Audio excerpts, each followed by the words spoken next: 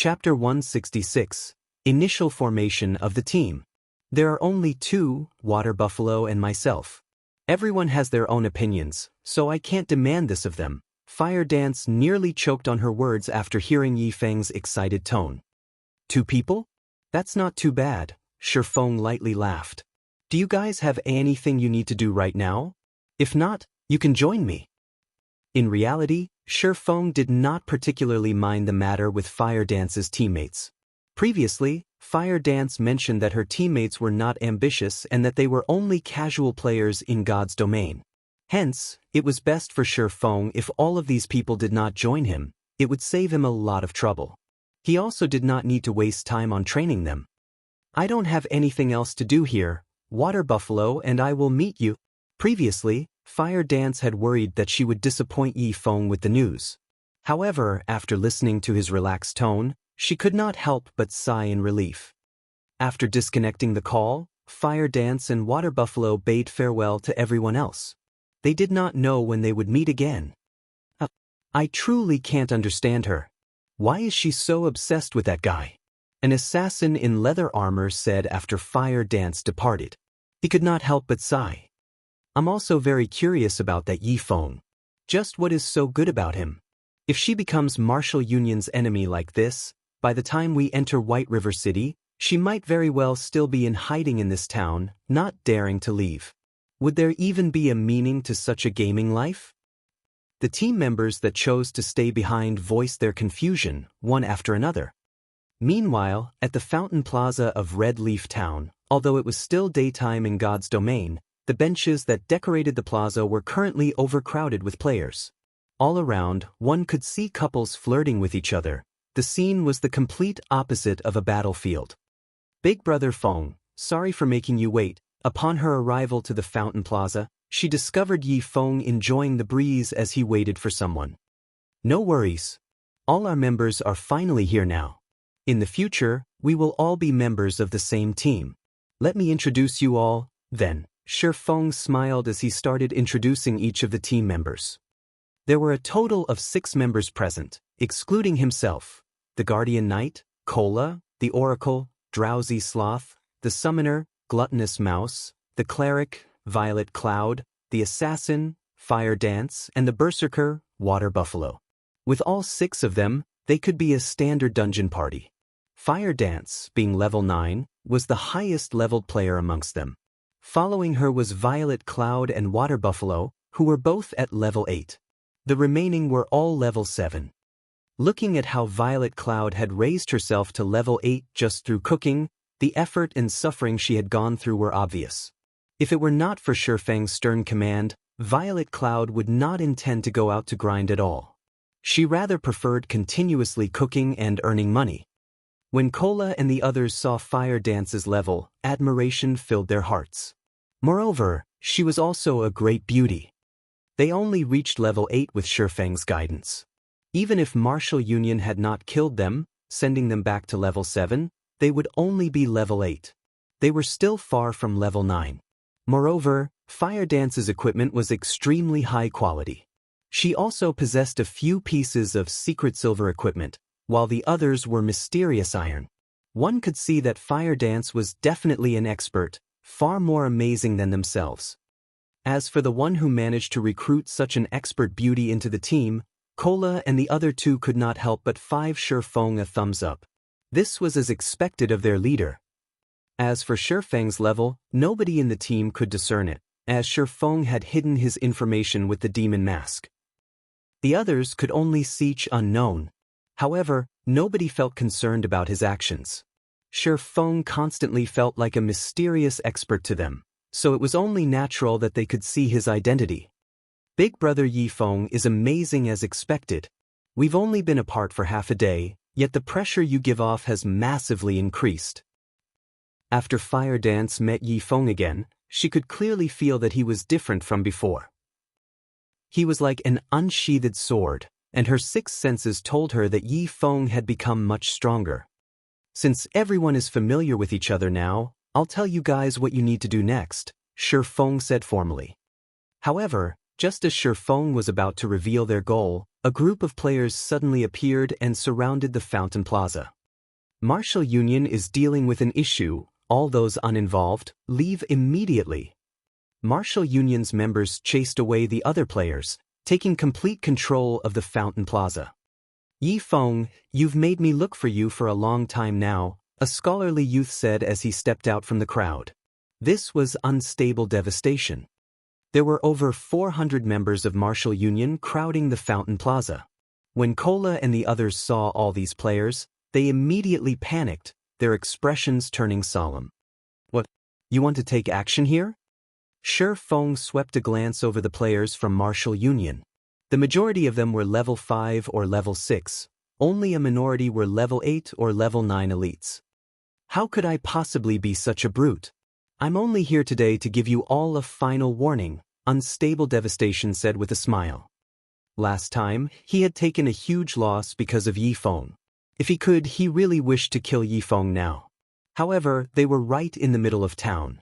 If he killed Yi Feng here, he might implicate Martial Union as well. However, if he mobilized a dozen or so players against Yi Feng, they would only be helpless against him, disgracing Martial Union's reputation. This was not a result he wished to see. Warning? We've already reached the point of no return. Your warning holds zero meaning to me. It is only a bunch of nonsense. Shi Feng laughed. You are still so fearless, even when faced with so many of our members. I truly admire you for that. Unfortunately, your strength is limited. You are not an opponent for Martial Union at all. My warning isn't actually directed at you. Unstable Devastation clapped his hands, shifting his sights towards Kola and the others. He then coldly said, "This time, my warning is for the teammates standing behind you. You all better come to your senses. If you sever your relationship with Yi Feng immediately, I assure you that I will not pursue past matters and let you all go. Of course, if you resolve to stand with the powerless Yi Feng, prepare to suffer the rage of Martial Union. I admit that killing Yi Feng himself is extremely difficult. However, it is only a simple matter for Martial Union to exterminate you all." Although Unstable Devastation smiled as he spoke, Kola and the others could only feel a deep chill from his words. They could not help but admit that Unstable Devastation's words sounded logical. They were not top-tier experts, and they did not possess that many life-saving skills that could help them escape. Although Martial Union could not kill Yi Feng, that did not mean they could not get rid of them. As proven, they had died once before already. There would definitely be a second time in the future. If such a situation continued, they would not have a future in God's domain to speak of. Looking at the panicked and hesitant expressions on Kola and the others, Shi Feng spoke not a single word. He remained silent as he stood there. This move of Unstable Devastation's was extremely vicious. He wanted Shi Feng to taste the betrayal of his closest friends. Not only would it reduce his overall power, but it could also become a hit to his heart. Unfortunately, Shi Feng was no longer the arrogant brat that he used to be. On the contrary, he wanted to use this plan of Unstable Devastations to refine the members of his elite team. In the future, the team he led would have to face off against many powerful foes. If they could not handle the challenge before them right now, how could they succeed in the future? Shi Feng did not desire teammates who only enjoyed the good times, but could not suffer through the bad with him. This could be Shi Feng's test for them. He wanted to see just what sort of choice they would make in such a situation. After quite some time had passed, Kola and the others exchanged glances with each other, smiles on their faces. They had all made their decisions, and they all stood by Shi Feng's side without hesitation, having zero intentions of leaving. Kola, Drowsy Sloth, Gluttonous Mouse, and Violet Cloud were originally players who others looked down on. They lived at the very bottom of God's domain, and they only possessed the levels and equipment they had today because of Shi Feng's help. By becoming enemies with Martial Union, at worst, they would only revert to their original states. So, how could they possibly betray Shi Feng in this sort of situation? As for Fire Dance and Water Buffalo, they had long since steeled their hearts to follow Yi Feng. They wished to experience the world of top-tier experts, and faced with such a threat, they paid no mind at all. Unstable Devastation, even in death, we would never betray our leader. If you have the ability, then come. Kola laughed loudly as he looked at Unstable Devastation. Good. Very well said. Unstable Devastation smiled with indignation, saying, "Don't say that I never gave you a chance. This is something you've all chosen for yourselves, so don't blame me for not lacking courtesy. Boys, get them." Originally, Unstable Devastation thought that he could take this chance to shame Yi Feng, turning him into a laughingstock. However, he truly did not think that these people would be so muddle-headed. They must have eaten something wrong to follow Yi Feng so steadfastly. Otherwise, Yi Feng must have shown a hopeful fantasy, letting them think that they still had a future. Since he was already here, he would not let Yi Feng and the others escape unscathed. Chapter 167. The Disparity Between Realms. Immediately, more than 400 players in the Fountain Plaza surrounded Shi Feng and the others. They all unsheathed their swords and armed their crossbows as they eyed their prey. However, to Shi Feng's surprise, none of them showed any intentions of rushing forward. Instead, they parted to the sides and opened a path, letting through 20-odd players. When these 20-plus players arrived by Unstable Devastation's side, their complexions were as gloomy as water, and their expressions numbed. These players' levels were not high, only around level 5 or level 6. Their equipment was also nothing special. Compared to the elites of Martial Union, the difference was just too great. They did not seem like players from Martial Union at all. "I'll be looking forward to your performances," Unstable Devastation spoke to these newcomers harshly. He then turned his sights towards Fire Dance, revealing a fierce sneer as he looked forward to the start of a good show. These newcomers nodded their heads indifferently. They took out their weapons and walked towards Shi Feng. In the distance, Fire Dance and Water Buffalo were immediately stunned when they saw these players. "You guys, why are you all with Martial Union?" Fire Dance loudly questioned these players. The 20-plus players that walked over were not strangers to Fire Dance. On the contrary, they were the ex-companions with whom Fire Dance shared both bitter and sweet times. At this moment, Unstable Devastation looked at Yi Feng, laughter escaping his mouth as he said, "Ha! Yi Feng, I am an extremely generous person. Previously, these players aided you in killing many of Martial Union's members. I've promised them that as long as they kill you and your companions, I will forgive all of their past transgressions, and Martial Union would no longer seek trouble with them. Yi Feng, don't you think that you should do something for them to compensate their losses?" Unstable Devastation jeered. Yi Feng had embarrassed him greatly last time, so he would not let him off the hook so easily. He eagerly wished to see whether Yi Feng would dare take action or not. As long as Yi Feng took action, the headline on tomorrow's official forums would be, "Publicly acknowledged swordsman expert is an extremely treacherous person. He willingly killed his allies to save himself." At that time, only tatters would remain of Yi Feng's reputation. Unstable Devastation wanted to see just how Yi Feng intended to mingle in God's domain in the future. Unable to endure it any longer, Fire Dance abruptly burst out in rage. Her eyes sent a chill as she glared at Unstable Devastation, yelling loudly, "Unstable Devastation, you despicable little man. These people have all killed your Martial Union members under my commands. If you have the guts, then come at me." Originally, Fire Dance felt extremely joy for being able to join Yi Feng's team. She did not think that she would cause Yi Feng such a mess. If Yi Feng killed all of these people right now, others would gossip and nasty rumors about him would spread. Yi Feng would be slandered as a merciless person, a person willing to kill even those who had helped him in the past. Although this matter was not of her doing, these people were still her past companions. She was responsible for leading them to kill the members of Martial Union. Now that these people had betrayed her and sided with Martial Union, bringing trouble to Yi Feng, she felt extremely apologetic towards Yi Feng. "Fire Dance, we have no choice in this matter. We have to do this if we wish to obtain Martial Union's forgiveness and continue playing in Red Leaf Town. Fire Dance, this is our only way out. We hope that you can understand." "That's right. They forced us, left us no way out. Let us kill you just this once." Fire Dance's companions closed the distance as they spoke. Some of the mage classes even started chanting their spells, prepared to launch their attacks. You guys, Fire Dance's complexion turned extremely ugly. She immediately turned towards Yifeng, apologetically saying, "I'm sorry, big brother Yifeng. I will definitely give you an account of this matter." Unstable devastation, you best listen up. Fire Dance, will immediately leave the team right now.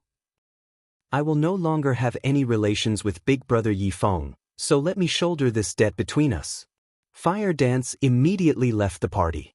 After her public declaration, she unsheathed her daggers as she walked forth, towards her companions.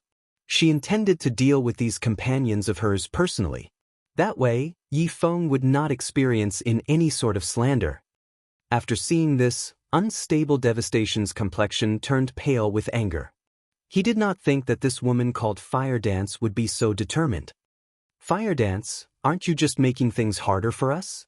Regardless of the circumstances, we were once companions in the past. How could you treat us like this? That's right. We've gone through life and death so many times together. Are you really going to treat us like this? Fire Dance's previous team voiced their accusations, one after another. These accusations deeply pierced Fire Dance's heart. The laughs and suffering they went through together, all the bonds had simply turned to smoke.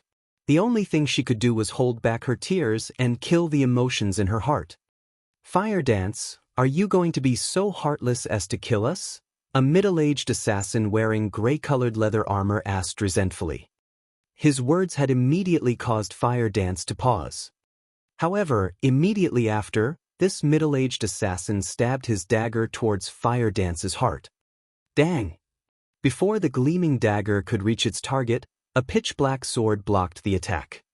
Fire Dance, you're not taking me, the team leader, seriously, are you?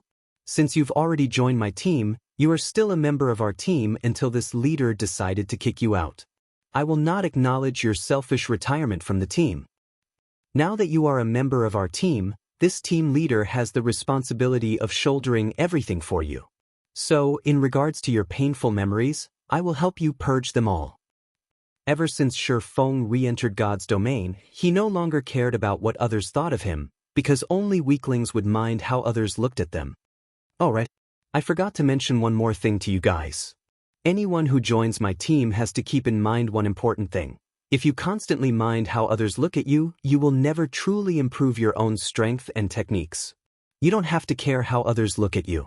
It is enough as long as you advance on the path that you wish to take. Only with that can you become a true expert. Shi Feng suddenly appeared in front of Fire Dance.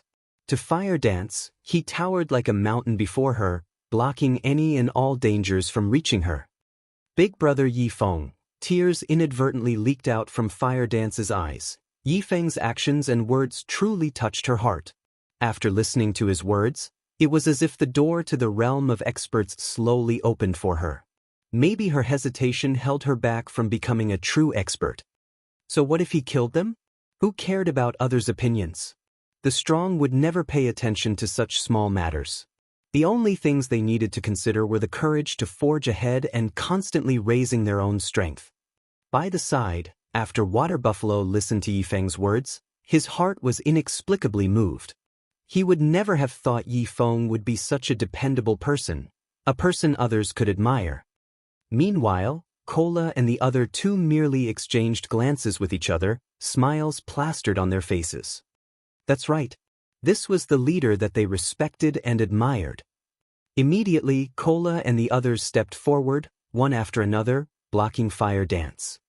Well said. So, what are you guys still waiting for? Unstable Devastation felt extreme joy. He had recorded all of Yifeng's words. When the time came, he could deny his actions. Yifeng, you despicable little man. We've already helped you so much, yet in the end, you still wish to kill us? You are simply inhuman. Fire Dance's ex-companions cursed, enraged. They all rushed at Yifeng one after another, intending to slash and bash him to death. Shi Feng smiled disdainfully at their actions. Looking at the 20-plus melee and mage class players launching their attacks at him, Shifeng only lightly waved the abyssal blade. Thundering flash. 3 electric arcs instantly weaved across the bodies of the 20-plus players. Damages ranging from -500 to more than -1000 appeared above everyone's heads, instantly killing everyone. Meanwhile, the green prism marker above Shifeng's head instantly turned bloody red, giving others a chilling feeling. Big Brother Yifeng. Leader. Fire Dance and the others immediately panicked. If a player actively killed other players within a town, the guards would hunt them until death. Moreover, after the offending player revived, the guards would toss them in jail. Judging by the intensity of Shifeng's red name, he would lose at least 3 levels after death, maybe even 4. Yifeng's name is finally red. Without the town's protection, we can kill you here without any repercussions and make you lose all of your items. Unstable Devastation laughed madly, saying, "Everyone else, get him. I will immediately promote whoever manages to kill Yifeng into the leader of an elite team." However, immediately after Unstable Devastation finished his words, a familiar voice sounded from behind him. "Has Ironsword Lion never told you how he died?" Shifeng asked coldly, appeared behind Unstable Devastation after using silent steps. Chapter 168, God-Ranked Expert. Yifeng had previously killed over 20 players in a single move. The frightening damage that he dealt that was over -1000 points completely shocked all of the surrounding onlookers, and now, Yifeng had appeared right behind Unstable Devastation. Unstable Devastation was both shocked and angered. Indeed, he did not know how Ironsword Lion had died. However, the current Yifeng was far more powerful than he imagined. Yifeng's strength exceeded his previous estimates. If he received an attack from Yifeng right now, he would unquestioningly die. Unstable Devastation almost instinctively used one of his life-saving skills. He dashed forth, unhindered, then leaped high into the air. He was currently immune to all restricting effects, and by the time he landed, he was already 20 yards from his original location.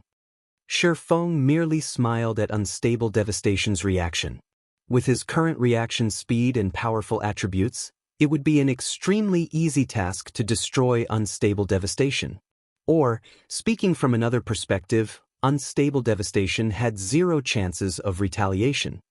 However, since Unstable Devastation dared to make enemies with him, the Martial Union player needed to prepare to enter Hell. It would be too good of an ending if he allowed Unstable Devastation to die, just like that. He wanted Unstable Devastation to feel despair in front of absolute strength and then die. Shield Warriors and Guardian Knights, block him. Elementalists use ice spheres. Focus all attacks and eliminate him. Before Unstable Devastation even landed on the ground, he calmly gave out commands. Reacting quickly, the Shield Warriors and Berserkers immediately used Charge at Shifeng.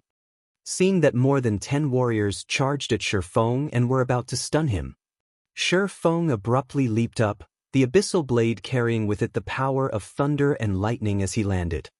Boom! A wave of thunder and fire devoured all of the warriors. Even the highest-leveled Shield Warrior could not react in time and activate Shield Wall before Shifeng's Thunderflame explosion devoured him.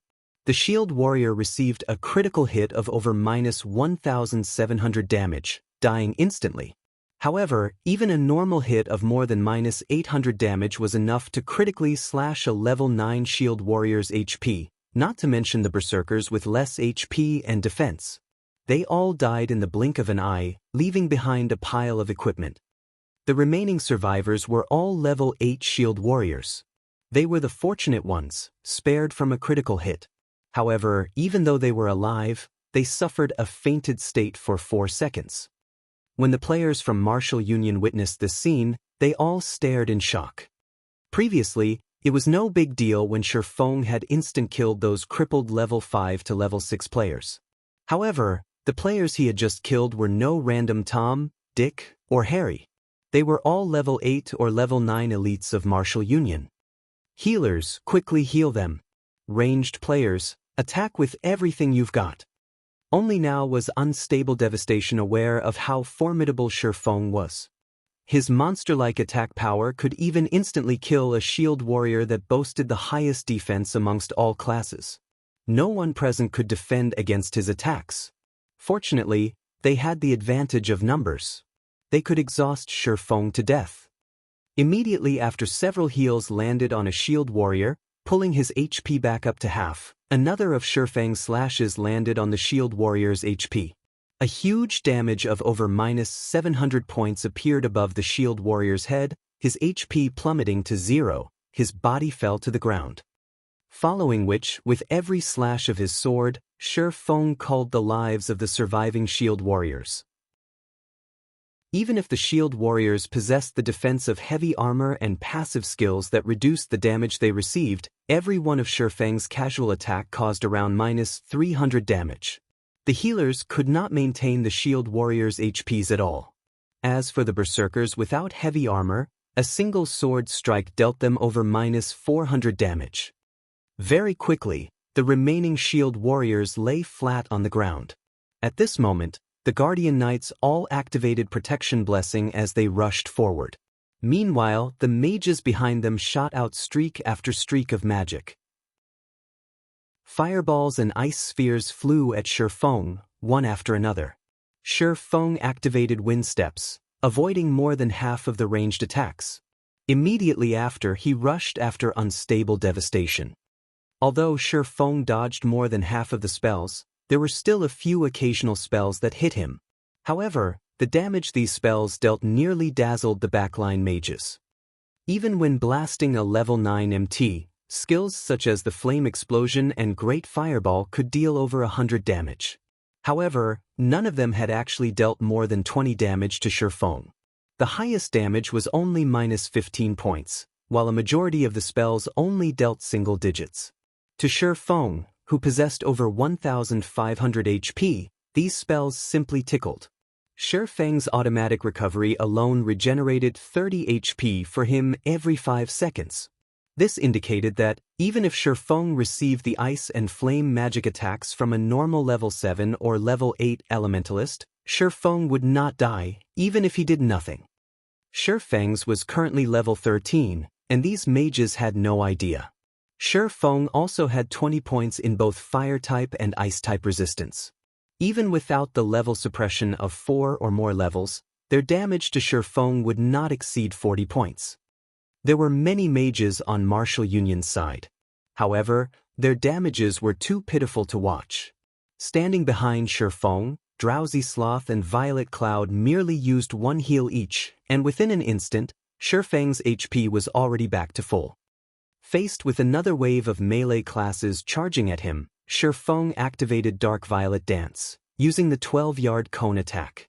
Taking a step forward, Shifeng instantly circled the Guardian Knights, and like a ferocious lion he pounced on the other melee classes. Before one of the swordsmen could even use parry, Shifeng's sword sent him flying. The swordsman died in mid-flight, dropping a piece of equipment as his body disappeared. To Shifeng, these swordsmen and assassins' attempts to block him were meaningless.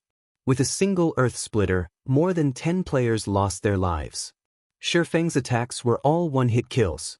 With over 100 points in strength, he could snap a common weapon in half with his bare hands.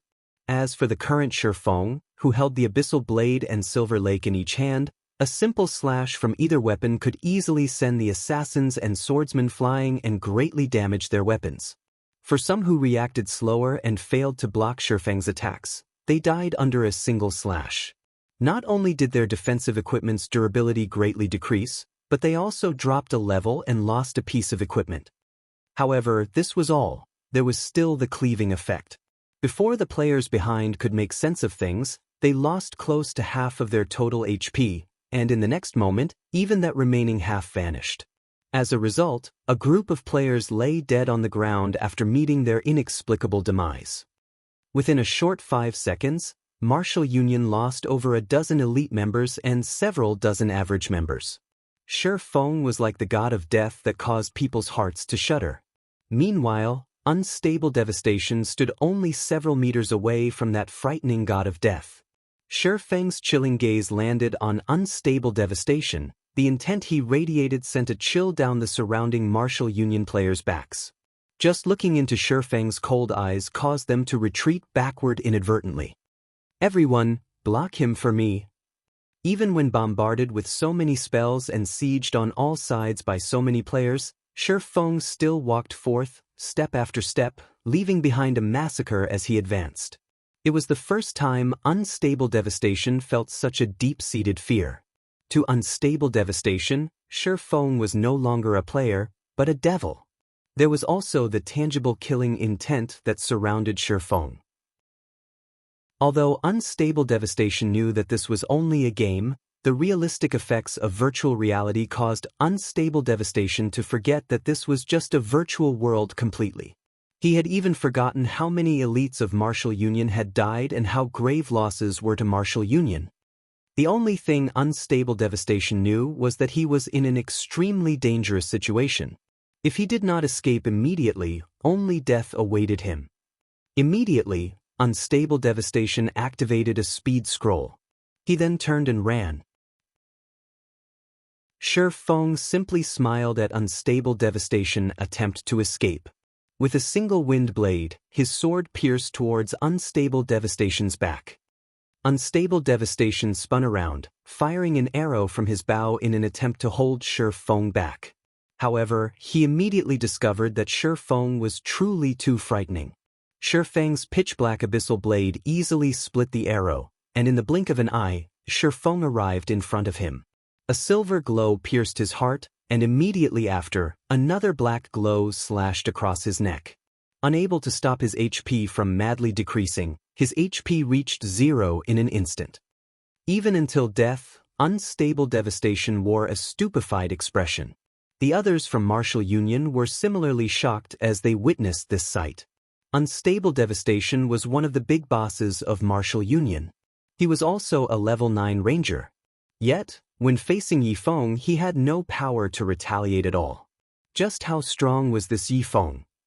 Feng noticed a secret silver-ranked longbow dropping after unstable devastation's death. He casually picked up the longbow and placed it in his bag.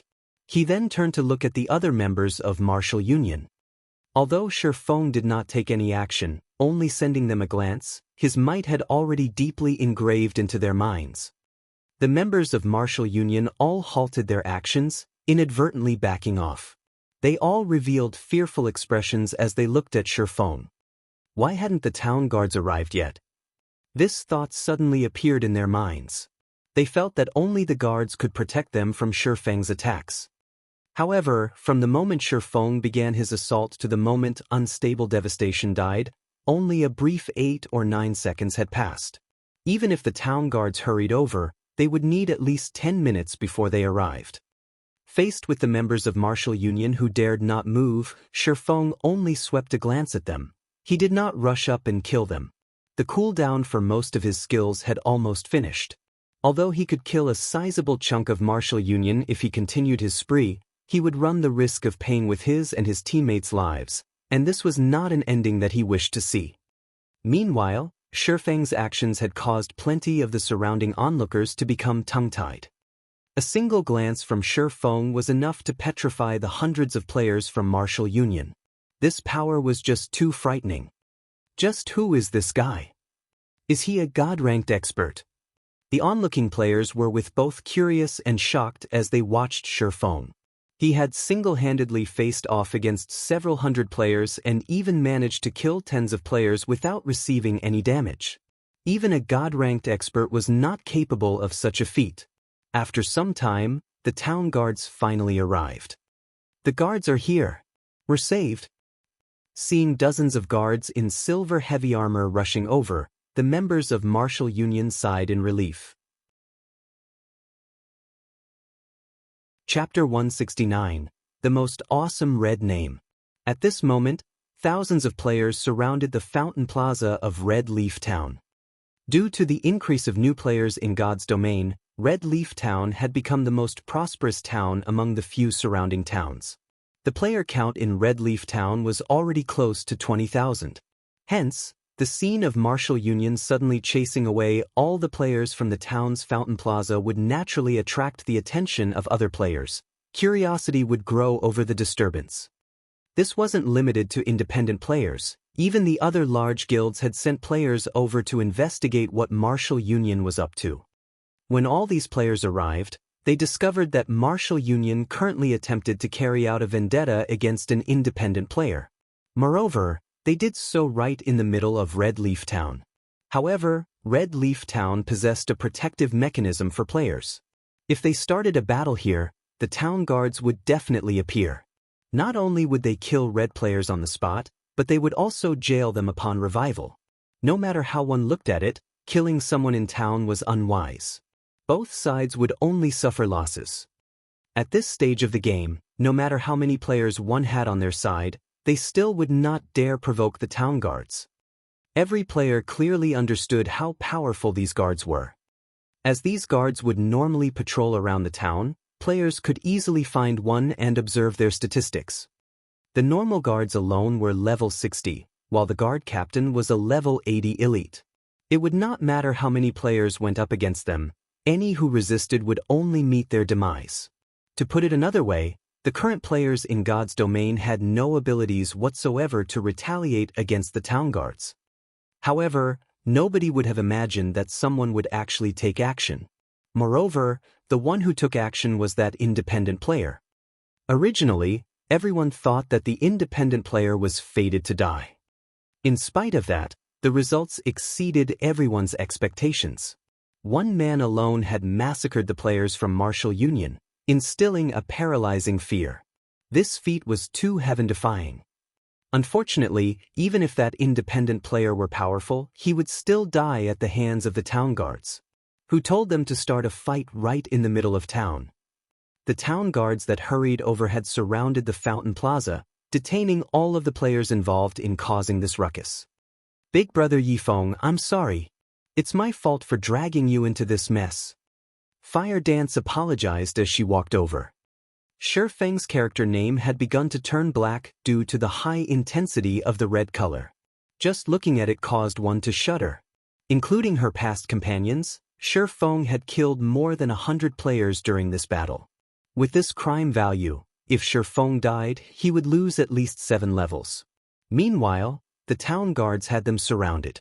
The guards would kill all red players, leaving Shifeng no chance to escape.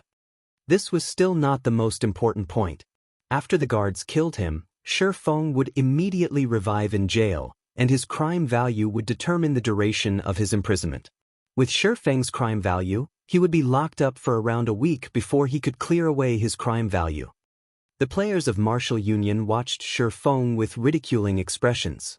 Although they, too, would receive punishment, compared to Shifeng, theirs would significantly pale in comparison. Relax, Shifeng laughed.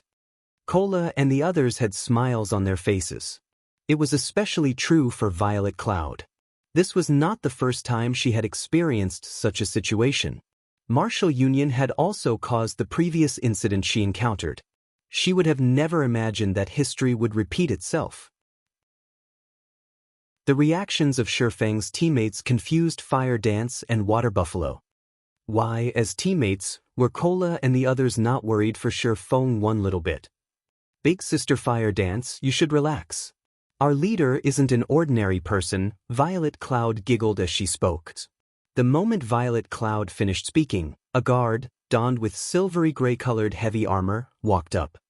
Esteemed Lord Demon Hunter, we meet again. How may I be of service to you this time? The guard captain was all smiles as he greeted Shifeng respectfully. Compared to the last meeting, Shifeng's current reputation was much higher. Hence, the guard captain spoke to Shifeng with even more respect. Although Shifeng and his teammates felt that the guard captain's actions were only natural, this scene shocked the other onlookers. It was especially true for the members of Martial Union. Their eyes nearly popped out of their sockets in shock. Shifeng was clearly a devil of massacre, yet, instead of quickly killing him, the guard captain spoke to him with such regard? What was going on in this world? Isn't that person Yifeng? I remember him. Last time, he killed the members of Martial Union right in front of the guards. In the end, he got away with simply paying a small sum of money. I was dumbfounded at that time, but later on, I found out that if a player became a noble, they gained special privileges. Even if he killed players right in front of the guards, he would not receive any sort of punishment. At worst, he would have to pay a small compensation fee. How could Martial Union be so forgetful this time? They still dare to take action against Yifeng inside of Red Leaf Town. Don't they know that Yifeng is a noble of Red Leaf Town? How foolish could they get? You might not know this, but the Martial Union in Red Leaf Town has already changed. The previous members have long since left the guild, and Unstable Devastation is the new leader. Right now, the members of Martial Union are all players called in from other towns. A large majority of them also consist of newcomers, so they have no idea about this matter at all. Some of the players aware of the previous incidents simply shook their heads while laughing. They felt that Martial Union, as a guild, was truly beyond salvation. At the very least, before they tried to deal with Yifeng, they should have investigated and tried to understand more about him. Regardless of what others said, Yifeng was one of the few players who managed to clear the hell mode of Dark Moon Graveyard. Hearing the explanation from these knowledgeable players, the faces of everyone from Martial Union turned grim. Only now did they know why Shifeng behaved so calmly. However, now that matters had reached this point, they could only glare at him, their gazes full of reluctance. Esteemed Lord Guard Captain, this isn't the first time these people from Martial Union have provoked me in town. I wonder if there is any way to prevent such incidents from happening in the future? Shifeng asked with a smile. Esteemed Lord Demon Hunter, since this guild called Martial Union has a record of past offense, with my lord's high status, you can employ your rights to chase this guild out of Red Leaf Town. However, you will have to pay a fixed amount of reputation to utilize this right. What will my lord decide? The guard captain stated. Originally, Shifeng simply inquired. After all, without a definite degree of status, he could not employ such a right. However, he never imagined that a demon hunter would have such a high social status. Hence, he asked, how much do I have to pay? Since Martial Union does not possess any members of nobility in Red Leaf Town, my lord only needs to pay 100 Red Leaf Town reputation points, the guard captain said. I understand. Shifeng only had 130 Red Leaf Town reputation points right now. However, spending 100 points as a precautionary measure was nothing of significance. He had the Demon Hunter title in any case. He would be a noble wherever he went, and he did not lack such a small amount of reputation points. I wish to employ this rights. System, you have used your special privileges, reputation in Red Leaf Town reduced by 100 points. Red Leaf Town will deport all members of Martial Union. As you wish, esteemed Lord Demon Hunter. Immediately, the guard captain gave out the deportation order to his subordinates. However, all members of Martial Union currently in the Fountain Plaza would first sit in jail for 3 hours before their removal from Red Leaf Town. As for the other members of Martial Union, the guards would immediately exorcise them from town, and any who resist would be immediately killed. Simultaneously, all members of Martial Union within Red Leaf Town received the deportation notice. The notice stunned every one of them, and even Unstable Devastation, who just revived with a stomach full of anger, was dumbfounded. He had already given up on his plan to develop Martial Union in 5 different towns, and after much difficulty, he only just managed to solidify Martial Union's foundation in Red Leaf Town. Just as he was about to welcome a bright future, that future shattered. How could this be? Just what happened? Unstable Devastation's mental state was a mess right now. Everything had happened far too quickly for him to react.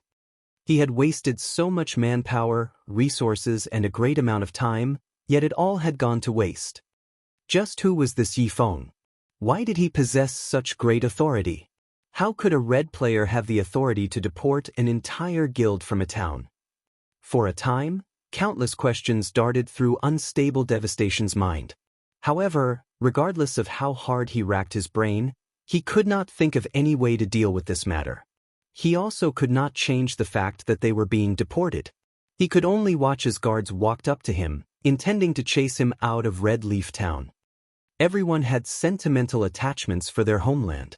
If they suddenly moved, within a short time, they could not adapt to the new location. It was even more so for average players.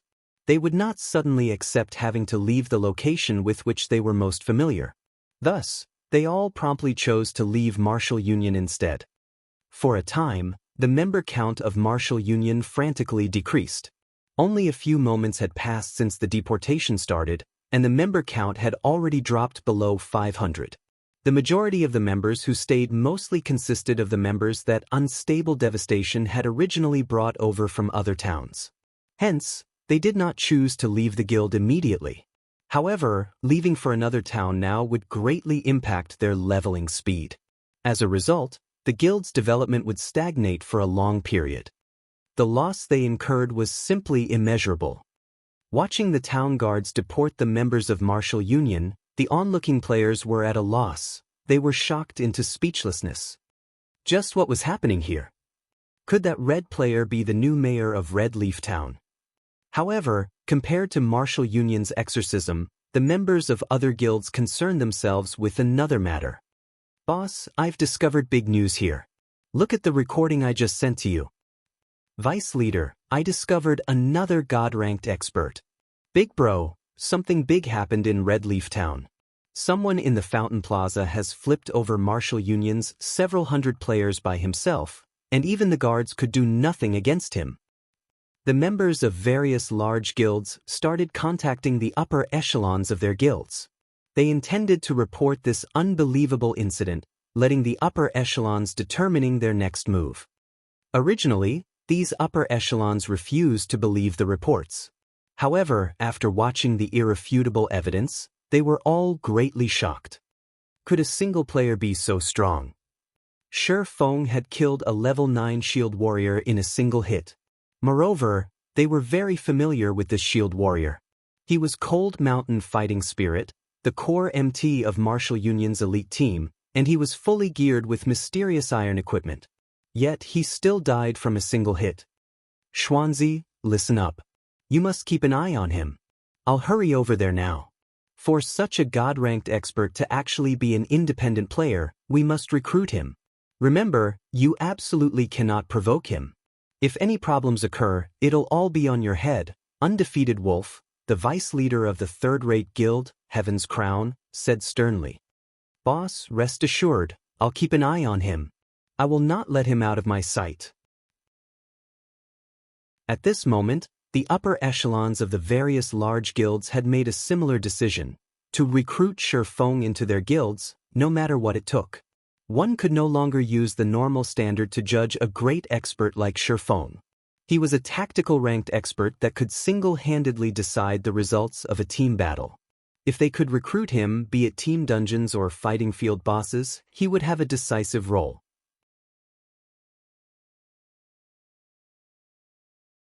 Chapter 170 Famous. After the guard captain respectfully left, Fire Dance finally understood why her new teammates were not concerned one bit for Shi Feng.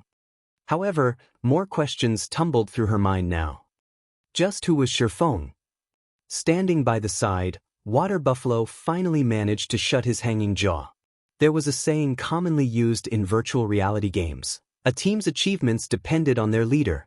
Right now, even the guard captain treated Shi Feng with such respect. With a team leader like Shi Feng, just to what heights would he lead them?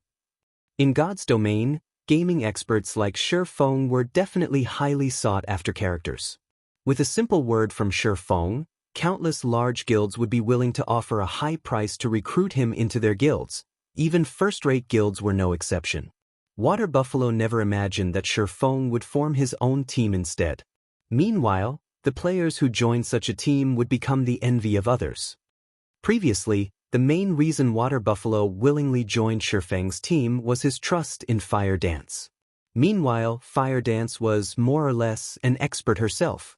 As for Water Buffalo, he had his own hero's dream, and he only joined Fire Dance's team to learn various techniques from her. Since the beginning, this was the first time Water Buffalo truly felt fortunate for being able to join Shifeng's team. However, it was not due to Shifeng's terrifying attack power. Instead, it was because of the techniques Shifeng displayed during battle.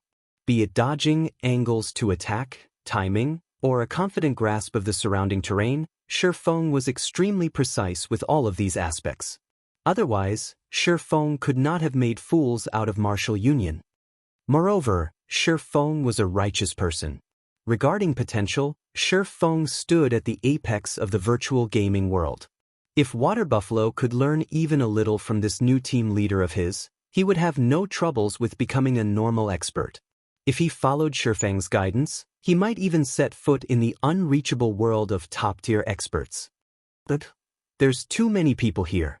Let's go to a restaurant with fewer people before we continue our discussion.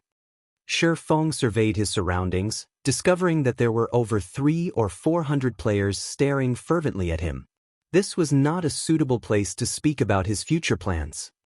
Cola and the others nodded. They could no longer endure the countless stares either.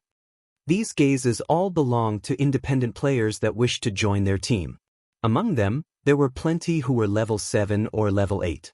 There were even quite a few wealthy players who offered tens of thousands of credits in exchange for power leveling, or in some cases, assistance with their quests. There were also plenty of good-looking female players running up, asking to become friends. That aroused the envy of many male players.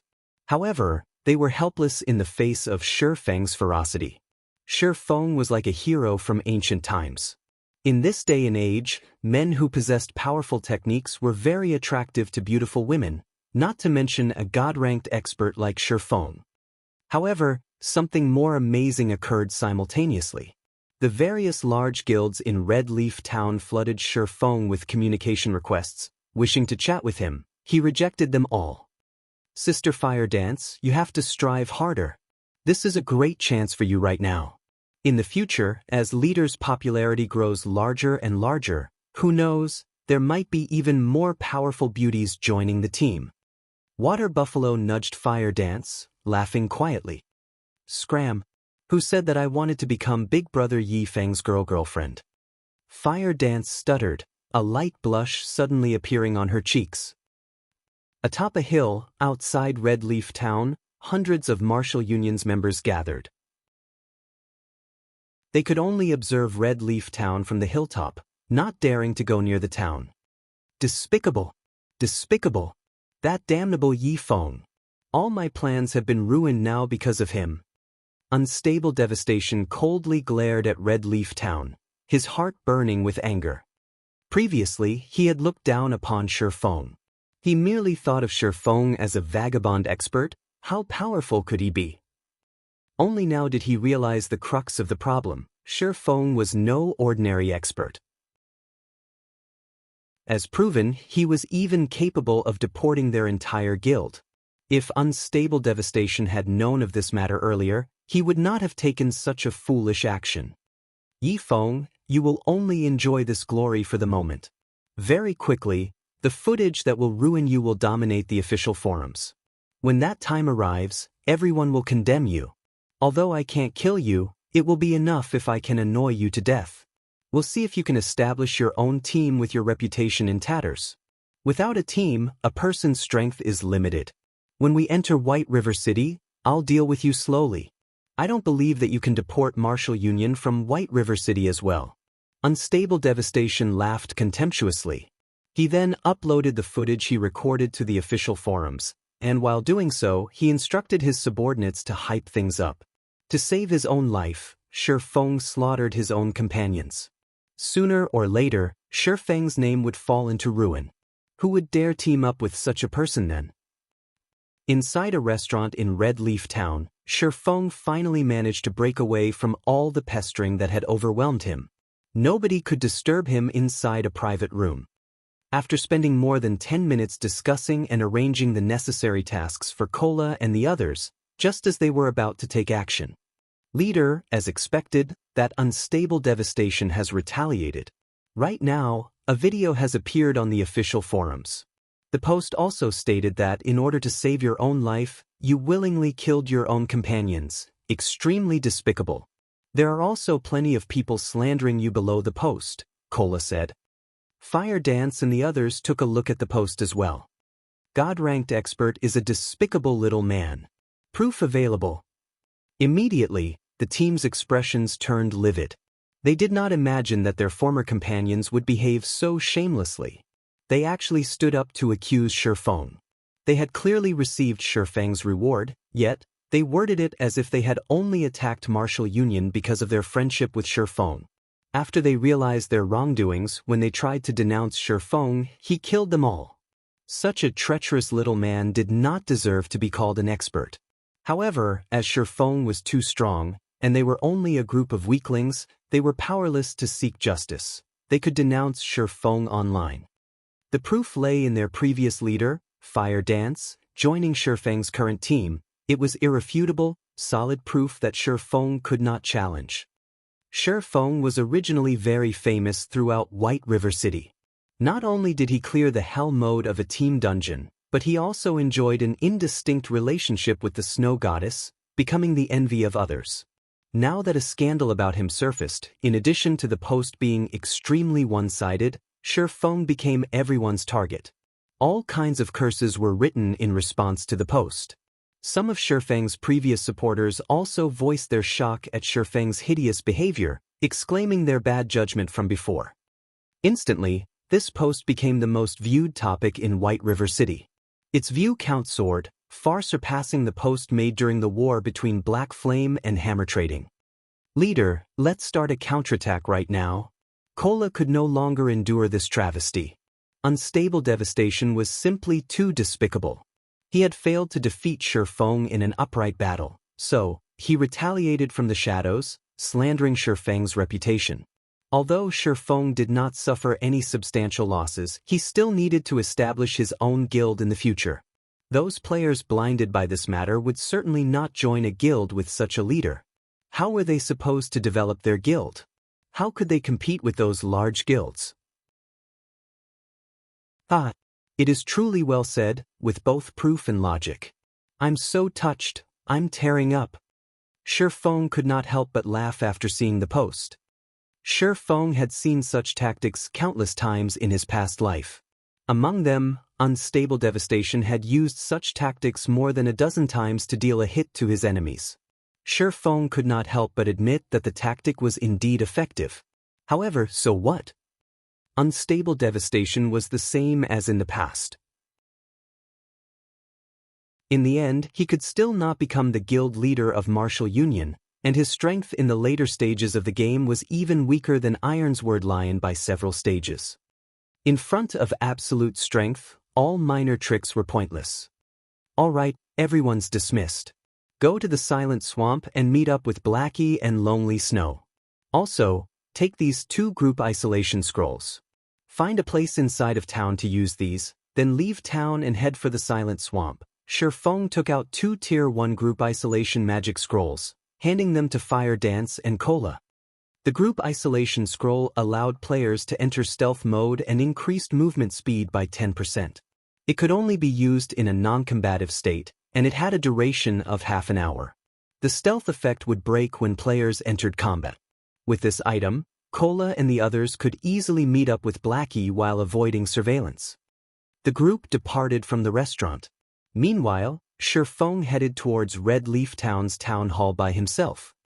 Unstable Devastation, I'll teach you right now that, no matter what tricks you have up your sleeves, in front of absolute strength, it is all meaningless. Shifeng smiled as he closed the official forums.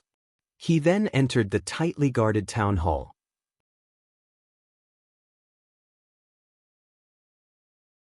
Chapter 171, Underworld Guard. Red Leaf Town, Slums, the Enchanted Bar. It was currently daytime in God's domain. A majority of the players were all out in the fields, leveling up, so there were very few players currently in the bar. However, there were currently over 10 men geared with high-level equipment sitting in the corner of the bar. A murderous air surrounded these 10-plus men, and each of them possessed a sharp gaze similar to that of a poisonous snake, causing the hairs of others to stand on end. The presence of these men kept other players a respectful distance from them, chasing them from the bar, one after another. Hence, aside from the NPCs present, only these 10+ men remained within. There was a man with thick eyebrows who sat at the outermost edge of these players. He was a former captain of Martial Union, Ironsword Lion.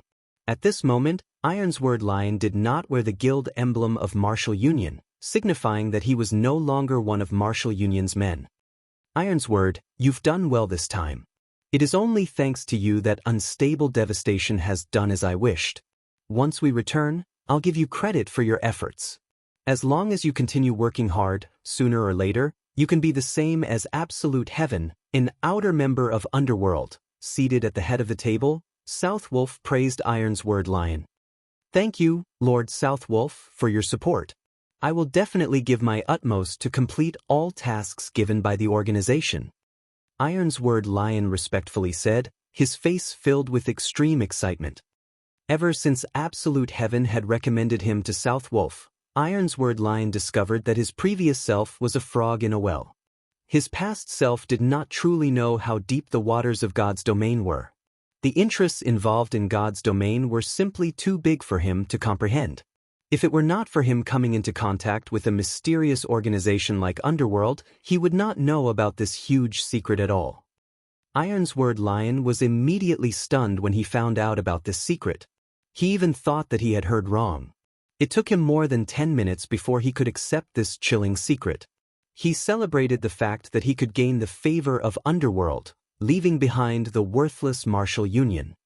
God's domain was not a place in which unrated guilds like Martial Union could play around. Even third-rate guilds could be annihilated at any time. Only those second-rate guilds or above, which possessed a strong background, could qualify to compete for authority in God's domain.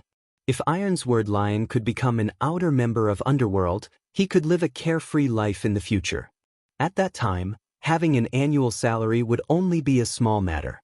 The more important part of becoming an outer member of Underworld was the status and authority that came with the position. He would be on equal standings with those big shots of corporations in the city. This was something that he had always dreamt of becoming. Let's continue by discussing how to deal with Yifeng.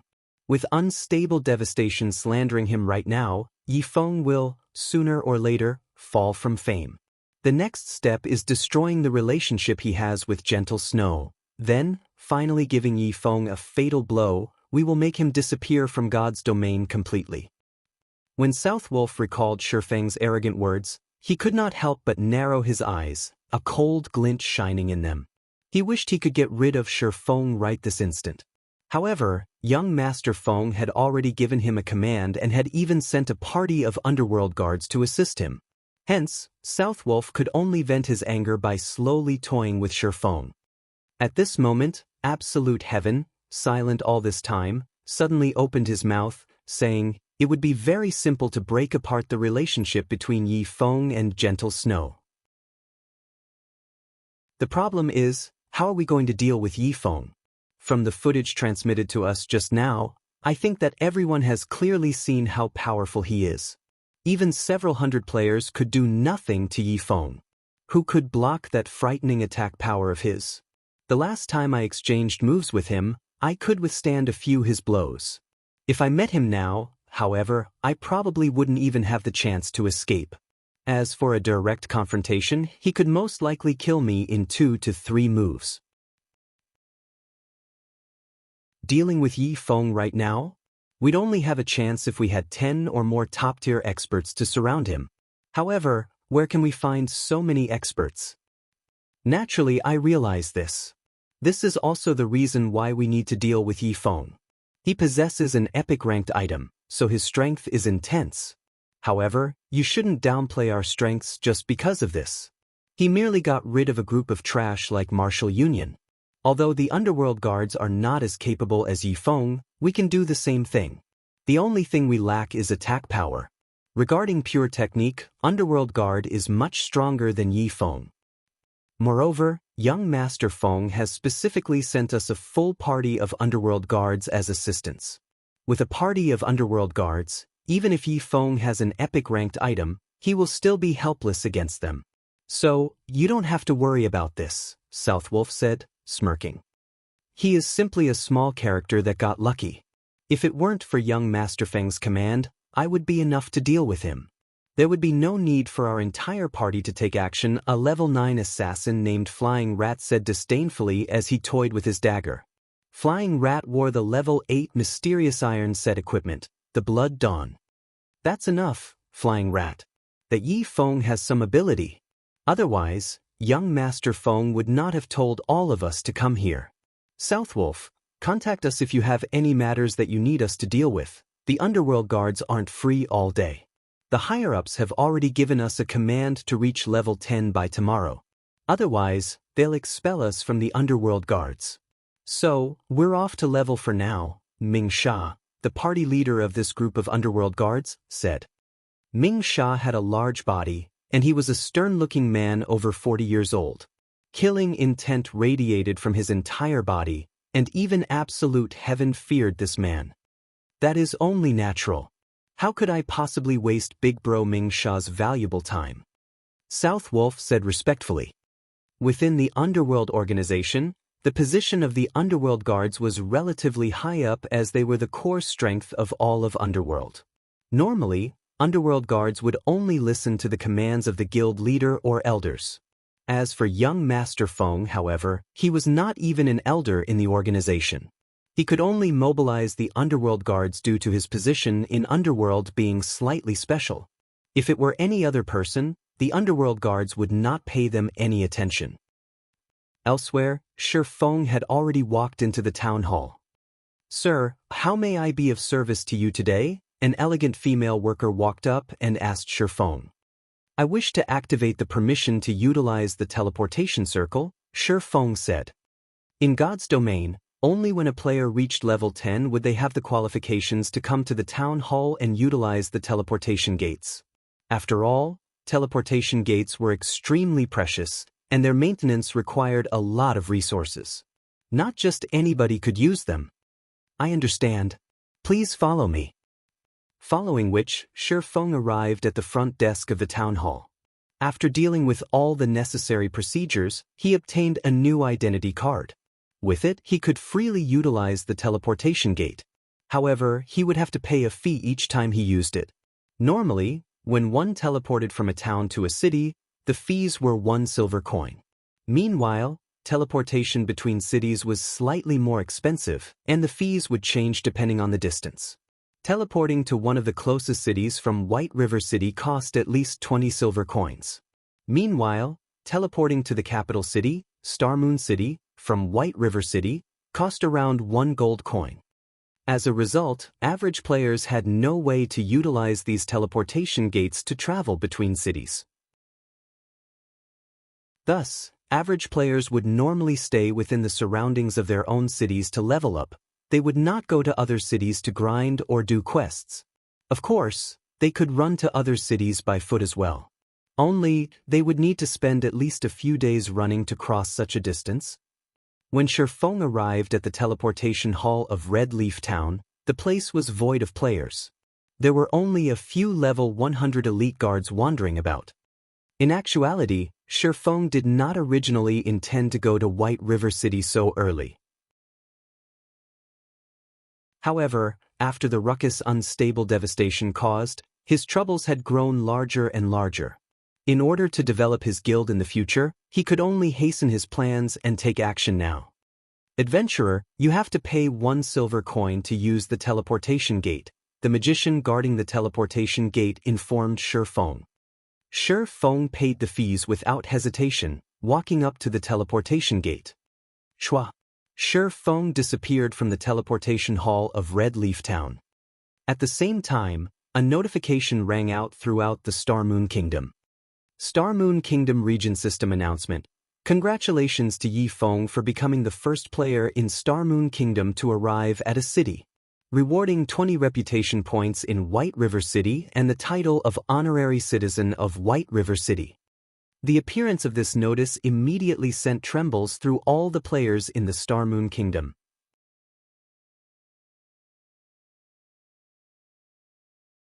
Chapter 172, Shocking All Sides. Currently, the players of Martial Union hurried towards Clearwater Town. Clearwater Town was the nearest town to Red Leaf Town, and the player base there was around 5 to 6,000. Although we will incur a huge loss moving our base of operations, we can just start all over again. However, Yifeng, your reputation is ruined. Everyone is denouncing you right now. I really want to see just how you are going to mingling in God's domain, and who else will dare join your team now. Unstable Devastation could not help but laugh as he read the forum post. Originally, the others from Martial Union felt depressed over having to move to another town. However, after watching Shifeng's fame fall into complete ruin, their moods greatly improved. Star Moon Kingdom Region System Announcement. Congratulations to Yifeng for becoming the first player in Star Moon Kingdom to arrive at a city, rewarding 20 reputation points in White River City and the title of Honorary Citizen of White River City. What is this? Unstable Devastation immediately froze, shocked, after listening to this system announcement. 5 to 6 seconds passed before he sobered up, and questions instantly filled his mind. How did Shifeng reach level 10 so quickly? The EXP required to go from level 9 to level 10 was several times that of the EXP needed to go from level 8 to level 9.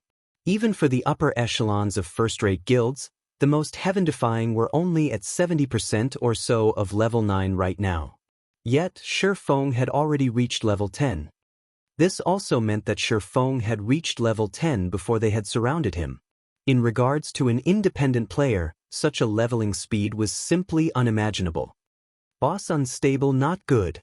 A new post about Yifeng has appeared on the forums, and it is filled with all sorts of reverence and support for Yifeng. Unstable Devastation hurriedly opened the official forums. At this moment, the post his subordinate mentioned already owned the top position on the forum, with the title, The #1 Player in White River City. Instantly, the popularity of the post surpassed the post Unstable Devastation had previously submitted. In this post, aside from Shifeng's achievement of becoming the #1 player in White River City, there were also plenty of other accomplishments mentioned. There was even uploaded footage of Shifeng massacring the hundreds of players of Martial Union. In the footage, Shifeng had killed close to 100 players by himself, while he had frightened the hundreds of Martial Union's players present. Shifeng's domineering actions had caused many players to start worshipping him. Although the footage only lasted a few short seconds, even after viewing it over 100 times, one would still not tire of it. Shifeng's lightning speed dodging techniques and battle techniques were especially worth watching and learning. Previously, there had been quite a few people writing harsh words about Shifeng, stating that he edited the footage and that it was impossible that he could be so powerful. They also argued that Shifeng was only a backstabbing, traitorous bastard, that there should be a limit to how far he could go, even when severing relationships. These people warned others not fall for such tricks, claiming that people like Shifeng did not deserve praise. However, very quickly, people started standing up and speaking for Shifeng. These people had all personally witnessed the entire incident and knew more information than others. Moreover, videos recorded in God's domain could not be photoshopped, as these videos were under the supervision of the main God system. Thus, the law acknowledged both the videos recorded and contracts signed in God's domain. Immediately, those who slandered Shifeng fell abruptly silent, as they knew that they would only become a joke if they continued mindlessly causing trouble. Simultaneously, plenty of people who explained the truth of the matter came out of the woodwork. These idiots only scandalize others because they can't stand others living a better life. I'm a player of Red Leaf Town, and I witnessed the incident very clearly. Even Martial Union was helpless against Yifeng. Do you think he'll need that trash's help? Those losers were people who took the bounty Yifeng offered, and they slandered Yifeng simply because they were afraid of Martial Union taking revenge on them. I've also heard about it. Those people are the scum of society. To avoid Martial Union's retaliation, they were even willing to kill their own team leader. Meanwhile, Yifeng killed all of them because he simply could not sit back and watch. Now, not only have these people not repented for their actions, but they also took the initiative to blame Yifeng. They are simply too despicable. Those people received a big slap to their faces. Yi Feng can frighten hundreds of players from martial union into a pause. Do you people really think that you are fit to become a God-ranked expert's companions? You even have the gall to say that you helped Yi Feng? Is your second-grade syndrome incurable? You guys don't know how awesome Yi Feng is. Just a word from him, and right now, all of Martial Union is being removed from Red Leaf Town. You can't find a single player from Martial Union standing on the streets now. Yi Feng is just too awesome. As expected of a God-ranked expert. When God slaps faces, all of those haters will have to dismiss themselves. Unstable Devastation was immediately dumbfounded as he read the replies to the post. He had only managed to slander Shi Feng after great difficulties. Yet, in the end, without even saying a word, Shi Feng had recovered using a single system announcement. Not only did he solve the problem, but he had also increased his fame to greater heights. As for Fire Dance's companions, when they saw the system announcement and the forum post, their expressions turned extremely ugly, even their intestines turned green with regret. They did not imagine that Shi Feng was actually so powerful. How great would it have been if, at that time, they had joined Shi Feng's team with Fire Dance. Instead, they were now scorned and verbally abused by others. Furthermore, they had lost another level due to their deaths at Shi Feng's hands. They could not even compare to average players anymore. At that time, they only acted in such a way to avoid the retaliation of Martial Union.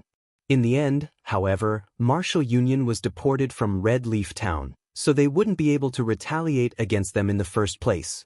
Such an end left them feeling empty and lost. Just why had they chosen such a path? Meanwhile, it wasn't just Unstable Devastation who was shocked by this development. On Underworld's side, both South Wolf and the Underworld guards were similarly stunned by this news. Wasn't this Yi Feng's leveling speed a little too fast? South Wolf nearly spat blood in anger. Now that Shi Feng had entered the city, his previous detailed plan was useless. He needed to start from the very beginning again. When Gentle Snow, who was currently in a level 10 monster area, discovered this news, she fell into deep thought for quite some time. I truly underestimated him. Although my level is already quite high, I still have to grind for 5 to 6 hours before I can reach level 10. During these 5 to 6 hours, Yi Feng might very well widen the gap in our levels even further after entering White River City. Gentle Snow laughed bitterly. Everyone knew that all virtual reality games shared a common point. The resources available were limited. There were only so many leveling resources available in every region. Unquestionably, the more resources a person possessed, the greater their leveling and development speed would be. As for the resources available in the city, without a doubt, the earlier one entered the city, the more resources one could obtain. There were plenty of high-level quests in a city. The existence of teleportation gates also enabled fast travel to leveling areas. Hence, by entering the city ahead of others, one could quickly monopolize the best areas for leveling up. In the city, the tools and items sold were also limited. These items would be of great help to a team's speedy development. This gap of 5 to 6 hours would allow Shi Feng to do plenty of things in the city. By the time we reach White River City, most likely, we would have to discuss matters of cooperation with him once again. Gentle Snow revealed a helpless smile. In actuality, Gentle Snow wasn't the only person who intended to discuss matters of cooperation with Shi Feng. The various large guilds around White River City also tried desperately to contact Shi Feng. They all wished to recruit Shi Feng into their command.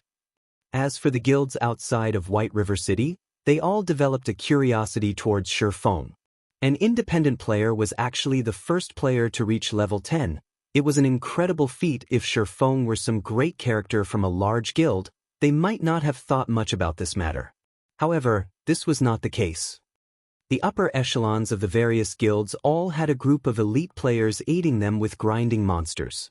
Thus, their leveling efficiency was much higher than other players. However, against all odds, the first person to enter a city was an independent player. How could this not shock them? At the same time, Shifeng's entrance into White River City had rung alarm bells to the many guilds out there. Someone had already started their development in a city. If they continued dragging their feet, this would become a big threat to their futures. To increase their leveling speed, they all focused on crafting whetstones.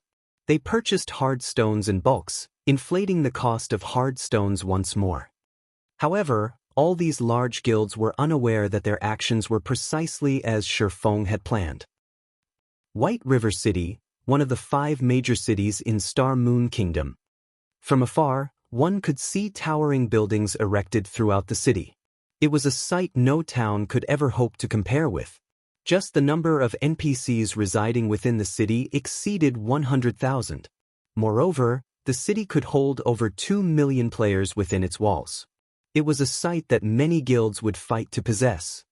At this time, Shifeng walked down the main street of White River City. Before he had arrived in White River City, Shifeng had wiped clean his name using the demon mask, so he was not afraid of the city guards. In any case, he was a globally recognized noble. Even if he entered White River City with a red name, he would not face any major challenges. Only, there were some NPCs unwilling to deal with red players, preventing Shifeng from accepting any high-level quests. So, he chose to clear up his name. Let's have a look at the city hall for now. Shifeng revealed a faint smile. He took out the recommendation letter that he received from Blackbeard, the mayor of Stonehammer Town. This letter was one of the items he would use as capital to rise in White River City.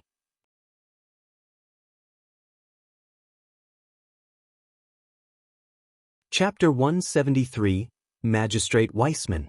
White River City was the 5th most populated city in Star Moon Kingdom. Although it was incredibly small compared to Blackwing City, if one wanted to explore the entire city fully, one would need at least several days. The teleportation hall of White River City was located on the southwest side of the city.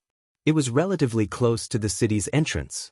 Meanwhile, the city hall was situated right in the heart of the city, by the White River Plaza in the trade area. White River City was considered a city because its administration was far more strict than a town's. At the same time, it was also much active. Being the focal point of several hundred towns, there were many more merchants here. On either side of the main street, one could easily find various item shops, bars, restaurants, fruit stores, clothing stores, leather clothing stores, armor stores, magic stores, alchemy workshops, smithies, and much more. In the city, players were not allowed to set up their own stalls. If they wished to sell their items, they needed to purchase a shop. However, it was extremely expensive to purchase a personal shop in the city. Ordinary players could not afford a shop by themselves. Not just any player could purchase a shop either. Players needed a set amount of reputation points before they were able to do so, and the locations of the shops they could buy depended on their status. However, this didn't mean that players had no chances of selling their items at all. The first method players could employ, other than purchasing their own shops, was the auction house. The auction house of White River City was extremely prosperous as it connected to the closest 8 cities with lower populations. As long as players put their items up for auction, players from the other 8 cities could access them. However, the auction house charged an extraordinary fee for their services. The registration fees depended on an item's selling price and the duration the owner wished to auction for. There was also an 8% auction fee after the item sold. If players sold an item in the auction house, overall, they would have to pay 15% of the item's value in fees. It was not worthwhile in the least. Items sold in a city's auction house were extremely expensive. Some of the minor items were not even worth auctioning. As for the second method, there would be a large-scale market once every 3 days in the plaza of White River City. Players only need pay a small fee, and they could set up their own stalls to sell their items. This method suited independent players extremely well. The only unfortunate aspect was that the market only occurred once every 3 days. Moreover, the market began at night and only lasted for 10 hours.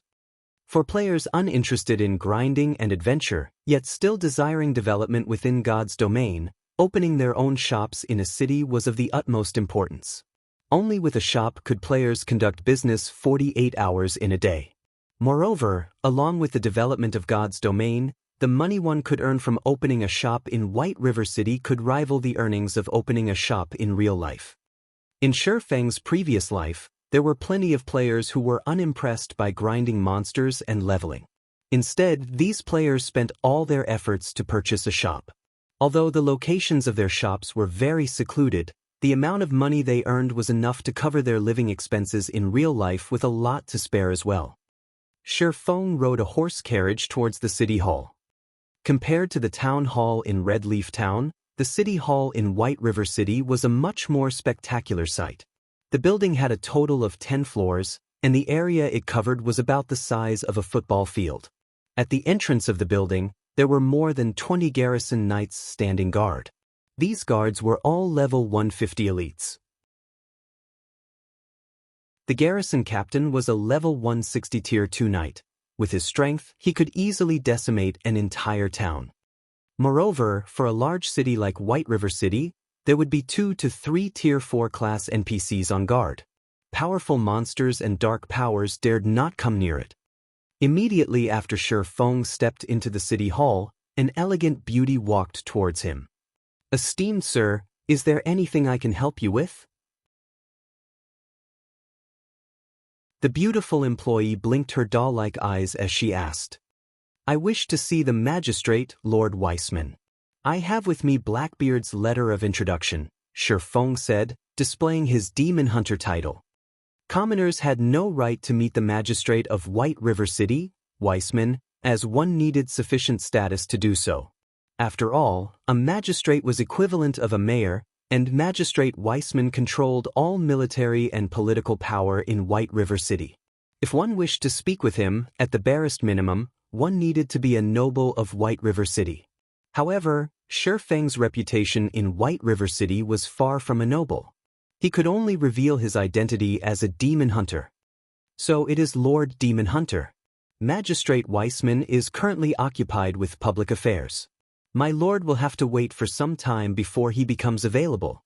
If you are not in a hurry, you can wait in the lounge, and I will notify Lord Weissman of your arrival." The beautiful employee showed respect upon seeing Shifeng's title. A noble was not an existence commoners like her could afford to provoke, even if she worked for the kingdom. "Yes, please notify him for me," Shifeng nodded. He then wandered towards the city hall's lounge. Sitting in the empty lounge with nothing better to do, Shifeng switched his system communications back on. Previously, to avoid interruption, Shifeng had intentionally switched off the system communication function. Nobody could contact him that way. However, the moment he switched it back on, he discovered hundreds of communication requests pending his approval. Shifeng was familiar with many of these players. A majority of them were the upper echelons of large guilds situated in White River City. Some were even the vice leaders or elders of guilds. Of course, Stabbing Heart and Gentle Snow were no exception to this list. After all, the advantage of entering White River City ahead of others was far too impressive to ignore. Before entering White River City, information such as the best leveling grounds and the best locations to farm resources were a big mystery to everyone. Without entering the city, one could not obtain any information about the quests available in the city and the city laws imposed on players. To a guild, obtaining such information before others was a great boon. They could occupy the best leveling spots and obtain high-level quests a step ahead of others. They could purchase daily and weekly limited items and gather herbs, ores, and such resources ahead of others. Guilds were most eager for this information as it would enable them to rise ahead of their competitors. Especially now as these guilds neared level 10 and the ability to enter White River City. If they could obtain this information beforehand, they could adapt to the new environment quickly and confidently go out to grind and gather resources. They would not need to waste time collecting this information. They could also use the time saved to pull ahead of the other guilds developing in other cities. With so many benefits, these guilds would not Shifeng slip through their grasps. They would find a way to contact him. Unfortunately, the results of their efforts simply dumbfounded all of them. They did not think that Shifeng would shut down all forms of communications, leaving them with no way to contact him at all. The only choice they had left was to leave Shi Feng messages. As a result, thousands of messages filled Shi Feng's mailbox. If he read all of them, he would need to spend at least 4 to 5 hours. However, since Shi Feng had nothing better to do right now, he looked at the messages sent by guilds worth contacting. After all, he was an independent player. If he did not sell even any information, he would only gain enemies. With his current strength and influence, he would only end up in tragedy by doing so. So, he would choose a few to do business with. Naturally, Stabbing Heart and Gentle Snow were on his list of business partners. Shi Feng was already friends with them no matter how he looked at it. He would sell them information at a reduced price. However, it was a different story for the other guilds. Shi Feng also had to consider what information he would sell.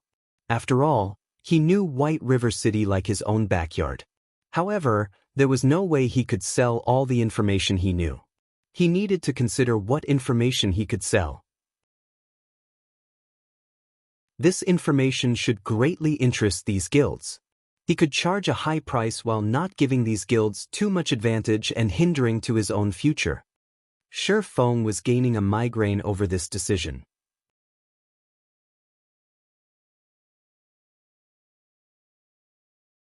Chapter 174, Blacksteel's Contract. Shortly after Shi Feng entered White River City, all the players within White River City region entered a crazed state. The various large guilds behaved in the same way. They all began forming teams to grind and level up, intending to enter White River City as soon as possible. However, the higher level the monster areas they grinded in were, the more problems they encountered. Not mentioning the fact that more players explored the high-level areas, nor the matter of the guilds competing and battling with each other, just the simple matter of weapon and equipment durability was already a huge headache to these various large guilds.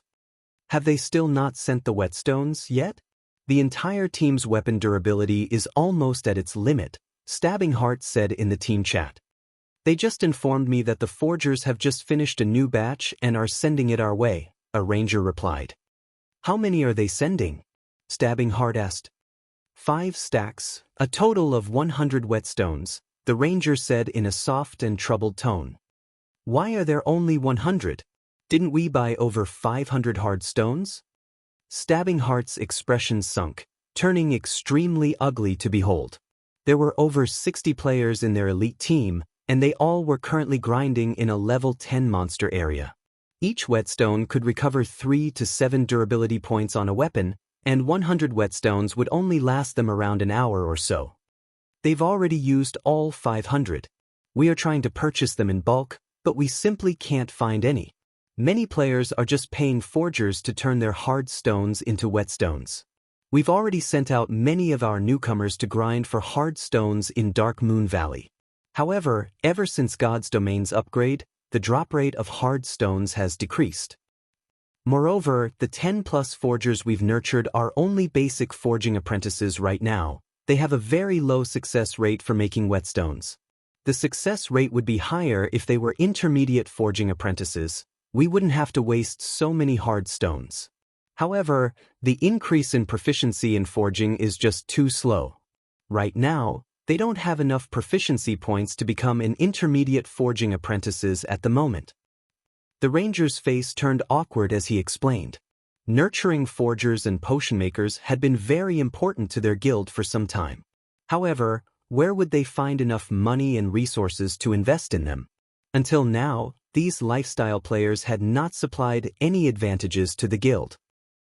Stabbing Heart let out a deep sigh. He grew worried as he listened to his subordinate's report. Only now did he truly realize the importance of forgers. Although their guild had started nurturing forgers from an early period, collecting plenty of resources and investing a great amount of money into their development, they never thought that it would be so hard to raise a forger. If the guild had an intermediate forging apprentice right now, they wouldn't have been so desperate for whetstones. I understand. Tell the elite team members to use them sparingly, then try to reduce the contact their weapons have with monsters. That way, they can slow down the damage to their weapons. Also, tell the outer members to put more effort into gathering hard stones, Stabbing Heart said helplessly. The lack of whetstones had left a second-rate apex guild like the Assassin's Alliance in such a poor state. Of course, this wasn't due to them not having money, but simply because they could not buy any hard stones, not to mention whetstones. Even if a stack of whetstones sold for 10 silver coins at the moment, Stabbing Heart would not hesitate to purchase it. Unfortunately, there were none to be found on the market. The Assassin's Alliance wasn't the only guild faced with such a predicament. All the guilds throughout the Star Moon Kingdom currently held an intense desire for whetstones. Only, they were not as tense as the guilds situated within the White River City region. Speaking of which, the guilds in the White River City region were currently in a desperate situation.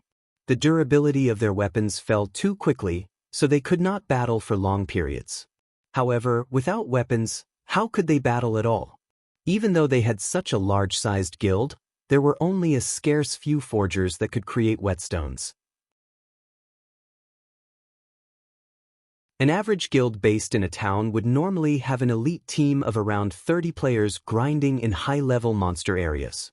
As for the third-rate guilds in the White River City region, they had elite teams of around 500 to 600 players, while second-rate guilds had over 1,000, and first-rate guilds had over 3,000 to 4,000 players.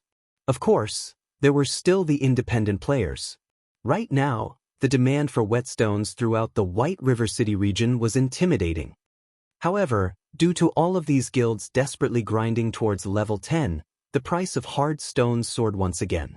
Each stack of hard stones sold of 1 silver 20 coppers right now. Yet, even with such a high price, the many guilds in the White River City region still failed to purchase any. White River City, City Hall. Unknowingly, more than half an hour had passed since Shifeng began his wait. During this half hour or so, Shifeng managed to tidy up all the information regarding White River City. To the guilds in the White River City region that did not know anything, this information was gold. Meanwhile, Shifeng had organized this information into 2 versions. One was the simplified version, the other was the luxury version. After players read the simplified version, they would only have a rough understanding of White River City. For example, they would know that White River City held a large-scale market once every 3 days. However, the simplified version would not touch on the topic of resource distribution. On the other hand, the luxury version would give a rough introduction to it. It would tell the owner which locations were suited to certain classes for leveling, and which locations would have the most of a particular resource and more such information. This was the information large guilds needed the most. Originally, Shifeng intended to sell this information to these guilds personally, converting it into gold coins. However, it was simply too troublesome to carry out these tasks. Moreover, Shifeng did not lack gold coins right now but credits. After some careful consideration, Shifeng finally decided to sell the information through the official forums. He would conduct the trade in credits. The simplified version would target the independent players, while the luxury version would target the guilds. Shifeng sold the simplified version for 300 credits. If players possessed the simplified version, it would be the equivalent of purchasing a guidebook of the city. At the very least, players would not be at a complete loss after entering the city, not knowing a single thing. As for the luxury version, Shifeng sold it for 20,000 credits. Although these guilds would, sooner or later, discover the information themselves, they would need to waste a lot of time to do so. According to Shifeng's estimates, at the very least, they would need to spend 2 to 3 days' time investigating. Moreover, the information they obtained by themselves would not be as accurate as Shifeng's. 2 to 3 days' time was incomparably precious to a guild, so they would not pay any heed to wasting 20,000 credits. Lord Demon Hunter, Magistrate Weissman waits for you in the parlor. Please, follow me. The beautiful employee suddenly returned to Shifeng's side, softly saying. All right, lead the way. Shifeng stood and nodded. He followed the female employee up to the parlor on the building's 2nd floor. When he stepped into the spacious and elegant-looking parlor, the person waiting for him wore a silvery gray-colored robe. The well-dressed man was in his 50s, and he held a staff with a deep blue-colored gemstone embedded in it. The man currently sat by the window side, gazing at the scenery outside the window in silence. This man was the magistrate of White River City, Weissman.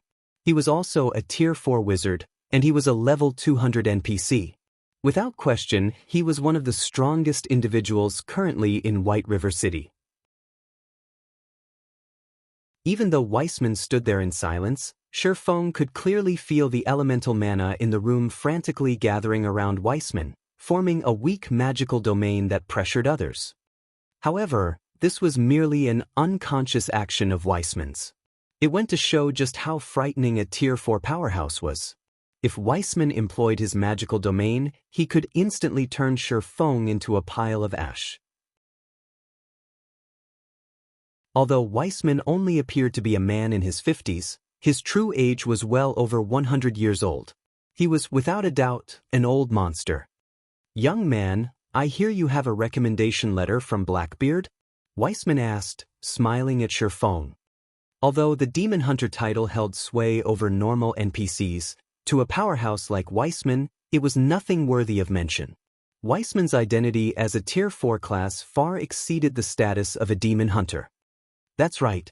Mayor Blackbeard wanted me to pass this to you." Shifeng took out the recommendation letter, handing it over to Weissman. After Weissman received the letter, he did not immediately open it. He simply let out a deep sigh as he looked at Shifeng, saying, "That which should have come has finally arrived. I've waited for this letter for 30 years. Only, I never imagined a young man like you would bring it to me. I guess it is now time for me to fulfill the contract made so long ago."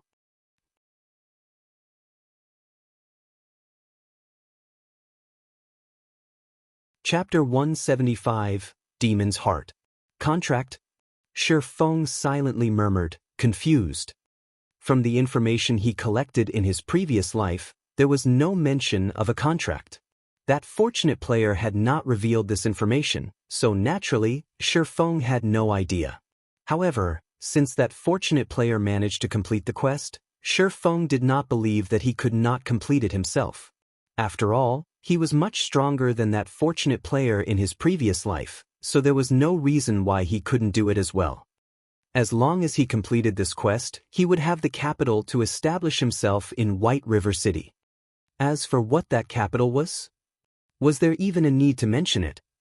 To any players new to White River City, there was nothing better than to own their own real estate.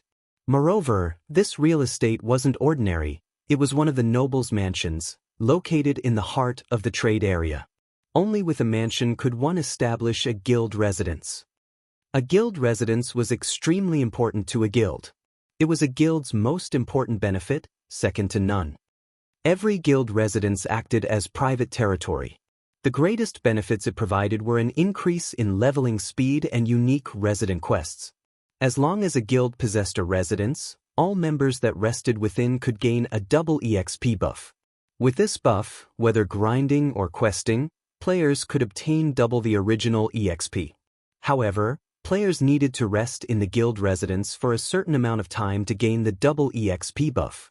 Normally, resting for 48 hours would grant a player 20% double EXP, and players could gain up to an entire level's worth of double EXP.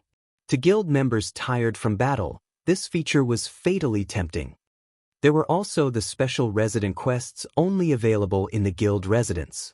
The local NPCs commissioned these quests, and there would be some available every day. Moreover, the rewards for these quests were quite bountiful. There were even times that a quest would reward a dark gold ranked item. When these resident quests were completed, the guild would also receive guild reputation and guild funds, as 20% of the remuneration for these resident quests would belong to the guild. However, even though the guild members only received 80% of the reward money, it was still a great deal more than the reward money of the majority of high-level quests. Aside from all that, a guild residence had many more functions. Thus, a guild residence was the core of a guild.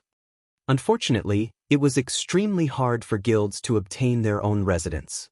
First-rate guilds could usually not obtain a residence until more than a month had passed since God's Domain's release, not to mention the second-rate and third-rate guilds. Even after 4 months, there would still be plenty of third-rate guilds without guild residences. In Shifeng's previous life, Shadow only managed to obtain its first guild residence after 7 months in God's domain. By that time, a majority of the players were already around level 50 or so. After much difficulty, Shadow only secured a guild residence in a relatively isolated city with only a population base of 200,000 to 300,000. From that moment onwards, Shadow had finally begun walking the path of a rated guild. In God's domain, a guild would only be officially recognized when they possessed a guild residence. Also, the speed at which they procured a residence displayed the guild's strength. Shifeng's goal was to attain his own guild residence 15 days after he entered White River City, and Blackbeard's recommendation letter was the fastest way to achieve that goal. Right, however, Weissman measured up Shifeng in detail, shaking his head, saying, "Young man, you are still too weak right now. I'm afraid that you cannot fulfill this contract. Although I don't understand why Blackbeard places such trust in you, it is still too early for you right now."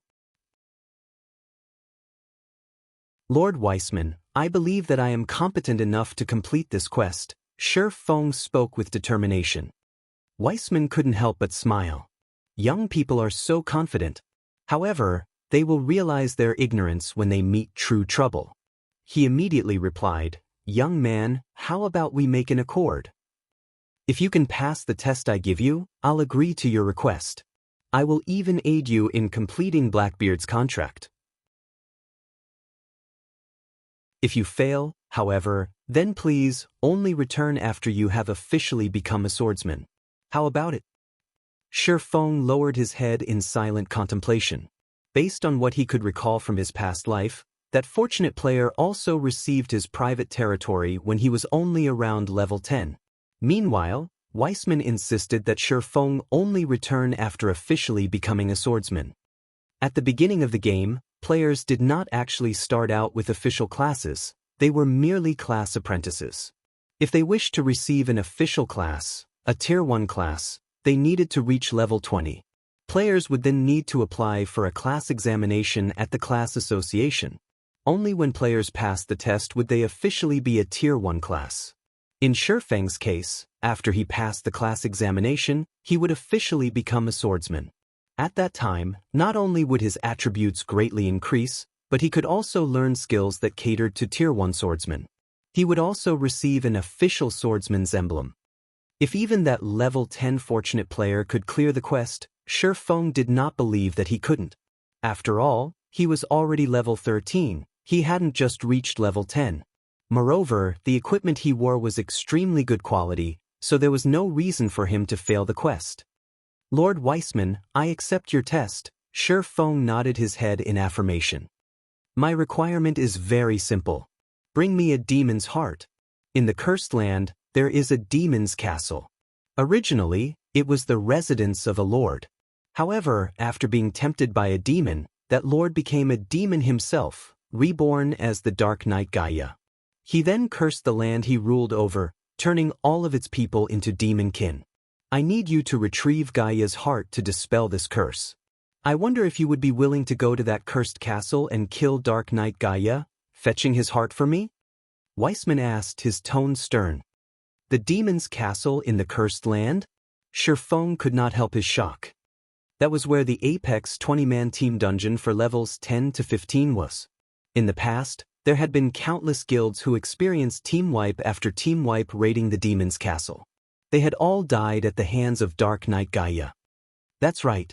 If you can't accomplish even this task, I can only advise you to give up on the contract," Weissman persuaded. "Is there a time limit?" Shifeng asked. "None. It will be fine even if you complete the task after you've been promoted to an official swordsman," Weissman smiled. "All right then. I accept this agreement." Shifeng released a breath. Most of the players in God's domain had yet to reach level 10. If there were a short time limit, he could not complete this quest at all. If there were no time limit, however, then there would not be any huge problems. Shifeng finally understood how that fortunate player completed this quest. At that time, a large majority of the players had already reached level 20 or so. The elite team of a third-rate guild could easily raid and conquer the demon's castle, obtaining the demon's heart. However, to the current guilds in God's domain, it was an impossible task. At the very least, a team of 20 players was necessary to raid the demon's castle. Moreover, their levels needed to be around level 12 or level 13, and they needed to possess adequate equipment. Otherwise, raiding the demon's castle was only a pipe dream. It seems that I need to hurry up and establish a team. Shi Feng now had an approximate goal in his heart. The fellowship party being held in a few days' time was an especially a good place for Shi Feng to recruit new members. If he had sufficient capital, he might be able to establish a powerful team. At that time, conquering the demon's castle would be much easier. Watching Shi Feng leave, Weissman suddenly thought of something. He called at Shi Feng, saying, "Young man, wait a moment. I still have something very important to tell you."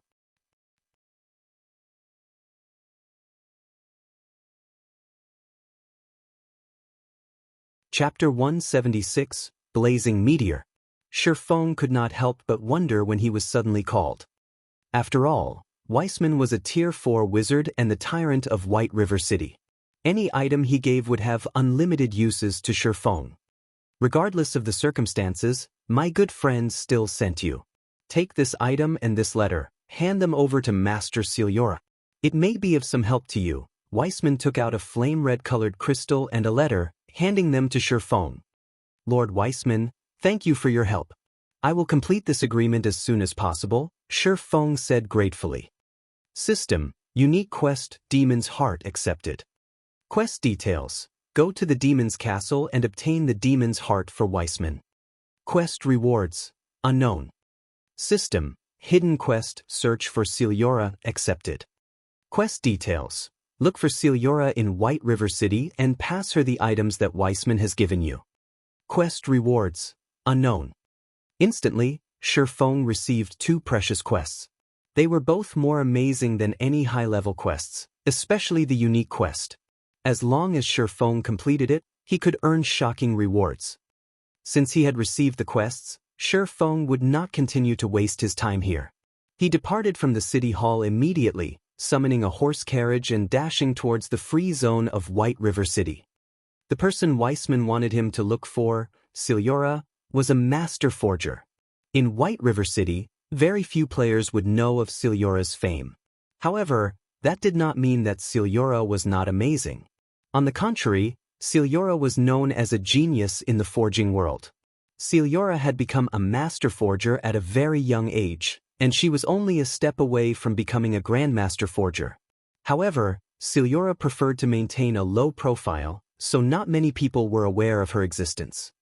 Shi Feng was one of the scant few players who knew about Celiora. Moreover, Shi Feng even knew where Celiora lived. The hidden quest Weissman gave might have troubled other players, but it was no trouble to Shi Feng at all. As for the unique quest, Demon's Heart, Shi Feng could only leave it alone for now. He also still had the epic quest, Darkness Descends. Although Charlene was also in White River City, Shi Feng was too poor right now. He could not afford the information fee of 10 gold coins. So, he could only leave it alone for now as well. Moreover, when compared to the Demon's Heart quest, an epic quest was most likely much harder to complete. Even if Shi Feng had the clue to complete the epic quest, he would still be powerless to complete it. So, he might as well set it aside for now. In any case, he had 30 days to complete it, and the time limit was still far away. It would not be too late for him to accomplish the quest after he further raised his strength. 20-something minutes later, Shi Feng finally arrived at a very small smithy located within the free zone. The wooden door to this smithy was still closed. If outsiders saw this, they would think that the smithy was either closed to the public or no longer in operation. So, naturally, nobody would visit this place. After paying the 60 copper carriage fee, Shi Feng walked towards the humble-looking smithy, knocking on the door gently. However, even after a long time, Shi Feng did not receive an answer. "Hello, Master Celiora. I was sent here by Lord Weissman. I have with me a letter for you from the magistrate." If Shi Feng barged into the smithy, even after having knocked for a long while without an answer and possessing the status of a noble, the guards would apprehend him and lock him up in jail for a good while. Hence, Shi Feng could only use a big character like Weissman to lure Ciljora out. That way, Ciljora would not continue feigning ignorance. After some time, there was finally some movement in the house. The thick wooden door opened, and a great beauty dressed in a black leather shirt stepped out. Below the large V-shaped collar, her ample bosom revealed itself. The beauty wore a pair of extremely short leather pants, revealing her long and slender legs. Her skin was a healthy wheat color, and her dark hair cascaded down to her fine and delicate waist. Her entire body gave off a wild charm. The woman before him was indeed the master forger, Ciljora. If Blackie could see this sight before Shi Feng right now, he would whistle his praise, his drool puddling on the ground. For Shi Feng, however, he had long since grown accustomed to such a sight. Ciljora was the black rose of the forging world, and she was one of the rare few beauties who worked as a forger.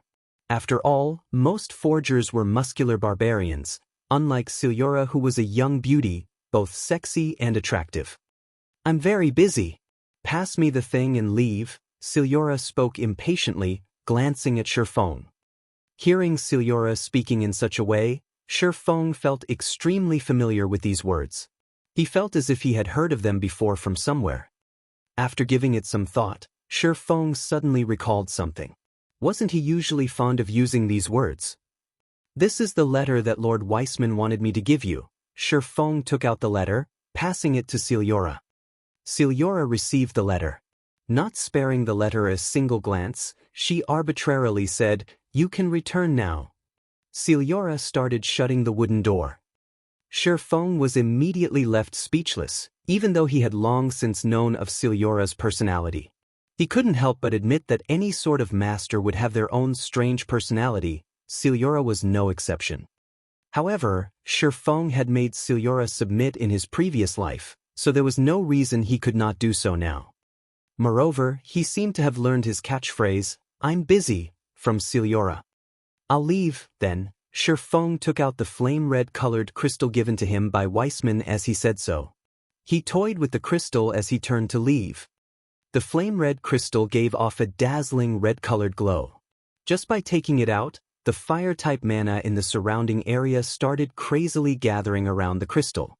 The flame-red glow increased its brilliance, attracting the attention of all onlookers. "Wait!" Ciljora suddenly called out to Shi Feng. "Master Ciljora, do you still have some other matter?" Shi Feng turned, a faint smile on his face as he asked. At this moment, Ciljora's large eyes were already glued onto the flame-red crystal in Shi Feng's hand. She was like an enamored little kitten, and her eyes followed the flame-red crystal's movement in Shi Feng's hand, going up and down with great interest. Although Ciljora's personality was somewhat strange, she too faced a common problem that all forgers faced, the desire of rare forging materials. There was not a single forger out there who did not wish to create an item famed throughout the entire continent in their lifetime. Meanwhile, the prerequisite to create such an item was incomparably precious materials. Take the abyssal blade in Shi Feng's hands for example. In order for its fame to spread throughout the continent, the famous smith, Alice's, used the Black Dragon King's Fang as its core forging material. What was the Black Dragon King? That was the king among dragons, which represented destruction. It was a frightening creature that was the closest being to a god. Just the breath it spat out could destroy a city with millions of inhabitants. It was a frightening existence that could single-handedly destroy an entire kingdom. Meanwhile, to create the abyssal blade, the most precious Fang of that frightening existence's body was necessary. In the end, after the abyssal blade's creation, it became one of the 36 famed swords in God's domain. The abyssal blade's existence shook all of God's domain, and even after thousands of years, its might was still boundless. "Can you sell me that item?" Ciljora asked, her face filled with desire, her tone making a complete transformation. Shi Feng shook his head, saying, "I am truly sorry, Master Ciljora, but Lord Weissman originally wanted me to bring this item to you to forge an item for me. However, seeing as you are busy, I would feel bad to continue disturbing you. So, I intend to look for Master Prost and see if he will make the item that I want. What? You are actually going to take this precious material to that old bastard, Prost? Do you know how wasteful you are being? If you want to forge an item, I can help you. Also, since you are a swordsman with this item, I would have no problems forging a blazing meteor of relatively high quality. If you give this material to that old bastard, he will definitely ruin it.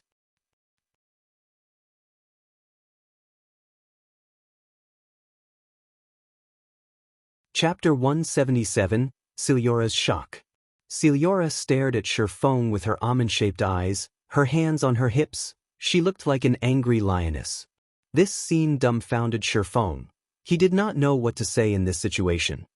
Before, Ciliora simply reacted with cold indifference towards him, yet, now, she was so obedient. The blazing meteor was a weapon that only Ciliora knew how to create, and it was also her most famous creation. It was a weapon that all swordsmen dreamt of having. In Shifeng's previous life, as long as one was a swordsman, they would definitely have begged Ciliora to create a blazing meteor for them. Many players were even willing to go bankrupt to obtain a blazing meteor. Shifeng, who at that time had already become a sword king, was no exception. He only managed to obtain one with much difficulty after a very long time. Although Shifeng had already met his goal, he still toyed with Ciliora by pretending hesitation. Immediately, Ciliora started panicking.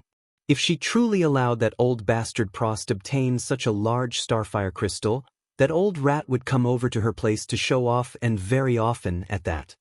You should know that I am the most amazing master forger in White River City. None of the items I forge are of ordinary quality. Moreover, I am in a very good mood right now, so I will even use a rare material from my exclusive collection to forge a blazing meteor suitable for you. If you don't believe me, then come in and have a look. Ciliora hurriedly pulled Shifeng into her smithy, letting Shifeng witness the masterpieces she had created. After entering the house, one would immediately discover that the exterior and interior of the house were practically two entirely different worlds. Although the exterior of the house was broken down and humble, the interior was both beautiful and magnificent. Fine weaponry and equipment were all showcased within crystal cabinets. Not a single one of these weapons or equipment were of ordinary quality. They were all masterpieces of fine gold rank or above.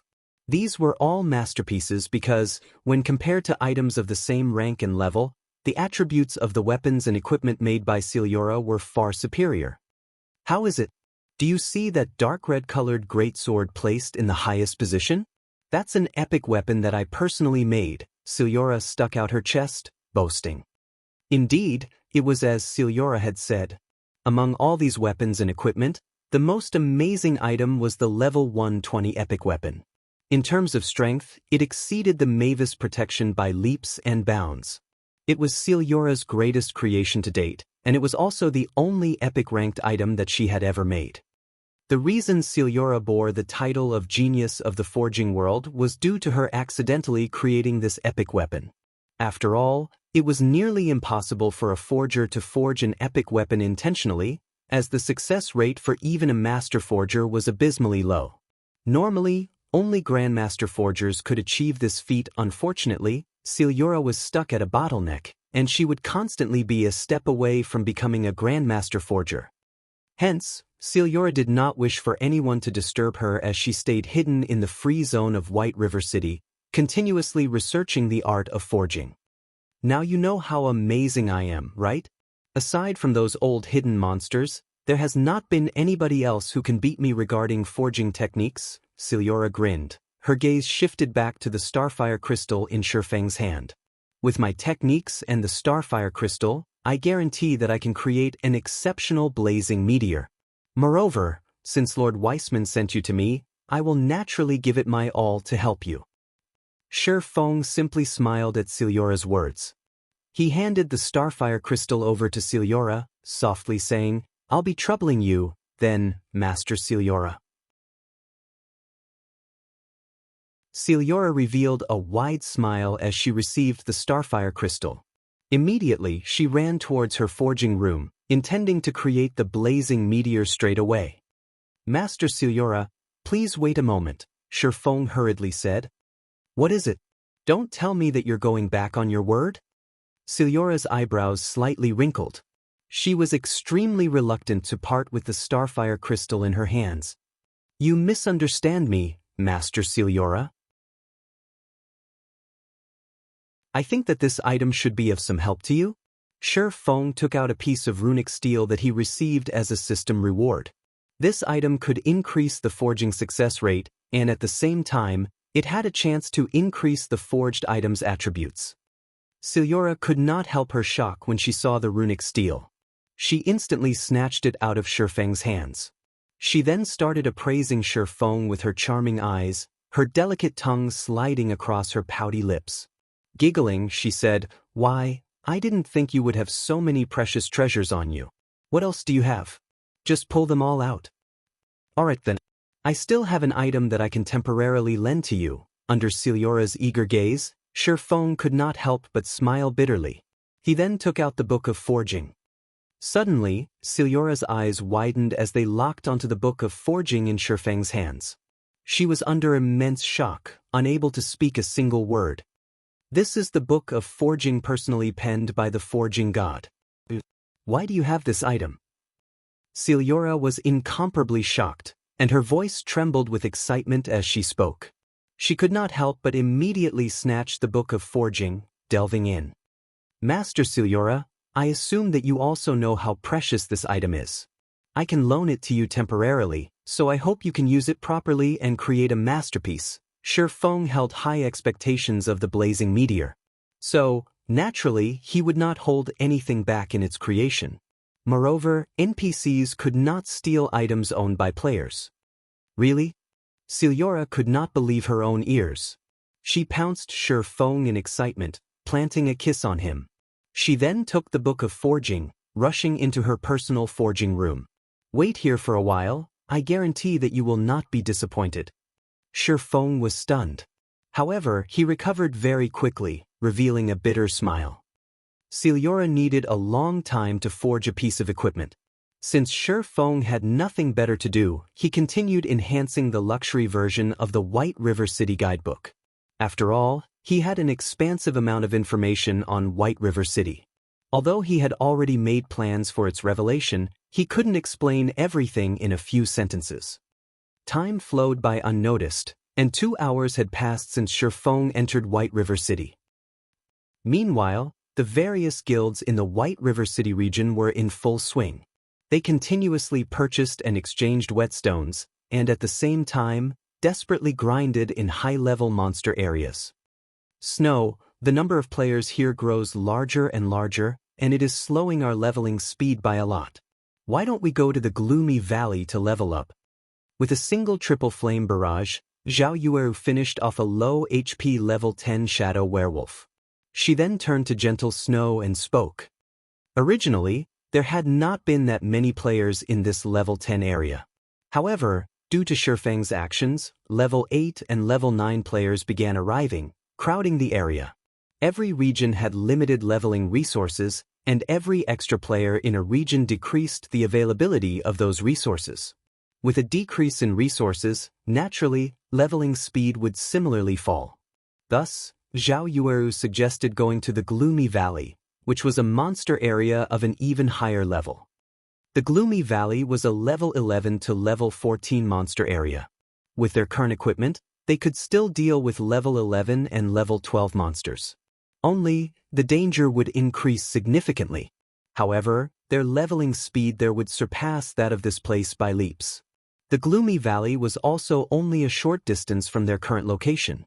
If they hurried, they could reach it in just half an hour. If they used a speed scroll, they could arrive there in 10 minutes or so.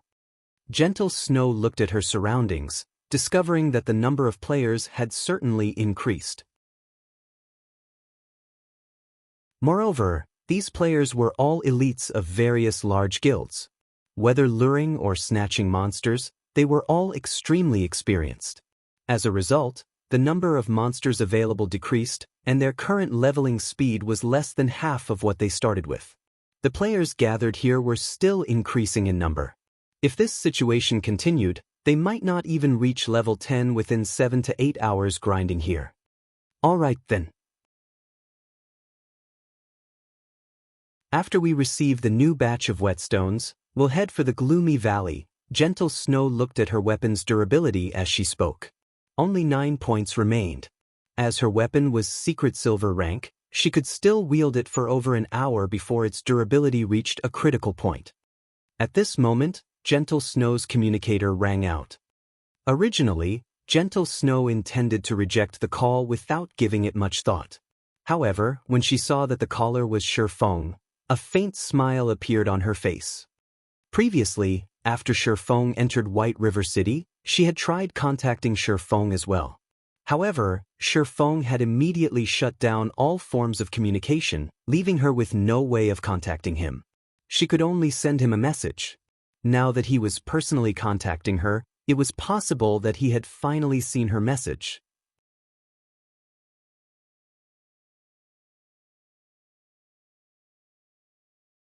Chapter 178, Super Dark Gold Rank. Since Shifeng attempted to contact her, Gentle Snow would not reject the call. In any case, there was still some time before the new batch of whetstones would arrive. Busy man, you finally have the time to contact me? Gentle Snow laughed softly after the call connected. You jest, Miss Snow. I am helpless about this as well. I was worried that my communicator would ring endlessly and distract me, so I simply turned it off. Didn't I immediately contact Miss Snow after I finished with my matters? Shifeng smiled. From Gentle Snow's tone, Shifeng could somewhat discern her aggrieved feelings. However, he was simply helpless with this. He had spent quite a long time conquering White River City. Moreover, he needed to waste even more time. After all, if he published the White River City guidebook shortly after he entered White River City, others would become highly suspicious. Without spending some time, how could he conduct an investigation? If he made the guidebook without any prior investigation, it would be strange if nobody suspected him. Hence, Shifeng intentionally took such a long time before he initiated contact, letting others think that he used this time to inspect White River City. Since you've come looking for me, it means that you've seen my message regarding the information about White River City. What are your thoughts? Name a price, I'll buy it all, Gentle Snow said seriously. If she could obtain information about White River City, she could prepare ahead of time. This way, they could get a huge lead on the other guilds. As for the matter of money, she rarely paid any mind. Moreover, she believed that Shifeng would not just set a random price. I've already compiled a guidebook with information about White River City. The guidebooks are divided into 2 versions, a simplified version and a luxury version. I'm prepared to publish and sell them on the official forums after some time. Shifeng nodded as he spoke. Gentle Snow was at a loss when she heard Shifeng. She couldn't help but admit that Shifeng was too good at grasping business opportunities. If Shifeng truly did such a thing, in addition to his identity as the first player to enter White River City, the legitimacy of the White River City guidebooks were surely guaranteed. The various large guilds would all compete for them. She had to admit that even she admired Shifeng's business acumen. There were countless guilds, both large and small, within the White River City region. A rough estimate would put the number at over 1,000. Even if Shifeng earned only 1,000 credits from each of these guilds, he could still earn well over 1,000,000 credits. When she heard of him mention a simplified version, it was clearly meant for average players. There would definitely be countless players purchasing it, so Shifeng would earn quite a lot from them as well. Just by collecting information for a few hours, in addition to his title as the #1 of White River City, Shifeng had already made a net profit of several million in a single night. It was possible that only Shifeng was capable of such a feat. I can't help but praise your idea. However, I wish to obtain this information in advance. Of course, I will pay a higher price. To put it another way, I hope that you can delay the information's release for 3 or 4 hours. Not only will I purchase the information at a high price, but I am also willing to pay 1,000,000 credits as a postponement fee. I wonder if that would be possible? Gentle Snow inquired, smiling. A 1 million credits postponement fee, is it? Shifeng was truly shocked. Originally, by contacting Gentle Snow, he merely intended to sell the White River City guidebook to her in advance. He didn't think that Gentle Snow would have a move like this. He could not help but appreciate her intelligence. In actuality, even if Gentle Snow did not pay any compensation, he would still delay the release of the guidebooks by 2 or 3 hours. That way, the credibility of the guidebooks would be even higher. At the same time, it would increase those guilds' urgency. After all, they were already close to reaching level 10, so they were in dire need of information about White River City. Is it not enough? Then 2 million should be fine, right? Gentle Snow wrinkled her eyebrows slightly, feeling that Shifeng was somewhat too greedy for money. No, 1 million is enough. It's just, I wonder if you want the simplified version or the luxury version. Shifeng teased with a laugh. Do you even need to ask? The more detailed, the better. Gentle Snow rolled her eyes at Shifeng. She was even willing to spend 1 million credits as an extension fee, so would she even lack that kind of money? That would be the luxury version then. I'm selling it for 20,000 credits. As a matter of fact, I still have a super luxury version of the guidebook in my possession. I wonder if Miss Snow would be interested in it? Shifeng smiled as he asked. A super luxury version? How much do you want for it? Gentle Snow responded, slightly contemptuous. 1 million, Shifeng said earnestly. The luxury version is selling for 20,000 credits, but you're selling the super luxury version for 1 million credits? Are you taking me for a fool? Gentle Snow accused. How could that be? I've poured my blood into making it. If you don't want it, so be it. It is similarly sufficient to purchase just the luxury version. Shifeng was only filled with kind intentions. He would add some of the truly important information to the super luxury version. For example, information pertaining to the matter of how to quickly develop oneself and information about the various daily quests available in White River City that could quickly increase one's level and reputation. Although it was not a lot of information, the help it provided was still considerable. It was enough to allow Gentle Snow to pull ahead of the other guilds by a great distance. Originally, Shifeng did not intend to sell this information. However, Gentle Snow was a slightly special case. The main reason was that Ouroboros, the guild Gentle Snow belonged to, did not have any conflicts with him. After all, Ouroboros' main power was based in the capital city, Star Moon City. Gentle Snow would, sooner or later, have to head to the capital to continue her development. Right now, he simply offered Gentle Snow a favor. In the future, if he were to meet with trouble, he might even be able to get Gentle Snow to help him. After all, the competition in White River City was bound to be intense. If some large guild intentionally targeted his own while his tasks swamped him, he could ask Gentle Snow for assistance. With Gentle Snow's personality, she would definitely lend him a hand. Also, another reason Shifeng did such a thing was to disperse the attention from himself. Destruction always pursued the great. If there were another, more outstanding existence around, the various large guilds would shift their line of sight from Shifeng to that existence. Shifeng could kill 2 birds with 1 stone with his action, and only Gentle Snow's decision remained as the final hurdle. After a few seconds of silence, Gentle Snow let out a deep sigh as she said, "All right, then. I'll buy it. When can you give it to me?" "In half an hour," Shifeng affirmed. "Good. I'll transfer the money to you at that time." Gentle Snow disconnected the call. Standing beside Gentle Snow, Zhao Yueru had heard every word of the conversation. Puzzled, she asked, "Snow, I'm not trying to reprimand you, but although that Yi Feng is one of the rare top-tier experts, within only a short few hours, just how much information could he possibly have gathered? Not to mention, that information is even priced at 1 million credits. He is clearly just trying to make a quick buck off of us. That Yi Feng is insincere. We have already helped him out so much and even dealt with the matter of Underworld targeting him. Let's have a look at it before we judge," Gentle Snow sighed. In reality, even she did not hold much hope about the information. If it truly contained some valuable information, she would not take too big of a loss, at the very least. Following which, Shi Feng also made a similar deal with Stabbing Heart of the Assassin's Alliance. However, he did not offer the super luxury version this time. After all, the Assassin's Alliance's main power was stationed in White River City. He only sold them the information in advance because of the friendship he had with Stabbing Heart. Stabbing Heart naturally knew this, so he was greatly touched by Shi Feng's actions. He immediately paid 50,000 credits as gratitude to Shi Feng. At the same time, with this information about White River City in hand, Stabbing Heart would also have the confidence to request the higher-ups to review the matter of suppressing Martial Union's development in White River City.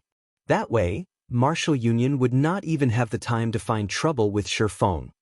Soon, another half-hour passed by. Shi Feng finally managed to compile and arrange the super-luxury version of the White River City guidebook. He then sent it to Gentle Snow, Blackie, and the other members of his team.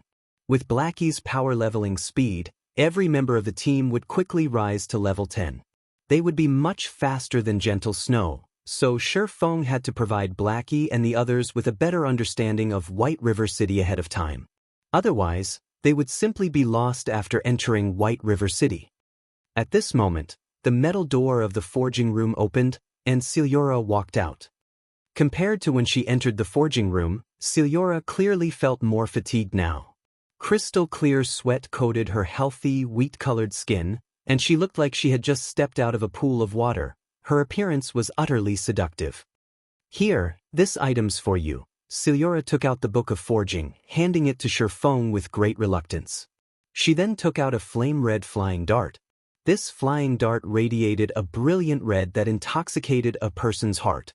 Aside from the epic-ranked greatsword, this item could be called my greatest masterpiece.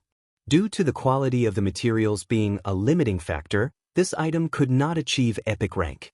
However, it has still surpassed dark gold rank. You could call it a super dark gold ranked throwing weapon, so you have to cherish it properly. Super dark gold rank. What's that? Doubt filled Shi Feng.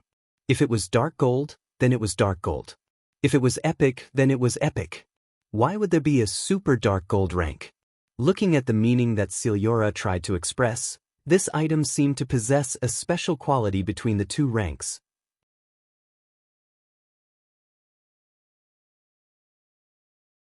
Chapter 179, Pseudo-Extraordinary Attributes.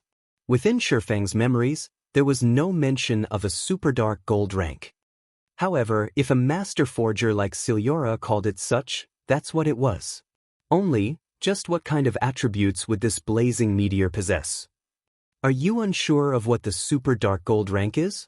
Celiora was in a very good mood after forging such a masterpiece. Hence, she explained, it is utterly understandable that you have not heard of it. Matters like these are only privy to those old monsters of the Grandmaster Forger rank. Even I discovered it by chance. Indeed, in God's domain, the rank after Dark Gold is epic. However, between these two ranks, there is a humongous threshold. One could say that items undergo a massive leap in quality when upgraded from Dark Gold rank to epic rank. Don't you feel that it is strange? Shi Feng nodded, deeply expressing his agreement. It was just like Celiora had said. Dark gold equipment was only somewhat stronger than fine gold equipment. However, regarding attributes, epic equipment was several tiers above dark gold equipment. Take the Mavis Guard in Blackie's hands for example. It was far superior to the Silver Lake in Shi Feng's hands that possessed attributes rivaling a dark gold weapon. Simply equipping an epic weapon instantly gave Blackie a stronger damage output and attack power than Shi Feng's. The power of an epic-ranked item was obvious. It seems that you also understand the gap between these two ranks? Celiora revealed a smile, saying, in actuality, epic-ranked items possess another name. Another name? This was the first Shi Feng had heard of this. That's right, another name. This is also something I found out after researching the Book of Forging you lent me, coupled with the literature I've collected over the years, Celiora nodded. During the ancient times, epic-ranked items were also called extraordinary items. The owners of these items would possess an absolute strength that allowed them to surpass ordinary mortals. Thus they were known as extraordinary. Meanwhile, I did not utilize any extraordinary materials in forging the blazing meteor, so it could not become an extraordinary item. However, it can still be considered a pseudo-extraordinary item. A pseudo-extraordinary item? Shi Feng started to understand a few points. He could not help but grow even more curious about the attributes of the blazing meteor, which caused Celiora so much excitement. Have a look at it yourself, then. Celiora handed the blazing meteor over to Shi Feng, softly saying, "A pseudo-extraordinary item is the maximum limit that mortals can achieve with their own power. While this blazing meteor can be considered a masterpiece, the closest thing to an extraordinary item." Shi Feng's heart started beating quickly as he heard those words. It was an item that approached the quality of an epic-ranked item. Most likely, aside from his magic weapon, the Abyssal Blade, no other item in his possession could rival this blazing meteor. Furthermore, the blazing meteor he received in his previous life was only dark gold rank. He did not expect to obtain a pseudo-extraordinary item in this life. Shi Feng immediately received the blazing meteor from Celiora, taking a look at its attributes. Blazing meteor, throwing weapon, dark gold rank. Equipment requirement, strength 120, agility 140. Attack power, player's strength 2. Strength plus 50, agility plus 65, endurance plus 10. Attack speed plus 5. Maximum throwing distance, 45 yards. Ignore levels plus 8. Attack speed increased by 15%. When attacking, 35% chance to ignore target's defense. 30% chance to activate quadruple phantom effect, each phantom causing 50% flame damage. 10% chance to activate knockback effect. 5% chance to activate burning flames effect, dealing 200 flame damage to the target every second for 10 seconds. Stacks up to 5 times. Additional skill, Flame God's Fury. Deals physical and flame damage to enemies within a 403-yard area. Deals 900% damage to the initial target and damage reduces by 10% with each consecutive enemy hit to a minimum of 500% damage. Cooldown, 3 minutes. The blazing meteor was forged by the Grandmaster Forger, Celiora. Due to the limit of its materials, it is only a pseudo-extraordinary item possessing strength at the very limit of mortal men. The blazing meteor can be reforged into an epic-ranked item after gathering epic-ranked fire-type materials. User restriction, Yi Feng. Unable to be dropped. Unable to be traded. Shi Feng was instantly dumbfounded when he saw these attributes. As expected of a pseudo-extraordinary item, it was far superior to ordinary dark gold-ranked items. As long as Shi Feng's attributes reached the prerequisite and he equipped the blazing meteor, his strength would instantly soar by several tiers. After receiving the blazing meteor, Shi Feng finally felt that he was a true swordsman. There were 2 variations of the swordsman class, dual-wielding swordsman and two-handed swordsman. At the same time, a swordsman could also equip a long-range throwing weapon. However, a swordsman was still a melee class at its heart, so their ranged attacks were not particularly powerful. A majority of the swordsman players did not pay much attention to ranged throwing weapons. However, Shi Feng heavily relied on his ranged attacks. After all, there were many instances when facing monsters with melee combat was troublesome. If he could switch to ranged attacks, he would have a much easier time. Moreover, there were plenty of shared skills in God's domain. Among them, there were quite a few throwing skills. If Shi Feng could learn a few of them, he would not fall too far behind the other ranged classes. Now that he had the pseudo-extraordinary item, the blazing meteor, ranged attacks were no longer one of Shi Feng's weaknesses. Moreover, throwing weapons were not consumable items. Due to the magical ingredients involved in its forging, the blazing meteor number of uses were limitless. Whenever a throwing weapon hit an enemy, it would instantly vanish and reappear in the player's hands. It was an extremely convenient function. Unfortunately, Shi Feng's current attributes prevented him from equipping the blazing meteor. Only by replacing and upgrading the equipment he currently wore could he achieve the requirements of the blazing meteor. After Shi Feng finished reading the blazing meteor's introduction, he was suddenly shocked. Xianxia was originally a master forger, so why did the introduction describe her as a grandmaster forger? Master Xianxia, could it be that you're already a grandmaster forger? Shi Feng looked at Xianxia with doubtful eyes. The system introduction could not be faked. If the system displayed it, it must be true. However, that was inconceivable.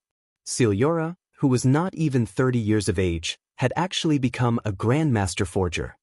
There was not a single grandmaster forger throughout all of the Star Moon Kingdom. Grandmaster forgers were existences that stood at the pinnacle of forging in God's domain, and even Tier 5 apex powerhouses had to suck up to a grandmaster forger. Their statuses were no lower than the ruler of a country. Normally, one could only meet a grandmaster forger with luck in the capital city of an empire or places like Blackwing City. Meanwhile, the Xianxia before him was one such existence. I didn't expect your eyesight to be so sharp. I have indeed become a grandmaster forger. However, this is all thanks to you. If you did not lend me the book of forging, allowing me to unravel the mysteries that have troubled me for the past several years, it would still be impossible for me to become a grandmaster. As a thank you, here is my communication crystal. In the future, you can contact me at any time through this item. Xianxia nodded, smiling as she spoke. System: Hidden quest search for Xianxia completed, exceeded by aiding Xianxia in becoming a grandmaster forger. Rewarding player with the pseudo-extraordinary item, the blazing meteor. Rewarding Xianxia's communication crystal. Xianxia's favorability increased by 200 points. Reputation in Star Moon Kingdom plus 50. Reputation in White River City plus 300. Obtained the title Grandmaster's Friend. Forging proficiency increased by 500 points. Rewarding 200,000 EXP. Instantly, Shi Feng rose to level 14. Shi Feng was stunned for a long time when he saw this series of rewards. Ignoring the fact that, with Xianxia's communication crystal, he could often request Xianxia to handle certain affairs for him, just the 300 reputation points in White River City would make the purchase of a real estate in White River City much easier. As long as he became a baron, he could purchase private territory in White River City, establishing a guild residence. However, a baron could only purchase the outermost land of White River City. As for Xianxia, she had only recently become a grandmaster forger, so she intended to go on a journey. She wanted to commemorate her achievement by making her first epic-ranked item, so she needed to explore and search for materials. Soon after, Shi Feng departed from the smithy. Seeing that the time was just about right, Shi Feng posted the White River City guidebook on the official forums, setting the post to publish in 3 hours. He then used the pass to Blackwing City, teleporting there. Shortly after Shi Feng departed, another batch of players set foot in White River City. Immediately, White River City region system announcements rang out.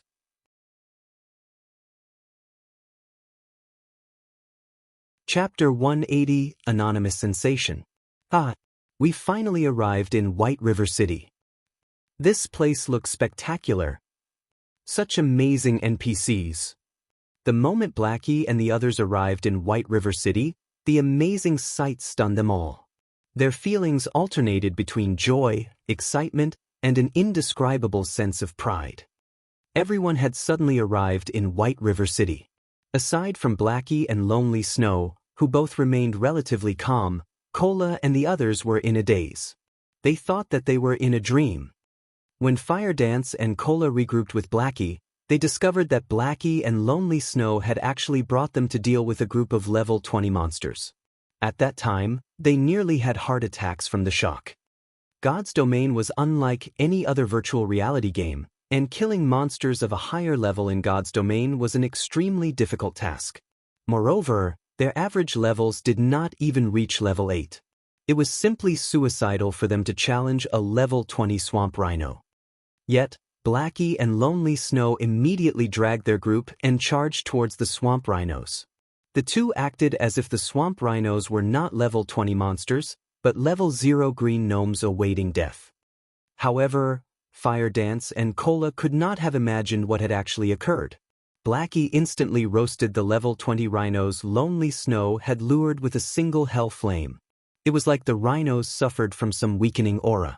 At that time, their experience bars instantly increased by a huge chunk. Looking at this scene, Cola and the others' eyes nearly popped out of their sockets in surprise. There was a saying, after 3 days had passed, one could no longer use one's old perspective to judge others. However, that involved the prerequisite of 3 days passing. It had only been several hours since separated from each other, but the growth rate of Blackie and Lonely Snow had switched from ascending by climbing a ladder to ascending by using an elevator. It was as if their growth rates had received hormone injections, increasing by tens of times. Within half an hour, they had all collectively gained a level. When they asked about Blackie and Lonely Snow's levels, Cola and Fire Dance were both utterly shocked. They were both already level 13. This gap made a world of difference. How did Blackie and Lonely Snow suddenly become so powerful? The only possibility they could think of was that their team leader, Shifeng, had power-leveled the two. It was also the only logical explanation for Blackie and Lonely Snow's achievements. Meanwhile, Fire Dance and Water Buffalo were both utterly shocked by Shifeng. It would be fine if Shifeng were the only one so powerful. However, their team even had 2 other level 13 powerhouses. Just how powerful was this team? If others discovered this, they might be less shocked by the sky falling. After several hours, Cola and the others reached level 10, one after another. Meanwhile, Blackie and Lonely Snow had both risen to level 14. They acted in accordance with Shifeng's request, entering White River City and familiarizing themselves with the city. They would then receive some of the rare and daily quests, obtaining some rare items in exchange for the quest's completion. However, shortly after they entered White River City, a system announcement entered their ears. White River City Region System Announcement. 5 players have entered White River City. Activating White River City's ranking list. White River City Region System Announcement. 5 players have entered White River City. Activating White River City's ranking list. White River City Region System Announcement. 5 players have entered White River City. Activating White River City's ranking list. After the announcement repeated thrice, all the players within the White River City region were sent into a daze. What sort of situation was this? More than 5 players have already entered White River City? How long had it been since Shifeng accomplished that feat? Crap. What did these people eat when they grew up? I've only reached level 8, yet there is already a bunch of level 10s. Can't they play normally? It can't be, right? None of these people are guild players. How could they all be independent players? Ah, too awesome. Didn't those guilds think they were very amazing? This will teach them that independent players like us are still the strongest. Why haven't I heard of these people before? Just who are these people? Moreover, they even entered White River City together. They can't be players of the same party, right? Players throughout the White River City region discussed Blackie and the others' entrance to White River City and the activation of the regional ranking list. The players on the ranking list were, without a doubt, everyone's focus right now. Investigate. I want to know just who these people are immediately. They are all independent players. Immediately contact them. Even if we have to give them official positions, we must recruit them into our guild. The various large guilds all felt a heavy pressure weighing down on them. The ranking list should have been a competition between the various large guilds, yet it now belonged to a group of independent players. Moreover, they had taken hold of the top 6 positions. This utterly embarrassed these large guilds. Right now, these guilds needed to recruit these independent players into their guilds. That way, these guilds' names would also appear on the ranking list. Meanwhile, Blackie and Lonely Snow obeyed Shifeng's previous request. The moment they entered White River City, the system asked if they wanted to place their names on the ranking list. They both immediately rejected the offer. However, it was not a big deal for Cola and the other 5 members of the team. It was a good chance to cause panic in those large guilds, and they could increase their fame while doing so. After all, Cola and the others were still level 10. It was an expected level. However, if Blackie and Lonely Snow add their names to the ranking list, it would be a double-edged sword, bringing them fame while also poisoning their lives. Right now, these large guilds could understand Cola and the others reaching level 10. However, if 2 level 14 players suddenly appeared on the ranking list, no amount of brainpower could allow these guilds to make sense of things. Just leveling up from level 9 to level 10 would require more than an entire day's grinding. It was understandable if Blackie and Lonely Snow had powerful techniques and found a good leveling spot. However, a gap of 4 levels would simply provoke these guilds. They would create unscrupulous ways to obtain this leveling secret. Right now, if Blackie and Lonely Snow displayed their names on the ranking list, they would gain the enmity of every single player in the White River City region. Why isn't Yifeng's name there? Moreover, why do these names seem so familiar? Gentle Snow opened the ranking list, discovering that the top 6 players were all uniformly level 10. However, the number 1 position did not belong to Shifeng, but a player named Fire Dance. Moreover, Shifeng's name was not among the top 6 level 10 players at all. This situation confused Gentle Snow greatly. Snow, aren't Cola, Drowsy Sloth, and Gluttonous Mouse Yifeng's teammates? They even left their names with ours at the Dark Moon Graveyard. I never thought that their leveling speed would be so fast. Zhao Yueru quickly recognized the names on the ranking list. This scene had shocked her. After all, she had a clear understanding of the background of these players. They were definitely noobs of God's domain, and they were not even close to being experts. The first time they met was at the Deathly Forest, and at that time, they were simply noobs that Shifeng had randomly chosen to party with. The second time they met, though their levels had not equaled hers, the gap between them had somewhat shrunk. Now, however, they had surpassed her. It was unbelievable. After receiving Zhao Yueru's reminder, sudden realization struck Gentle Snow. As a result, the usually calm and confident Gentle Snow, at this moment, revealed a look of surprise and bewilderment. Yifeng, just who are you? Gentle Snow could not help but inwardly wonder. Leading a group of noobs into becoming the focal point of the entire White River City, just how did Shifeng do it? Also, Shifeng, his good friend Blackie, and Lonely Snow had actually refrained from displaying their names on the ranking list. Gentle Snow could not understand this action. After all, the noobs that Shifeng had personally led had all risen to level 10. She did not believe that his good friend, Blackie, and Lonely Snow had not become level 10. The only possibility was that they hid their levels. But why would they want to hide their levels? Wasn't this a good chance to increase their reputation? Why would they hide them? What was there to gain? Suddenly, Gentle Snow thought of a possibility, or better yet, the only possibility. After she thought of this possibility, Gentle Snow involuntarily shuddered.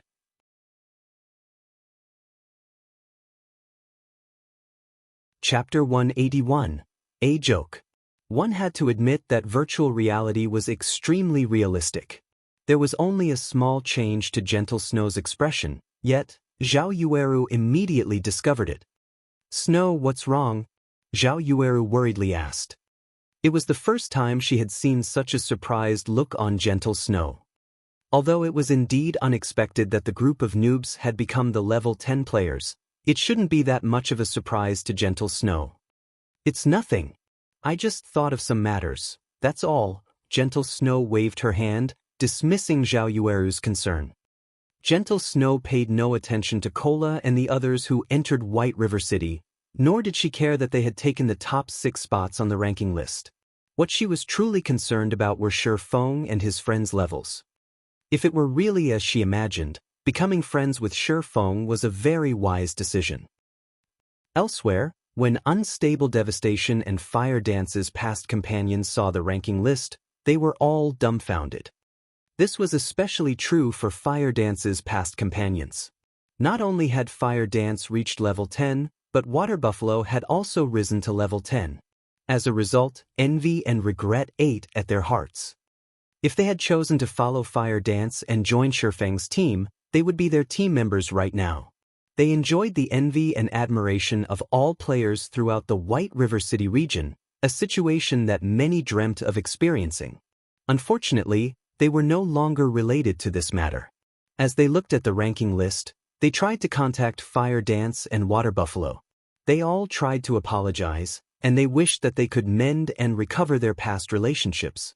After all, this was only a game, there was no need to be so serious, and they had only been joking. Meanwhile, Fire Dance and Water Buffalo had received their calls. However, they merely gave a single reply. There is no point crying over spilled milk. I do not wish to stay in touch in the future. Did they think that pushing off their actions as a joke would resolve everything? Now, that really was a joke. Fire Dance's and Water Buffalo's words had unquestionably shattered their final hopes, sending them spiraling into a sea of endless regrets. As for unstable devastation, envy nearly drove him mad. He clearly remembered that his team had killed Cola's group of 3 once before, their levels dropping to level 7. When they met in Red Leaf Town's fountain, they were still level 7. On the other hand, unstable devastation's level had dropped to level 8 after dying once. During these past several hours, he had frantically grinded monsters and was about to reach level 9. Yet, Cola's group had all reached level 10 during this same period. Just what sort of leveling speed was this? At first, it was Shifeng who had reached level 10. Now, even Cola and the others had risen to level 10. There was definitely something fishy about this. There must be some sort of method that allowed them to reach level 10 quickly. Shifeng obviously knew this method. It might even be some gigantic bug in the game. However, unstable devastation could do nothing against Shifeng. He had no way to force this secret out of Shifeng. Suddenly, an idea popped up in unstable devastation's head. If he published this matter on the official forums, revealing this bug, the system might punish Shifeng for exploiting it. On the other hand, if it were not a bug, the other guilds would definitely not let go of this great chance to rise to level 10 swiftly. They would force Shifeng to reveal this leveling method. If Shifeng kept his lips sealed, he would make enemies out of every guild in the White River City region. Meanwhile, if he revealed this leveling method and the system fixed it, it would similarly enrage the various guilds. Regardless what Shifeng did, he could no longer continue mingling in the White River City region. However, unstable devastation could not allow Shifeng to take any of these actions yet. Yifeng, no man is wise all the time. I have finally grasped a hold of your weakness. Unstable devastation grew excited. As long as he used this move to threaten Shifeng, Shifeng would obediently hand over the secrets. Immediately after, unstable devastation sent Shifeng a communication request. The first time, Shifeng did not pick up. The second time, Shifeng did not pick up. Unstable devastation made more than 10 consecutive calls to Shifeng. However, Shifeng did not answer any of them. As a result, unstable devastation nearly vomited blood in anger. However, when he thought of his beautiful future, he endured. Finally, after sending over 40 communication requests, the call finally connected. You're annoying. Can't you learn your lesson after so many rejections? Are you a pig? Must I give you a scolding before you are satisfied? I don't have anything to say to you. Go, play around wherever you want, and don't come bothering me. Shifeng immediately started cursing the moment he picked up the call. Originally, he had been conducting business with Aqua Rose, in a good mood. However, one after another, unstable devastation's calls endlessly pestered him, interrupting Shifeng's good mood. At first, Shifeng thought that unstable devastation would give up after a few rejections. However, Shifeng never thought that there would be no end to the disturbances. Hence, after telling Aqua Rose that he had some matters he needed to attend to for a moment, he looked for a place without people and gave unstable devastation a good scolding, soothing his mood. He then placed unstable devastation on his blacklist, preventing unstable devastation to further annoying him. Yi Feng, you dare to cut my call? After making over 40 calls, unstable devastation burned with anger. Now that Shi Feng had insulted him, his blood boiled and his face turned crimson. The blood vessels in his face had nearly burst. However, just when he was about to curse at Shi Feng, the call disconnected. This thoroughly enraged unstable devastation, and immediately he called Shi Feng again. However, this time, his calls did not even ring. He was on Shi Feng's blacklist. Unstable devastation nearly fainted in anger. He had wasted so much time trying to call Shi Feng, yet the only thing he got in return was a scolding. Shi Feng had even blacklisted him. How was he supposed to threaten Shi Feng now? How was he going to force Shi Feng's obedience? Unstable devastation immediately directed one of his subordinates to contact Shi Feng. After attempting to contact Shi Feng a few more times, the call finally connected. Unstable devastation's subordinate then pressed the multi-party button that allowed others to participate in the conversation. "Who are you?" Shi Feng asked. "Yi Feng, you finally picked up? I have in my hands your speed leveling secret. If you don't wish to become an enemy of the entire White River City region, obey my wishes. Otherwise, I'll post the evidence on the official forums. I'm thinking that many guilds would be interested in your teammates' leveling secret, and they will go all out to deal with you." This time, unstable devastation spoke his piece quickly, fearing that Shi Feng would hang up on him again. I asked, "Who are you? What's the point of all this nonsense? Are you a pig?" Shi Feng demanded. "You're the pig. Everyone in your whole family is a pig. I am unstable devastation. I know that you have some secret to your team's leveling speed. You need to understand the situation you're in right now. If you dare continue to speak to me with such a tone, I'll release this secret of yours to everyone else. All the players in the entire White River City region will start trouble, and the various large guilds will hunt you down to learn your secret. When that happens, there will no longer be any place for you in God's domain." Unstable devastation hated being called an idiot. Now that Shi Feng had repeatedly called him a pig, he could no longer endure it. "So, you really are a pig? Hello, pig. Goodbye, pig." Shi Feng immediately disconnected the call, blacklisting the new character ID as well. Shi Feng had never been a person to feel threatened by others, and regarding unstable devastation's threat, he paid no mind to it at all. The only reason he did not let Blackie and Lonely Snow reveal themselves was to avoid unnecessary trouble from those various large guilds, as that would delay their development. However, if there really were a need for a battle, he would not shrink from it. In fact, they could all bring it on if they wanted. The final winner and loser had yet to be determined. "Master Black Flame, it looks like you have met with some trouble. As an ally of yours, why don't you let Twilight Echo deal with it for you?" The graceful Aqua Rose suddenly walked over, smiling at Shi Feng as she offered her assistance.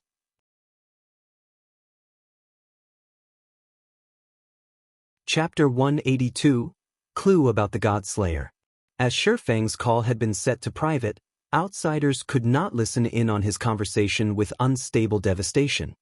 However, although Aqua Rose could not hear what Shi Feng said, she could clearly feel the killing intent radiating off of his body. To become friends with Shi Feng, deepening their relationship, Aqua Rose would not let this chance pass her by. Thus, she made her offer. Shi Feng understood Aqua Rose's intentions. He simply smiled at her and said, "Thank you for your concern, Miss Aqua. It isn't anything big, only an annoying fly that I can kill with a slap at any time. We should continue with our business talks." At Shi Feng's immediate rejection, Aqua Rose could do nothing but relent. After which, the two returned to their private room in the restaurant. At this moment, however, another male youth had appeared in the private room. This person was a knight geared with heavy armor. Based on his appearance, this man was obviously a shield warrior. A bone shield hung at his back, coupled with an exquisite, black-colored battle axe. These two pieces of equipment looked extraordinary, and one could easily tell that they were secret silver rank. Moreover, this man was similar to Aqua Rose, in which they were both level 9. "Why are you here, Brilliant?" Aqua Rose asked, surprised at his sudden appearance. I only worry that others will try to scam you, so I came to check up on you. Last time, you spent tens of millions of credits and returned with only a pile of worthless scrap paper. This incident invoked many elders' dissatisfaction. This time, you spent another large sum of money and manpower to purchase various ores and materials. Moreover, you didn't even notify the elders about any of your actions. They are furious right now.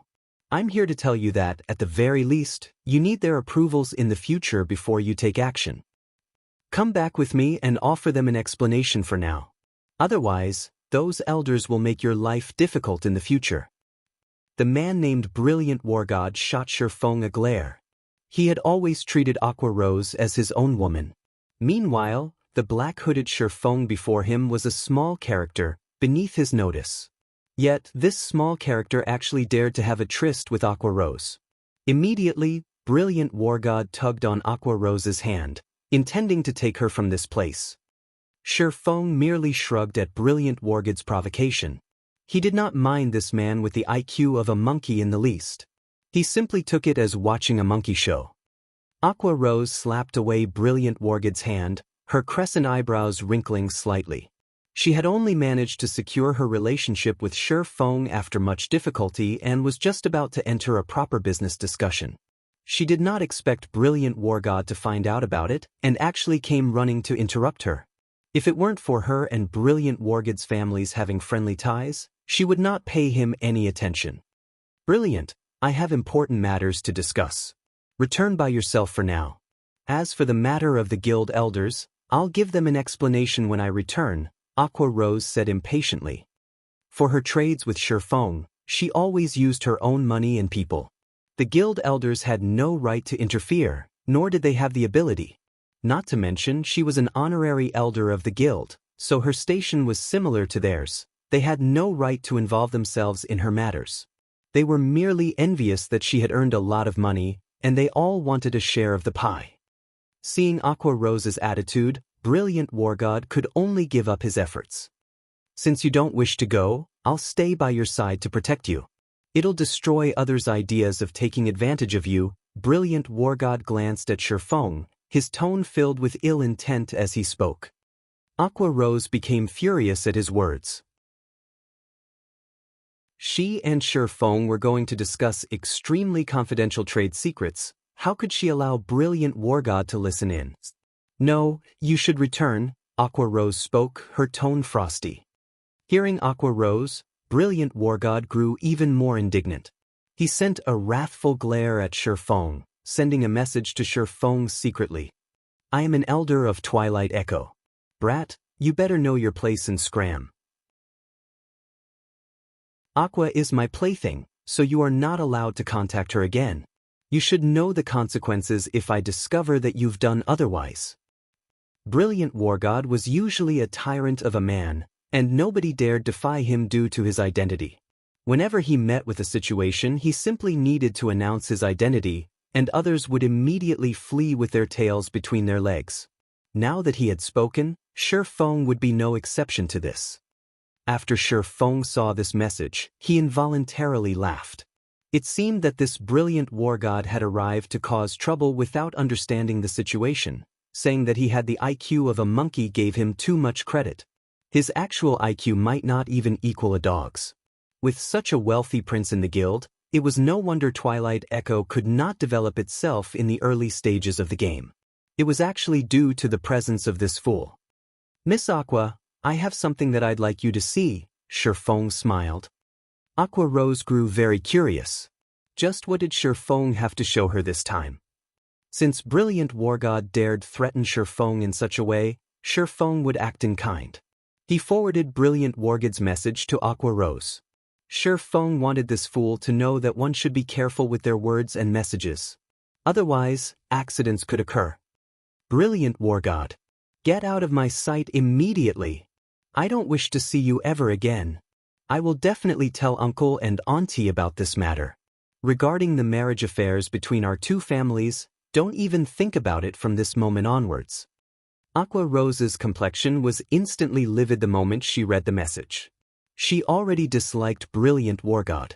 Now, Not to mention publicly trying to drive Shifeng away, he even dared call her his plaything. Brilliant War God was confused. Before he could even wonder why Aqua Rose wanted to sever their relationship, she had already kicked him from the private room. "I'm sorry that you had to see such a joke," Aqua Rose apologized. "It's nothing. I'm used to such matters." Not minding matters at all, Shifeng said, "Let's continue discussing about our trade, then." At this moment, Brilliant War God started loudly cursing outside the door, saying, "Black Flame, you despicable little man. You actually dare frame me. Get out here right now if you have the ability. I challenge you to a duel. The loser clears their level back to 0. Do you dare accept it?" "What? You can frame me, but can't accept my challenge?" Just as Shifeng and Aqua Rose were about to resume their business talks, Brilliant War God finally came to a realization. It turned out that Shifeng had forwarded his message to Aqua Rose. He really did not think that such an incident would occur. His past actions, which had never failed him, were actually useless against Shifeng. However, to redeem himself, he could only insist that Shifeng had framed him. "Master Black Flame, I am truly sorry about this. I'll chase him away immediately." This was the first time Aqua Rose had realized that Brilliant War God was so obnoxious. His IQ was even in the negatives. With the existence of the main god system, how could players possibly modify others' messages and IDs? "No need. I have my own faults in this matter, so let me deal with it." Shifeng rose from his seat, walking out of the private room. "Black Flame, you despicable little man, you finally dare to show yourself. If you are a man, accept my challenge. If you lose, you will explain to Aqua Rose that you framed me. Do you dare accept?" Brilliant War God jeered. "What if you lose?" Shifeng laughed. "Ah, can I even lose?" Brilliant War God was incomparably arrogant. He took out a map, saying disdainfully, "If you really are lucky enough to win, this item will be yours to keep. I only obtained this map after I organized a team of hundreds of elites to kill a wild level 10 Lord ranked boss. This was the only item it dropped." Initially, Shifeng had little to no interest in the map Brilliant War God held. After all, he had a clear understanding of God's domain. If it were a map obtained in some other country, it held no meaning to him at all. However, the moment Shifeng spotted the symbol of an ash blade on the back of the map, it instantly roused his interest. The ash blade was the mark of the God Slayer. Normally, only items related to the God Slayer bear such mark. "Master Black Flame, you can't agree to him.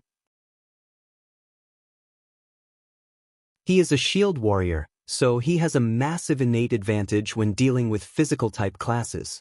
Moreover, the diamond guard he wears is a level 9 Mysterious Iron set equipment. His weapon and shield are also level 9 Mysterious Iron ranked items, and he has over 1,400 HP. Moreover, Brilliant War God has powerful techniques, himself. Even 2 to 3 physical-type class experts attacking together wouldn't be his match." Aqua Rose hurriedly stopped Shifeng. It was simply a farce for a swordsman to duel a shield warrior. Moreover, Black Flame was only a forger. His battle prowess was subpar at best. "What, afraid?" Brilliant War God jeered as he glared at Shifeng. "All right, I'll agree," Shifeng smiled.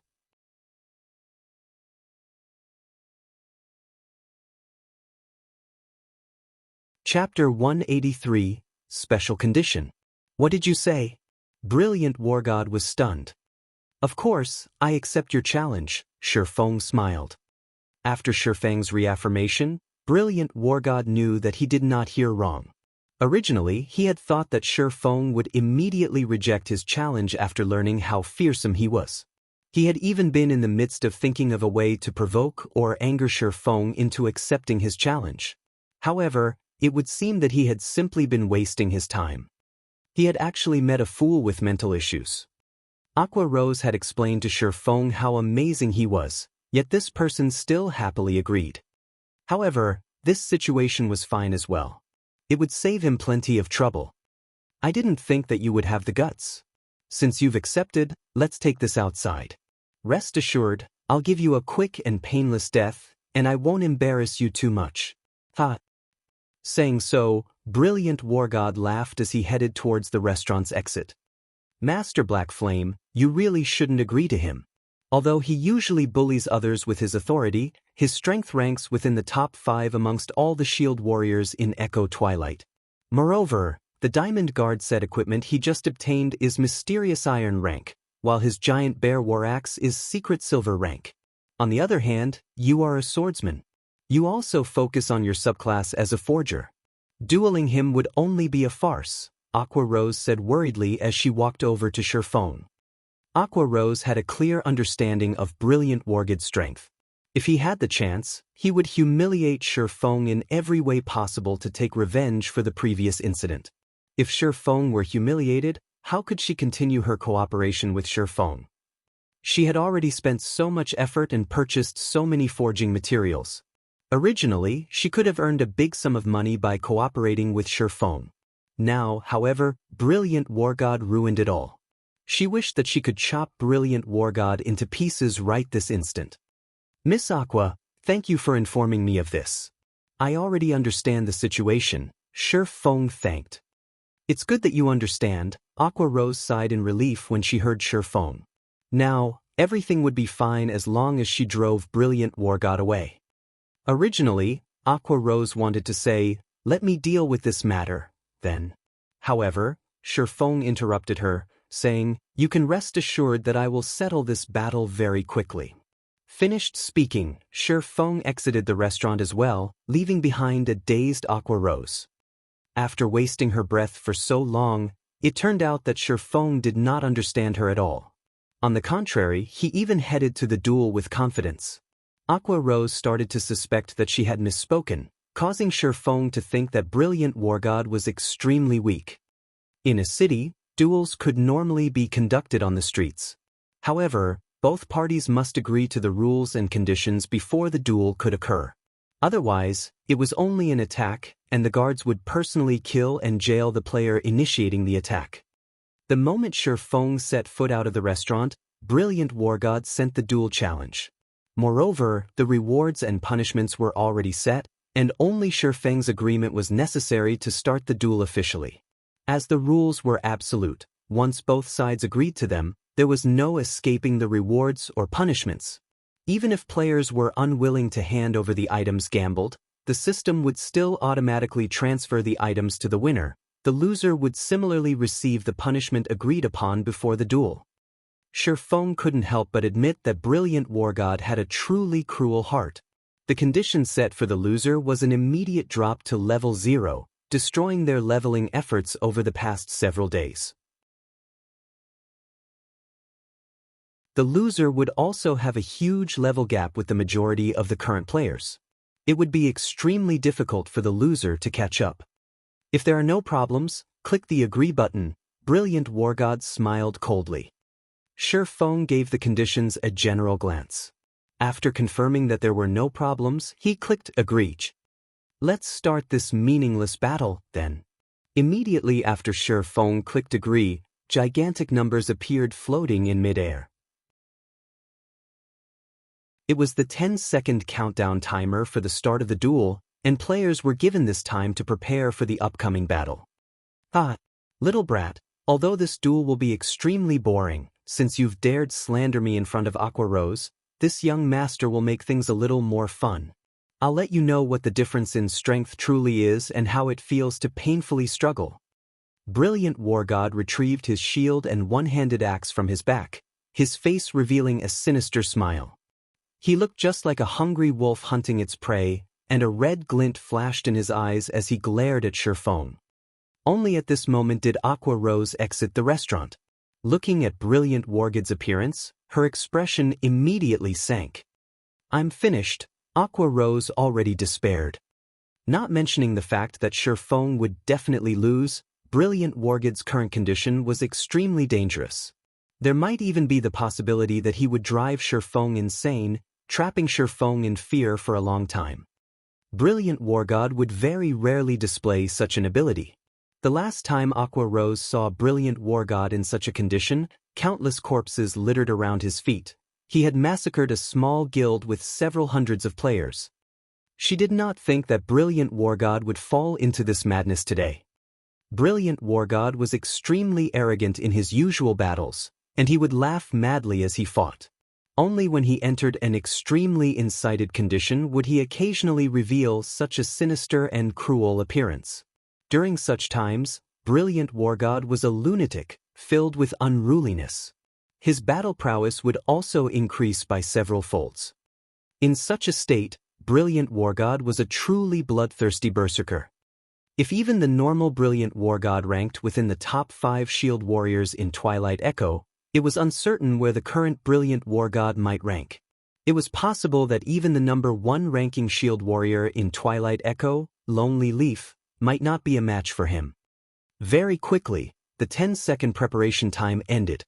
Little brat, I'll first cripple all 4 of your limbs. I'll turn you into a crawling worm, then toy with you slowly. Brilliant War God lifted his bone shield while his other hand wielded the giant bear war axe. His face revealed a sinister smile as he charged at Shifeng. Brilliant War God's current appearance did not resemble anything human. Instead, he looked more like a lunatic possessed by a demon. After entering this crazed state, Brilliant War God became extraordinarily fast and nimble. He charged Shifeng head-on. However, when Shifeng sent a sword stabbing at him, Shifeng's sword merely penetrated the afterimage left behind by Brilliant War God. I'll first cripple your right arm. Brilliant War God suddenly appeared at Shifeng's right, his giant bear war axe abruptly descending and slashing at Shifeng's right arm. By the side, Aqua Rose's complexion turned terrifyingly pale. After seeing Shifeng taking action, she immediately knew that Shifeng was not strong at all, just as she had expected. However, it was an ordinary situation after all. To become Star Moon Kingdom's number 1 forger, Shifeng must have spent a lot of his effort on forging. Where would he find the time to increase his battle techniques? Even if Shifeng were an expert in some other virtual reality game, it would not be the same in God's domain. After entering God's domain, even the experts of other virtual reality games would only be slightly stronger than others. A lot of time was necessary to sharpen oneself in God's domain, and one needed to constantly battle monsters to improve. However, Shifeng clearly did not possess that much time. Brilliant War God would torture Shifeng here and now. He would fall into mental derangement for a long period. Even if he did not go crazy, he would be in a daze for a long time. How was she supposed to continue their trade with Shifeng in such a state? It seems that I can only wait longer, Aqua Rose said helplessly as she looked at the right arm Brilliant War God targeted. Surprisingly, however, Shifeng did not scream in pain.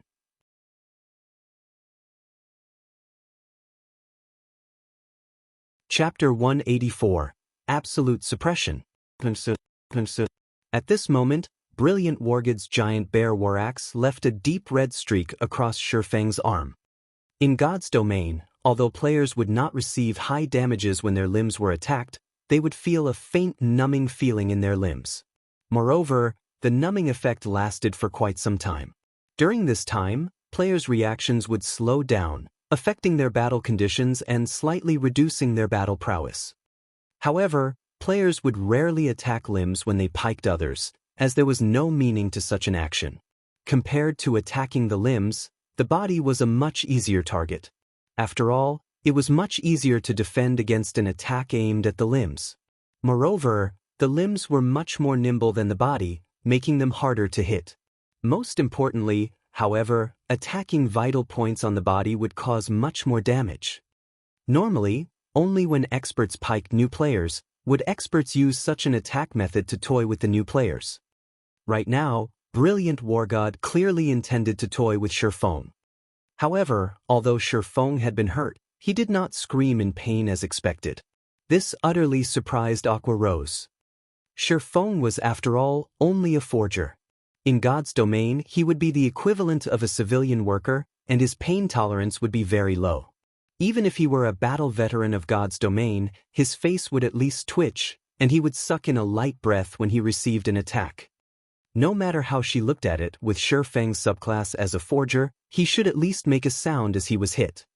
Was it possible that Shi Feng had turned off his pain perception completely? Normally, experts would maintain their pain perception at 30%, and only the newcomers and noobs would turn it off as they could not endure the pain. However, a majority of the players in God's domain would maintain it around 20%. No matter how one looked at Shi Feng, he was by no means a newcomer or a noob, so it was impossible that he would turn off his pain perception completely. Yet, his arm sustained the hit just now, but not the slightest hint of pain showed on his face. On the contrary, a smile filled his face right now. This was simply too abnormal. However, Brilliant War God paid no mind to these matters. Although he felt that something was missing, such as the screams of pain, that would not deter his continued attacks on Shi Feng. Axe swing after axe swing landed on Shi Feng's four limbs, and after a full 5 seconds, Brilliant War God nearly roared with excitement from his ceaseless attacking. Meanwhile, Aqua Rose's shock grew as she stood a distance away and watched the scene before her. Black Flame, which location's god are you? However, she was not shocked due to how precise Brilliant War God's crazy attacks were. Instead, she was shocked by the HP bar above Shi Feng. Brilliant War God's frantic attacks barely reduced Shi Feng's HP. As of this moment, Shi Feng had only lost 10% of his total HP. On the contrary, after 5 seconds passed, Shi Feng's HP once again rose to 95%. The most shocking thing to Aqua Rose was how little damage Brilliant War God inflicted on Shi Feng. Although Brilliant War God was a shield warrior, and his damage was much less than a berserker with the same standards, at the end of the day, Brilliant War God still wore a set of level 9 mysterious iron set equipment. He also wielded the secret silver rank giant bear war axe, so his attack power was no less than a normal level 9 berserker. Even though Brilliant War God did not use any skills, his normal attacks failed to cause over -15 damage with each strike. Wasn't Shi Feng's defense a little too frightening? Why do you still have so much HP? Brilliant War God, who had attacked all this time, suddenly stilled his hands.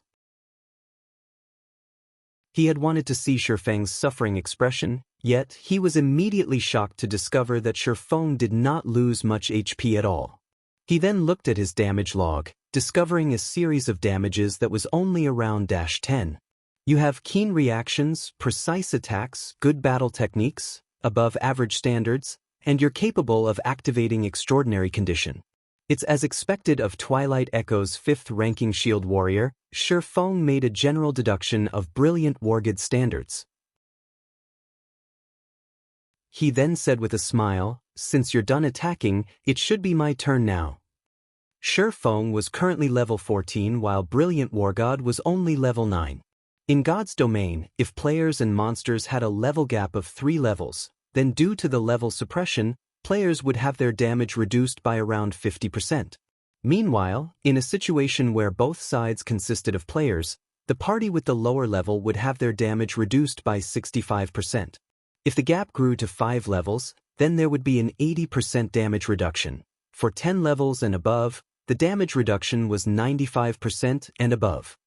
In addition, Shi Feng currently wore the Silver Moon set equipment, so his defense was very high, to begin with. After he had risen to level 14, his endurance attribute increased just beyond 80 points, activating the hidden passive skill for endurance, basic body strengthening. With this passive skill, all attacks causing less than 50 damage were greatly weakened, his battle recovery rate would slightly increase, and his stamina recovery would slightly improve as well. Due to the damage Brilliant War God caused him being extremely low, his battle recovery could replenish most of his lost HP in one shot. This was the specialty of virtual reality games. Due to the gap in levels and attributes, the disparity in strength was worlds apart. Brilliant War God was obviously unaware of this. Stop bluffing. You're merely a blockhead with high defense. Watch how I'll get rid of you and send you back to level 0. Regret becoming my enemy. Brilliant War God did not and would not believe that Shi Feng could retaliate. He raised his giant bear war axe, sending a fierce slash towards Shi Feng's chest. Brilliant War God no longer fooled around. He wanted to get rid of Shi Feng instantly like a fierce gale, so he coupled his attack with a skill. However, standing at a distance, Aqua Rose did not think that Shifeng bluffed at all. Since the start of the battle, Shifeng had waved his sword only once, then stood without moving, allowing Brilliant War God to attack him for an entire 5 seconds continuously. 5 seconds? Even the weakest players could attack or defend many times within this amount of time. Yet, Shifeng chose to do nothing at all. The moment Brilliant War God's giant bear axe passed through Shifeng's body, Brilliant War God involuntarily revealed a cold smile. His belief that Shifeng only bluffed was reaffirmed. After image, Brilliant War God immediately noticed that sensation of his axe passing through Shifeng felt odd. At this moment, he realized that the Shifeng before him was simply an afterimage. He then spun, searching for Shifeng's position. At this moment, Shifeng had already arrived at Brilliant War God's back. His movements were silent as if he did not exist at all. Shifeng's right hand twitched, and the abyssal blade lightly pierced through Brilliant War God's back. A hole appeared in the hard armor that Brilliant War God wore, and the shield warrior instantly felt his heart cool to freezing temperatures. Brilliant War God felt an immense pain in his chest. Since when had a young master like himself experienced such a degree of pain? Immediately, he released an agonizing scream as a damage of over -300 appeared above his head. With a single hit, Brilliant War God lost over a fifth of his total HP. Such speed and attack power. Aqua Rose had distinctly witnessed it from a distance, and her shock-filled eyes involuntarily blinked as a result. She did not think that Shifeng, as a forger, would actually be so amazing in battle. His attack power was simply inhumane. Because of the equipment he possessed, Brilliant War God's defense was frightening. Yet, Shifeng's normal attack dealt over -300 damage to the warrior. Between the two of them, be it defense or attack power, Brilliant War God was far from Shifeng's equal. The disparity in strength was clear for all to behold. The two of them were on completely different levels. It was simply unbelievable. Even with Brilliant War God standards, there was still an evident gap in strength between him and Shifeng. This fight had completely renewed Aqua Rose's recognition of God's domain. After stabbing Brilliant War God once, Shifeng did not give Brilliant War God any chances. He once again waved the abyssal blade, sending a chop at Brilliant War God's body. Shifeng landed a triple damage critical attack, causing over -2,400 damage and instantly killing Brilliant War God.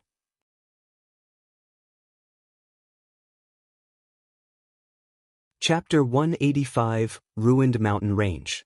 Shifeng pulled back his sword, sliding it back into its scabbard.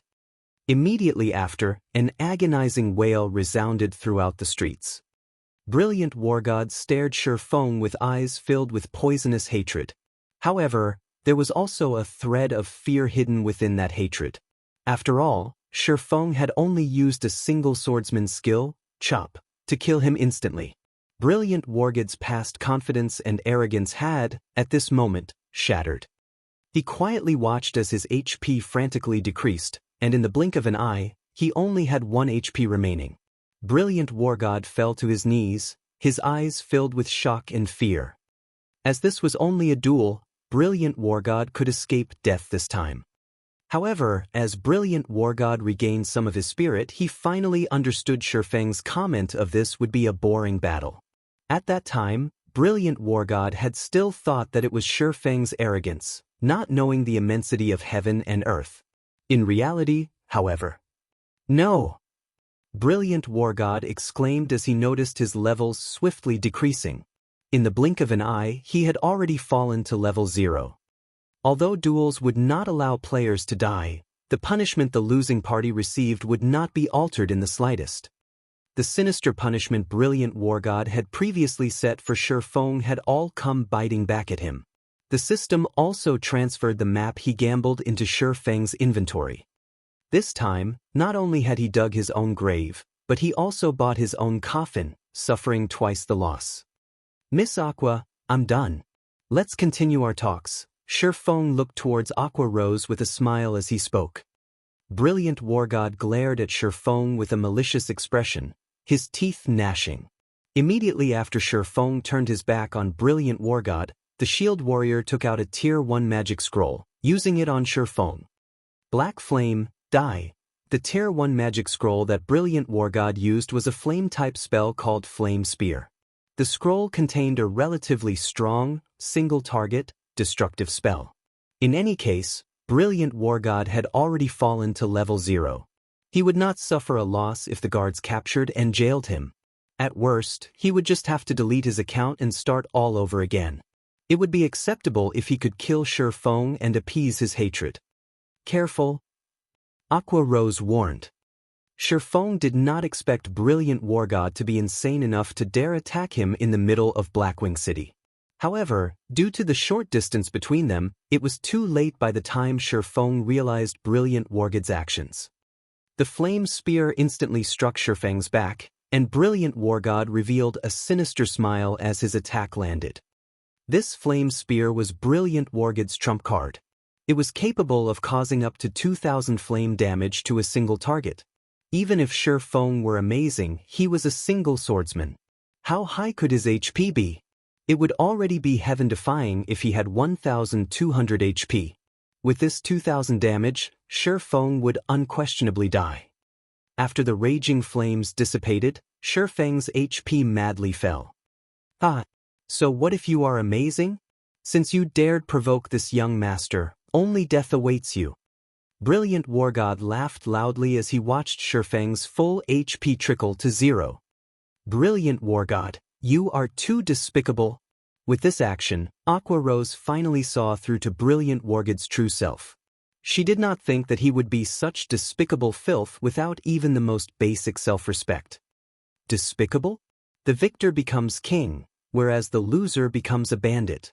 He can only blame himself for his own lack of skills. Brilliant War God sneered as he spoke. However, Brilliant War God's smile quickly faded the moment he discovered that Shi Feng's HP had stopped decreasing after reaching 20%. But why aren't you dead? Looking at Shi Feng standing there, Brilliant War God retreated several steps. His trembling finger pointed at Shi Feng as he panicked. This you don't need to know. However, since you've dared take action here, I'm guessing that you're prepared to receive your punishment, Shi Feng softly said. He chuckled as he clapped at the flames remaining on his body, extinguishing them. The damage caused by the flame spear could indeed kill a level 14 player with one hit. However, Shi Feng was different. He possessed 20 points of fire resistance. He also had the basic body-strengthening passive skill activated, which would somewhat increase some of the hidden magic resistance. In addition, Shi Feng currently had a maximum HP of 1,840 points, so a single flame spear was not enough to kill him. To put it another way, Tier 1 magic had no possibility of killing him with a single hit. At most, it would gravely injure him. Impossible! Brilliant War God was completely dumbfounded by this scene. After all, that was the most powerful Tier 1 magic scroll he had in his possession. It can't be, right? Aqua Rose was similarly shocked. Fire-type magic possessed the highest destructive force of all elemental magic. Yet, Shi Feng had survived after taking a direct hit from a Tier 1 fire-type spell. Just what kind of defense did he possess? Aqua Rose even started to suspect that Shi Feng was a shield warrior or a guardian knight in disguise. However, even guardian knights possessing the highest magic resistance could not forcefully survive this move. While the two suffered their shock, the Black Knights of Blackwing City had arrived. Compared to other towns and normal cities, Blackwing City's management was far more strict. The penalties it administered were even more unbearable. Hence, in Shi Feng's previous life, no players dared cause a scene while in Blackwing City. Any who did simply sought their own deaths. Not to mention, Brilliant War God had actually dared attack Shi Feng, who possessed the status of a demon hunter. Hence, Shi Feng did not immediately take action against Brilliant War God. In reality, he simply waited for the punishment Blackwing City would provide to Brilliant War God. Brilliant War God, you have committed an offense against Blackwing City's laws. Moreover, you attacked the Lord Demon Hunter. From now on, You will remain in jail in Blackwing City for 15 days. After your release, all your attributes would be decreased by 10% for a duration of 10 days, and the EXP you gain will decrease by 20%. The Black Knight captain walked up to Brilliant War God, stating his verdict. Hearing such a penalty, Aqua Rose sucked in a cold breath. This penalty was simply too heavy. Even if they locked Brilliant War God up for 15 days, as an Elder of Twilight Echo, there were other people available to help him level back up. However, now that he was level 0 with the 15-day gap and 20% EXP gain reduction, Brilliant War God would need to grind ceaselessly for over a month to catch up with the level of the majority of the players, not to mention catching up to the top-ranking players. Black Flame, I admit that you are amazing. However, from the moment I took action, I had already decided to delete my account and start all over again. Did you really think I would fear the system punishment? Although Brilliant War God trembled slightly when he heard the penalty he was to receive, giving it another thought, he planned to delete and rebuild his account. What should he be afraid of? Is that so? Then, I look forward to you deleting and rebuilding your account. Shifeng smiled faintly, not bothering to explain. Seeing Brilliant War God's confident smile, Shifeng could not bear to shatter his fantasies. Brilliant War God thought too lightly of God's domain. If a pig-brained person like Brilliant War God could think of such a method to escape punishment, the main god system would certainly have a solution. In Shifeng's previous life, plenty of players had thought of God's domain as only a virtual reality game. They thought they could do whatever they wanted. There were even some players who had done unscrupulous and condemnable things towards female NPCs. After all, these players all thought they could simply avoid punishment by deleting and rebuilding their accounts from scratch. However, the outcome spoke differently. Unless one no longer wanted to play God's domain, otherwise, any and all punishments would be meted out. No matter how many times one deleted their accounts or changed their gaming helmets, the consequences were inescapable. Although God's domain was a virtual reality game, it had its own bottom line as well. The rules of God's domain were the final bottom line. Any and all who dared go past this bottom line would do well to prepare themselves for their punishments, no exceptions. When Brilliant War God saw Shifeng smile, he suddenly felt uncertain about his decision. However, when he gave it more thought, it was possible that Shifeng just tried to frighten him. Immediately, Brilliant War God logged out of God's domain, preparing to delete and rebuild his account. Meanwhile, Shifeng no longer cared to pay any attention to this brainless princeling. He then opened his bag, examining the clue to the God Slayer that he had just obtained. There was no marked location on this map. There were also no written words to give an explanation. If any other players were to obtain this map, they would have no clue of what to do with it. After all, they would not know the location displayed on the map, nor would they know how to look for it. Moreover, the official site did not publish a world map for God's domain. That explained Brilliant War God's ignorant generosity of wagering this map. Fortunately, Shifeng was extremely familiar with God's domain. In Shifeng's previous life, the various major guilds in God's domain made their own maps of God's domain, and Shadow was no exception. 10 years after God's domain started its operation, the world map that Shadow possessed was very thorough. Meanwhile, familiarizing oneself with the world map was one of the basic requirements of a guild leader, including Shifeng. However, the map currently in Shifeng's hands displayed very complicated terrain. Only after racking his brain for some time did Shifeng manage to recall a place with a similar terrain as shown on this map. It was the forbidden territory for humans, the ruined mountain range.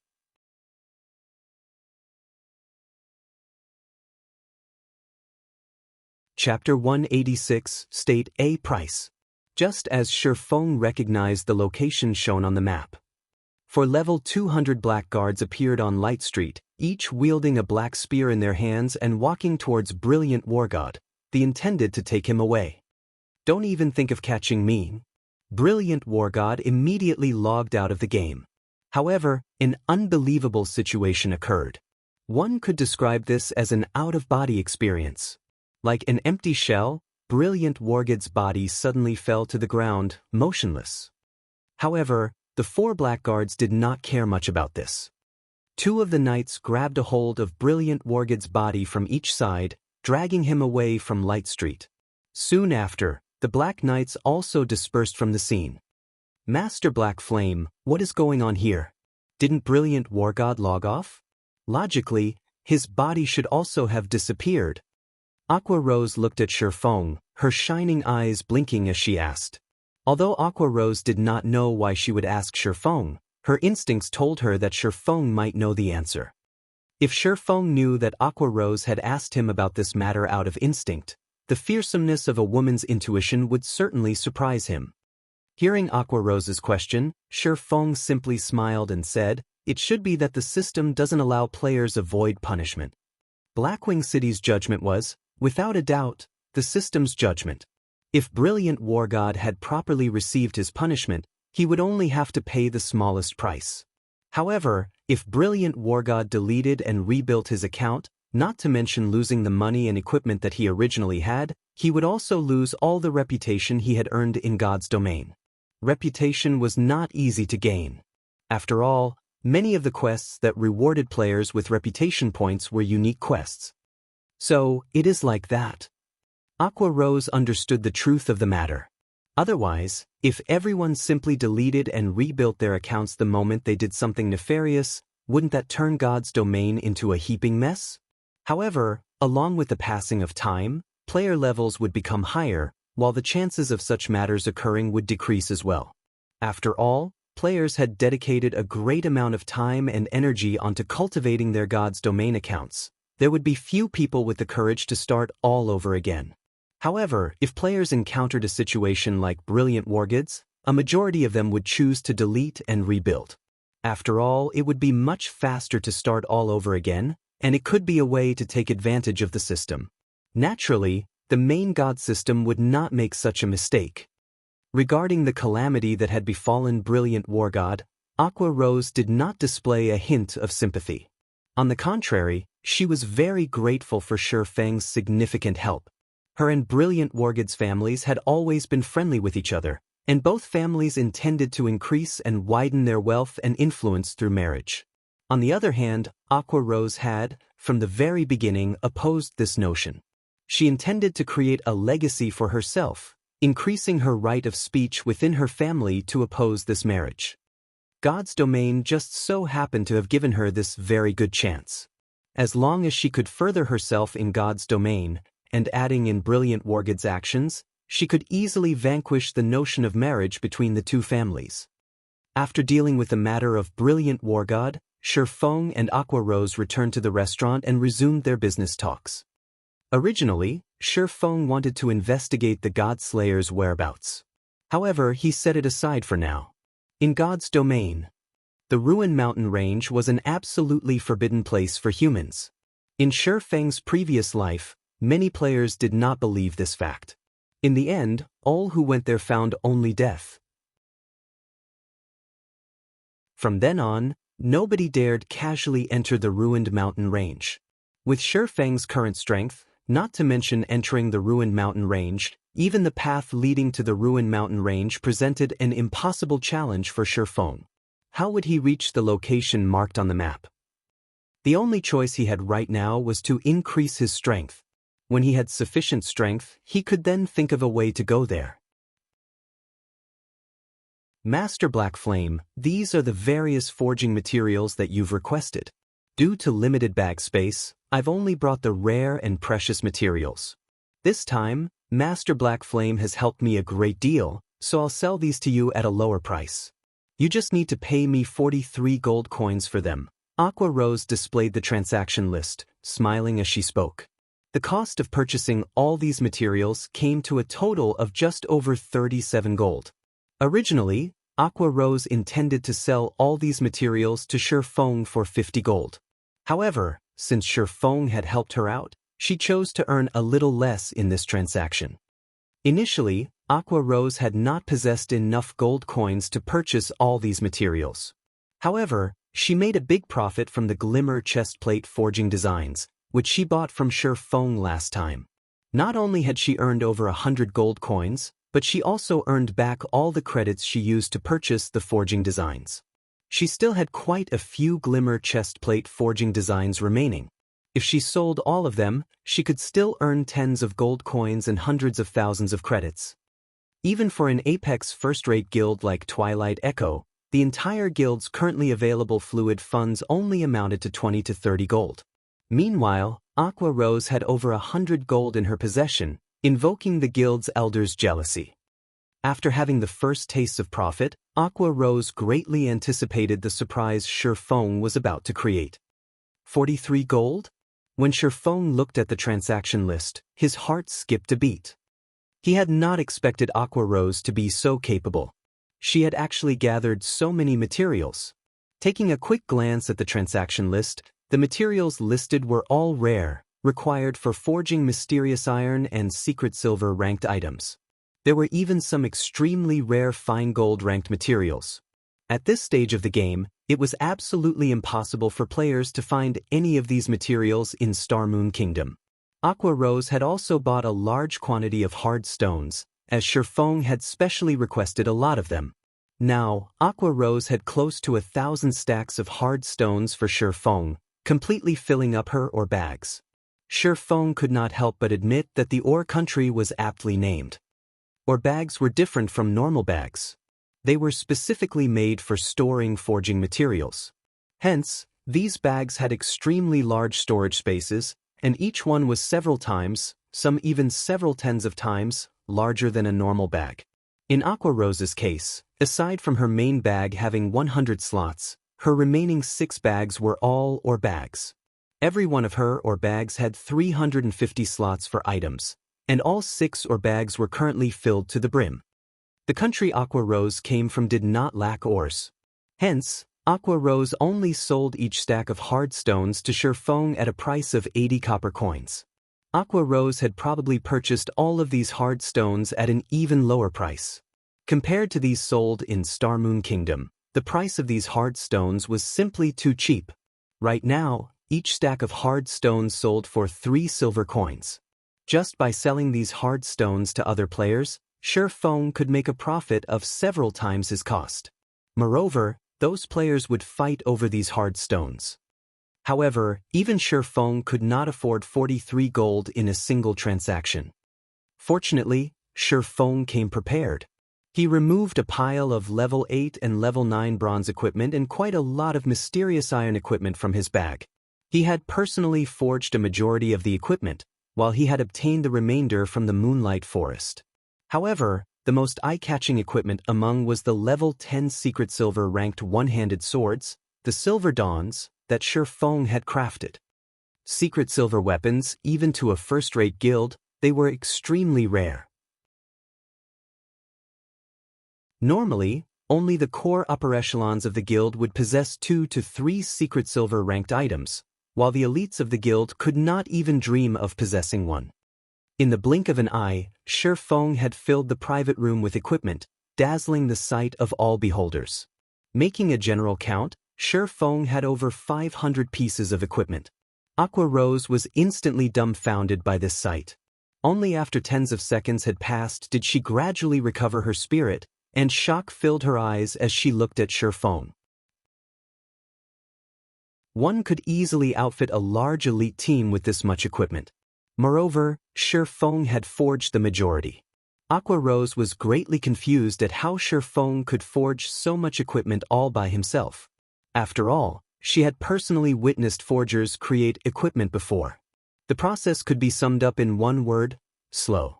These were all bronze and mysterious iron ranked equipment.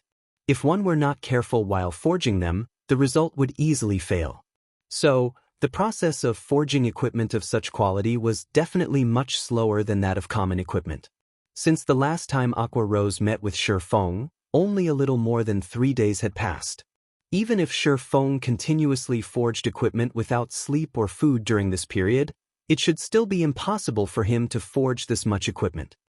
Miss Aqua, I already brought the equipment. State a price. Shifeng smiled. Aqua Rose immediately felt as if she had been cheated. Originally, she intended to make a big profit off of Shifeng. However, with 500+ pieces of high-level equipment placed before her, even if she sold herself to Shifeng, it still might not be enough. Chapter 187, Frightening Forger. The private room of the restaurant was very large. However, it was insufficient to contain all of the weapons and equipment that Shifeng had taken out. The entire room was cramped with items right now. After counting for a long while, Aqua Rose finally had a firm grasp on the number of weapons and equipment that Shifeng had brought. Among them, there were over 200 level 8 and above bronze weapons, over 300 pieces of level 8 and above bronze equipment, 70 level 9 and above mysterious iron weapons, 80 pieces of level 9 and above mysterious iron equipment, and 20 level 10 silver dawns. There was close to a total of 700 weapons and pieces of equipment. With this much equipment, Aqua Rose would have no problems gearing up even a 100-man team. The attributes of the silver dawns were especially frightening. Compared to the giant bear war axe that Brilliant War God had, the silver dawn's attributes were much stronger. Twilight Echo had sacrificed many of their elite members to obtain Brilliant War God's level 9 giant bear war axe. After all, it was only a normal occurrence to lose over 20 elite players when dealing with a chieftain-ranked field boss. Chieftain-ranked field bosses were extremely rare in God's domain, and meeting one all depended on luck. Moreover, after meeting one, sacrifices were necessary to bring it down. This was the exchange of the lives of the guild's elites for equipment, and it was a huge loss to the guild. Yet, Shifeng casually displayed 20 secret silver weapons. Aqua Rose no longer knew how to describe Shifeng. Despite having an immeasurably high strength, his standards as a forger were also at their apex, as Aqua Rose had yet to hear news of any player forging a secret silver-ranked item. Shifeng's existence simply caused others despair.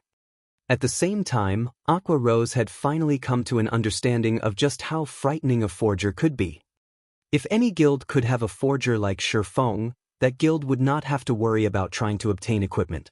As long as they had the forging designs, they could have whatever equipment they wanted, and at any time they wanted it.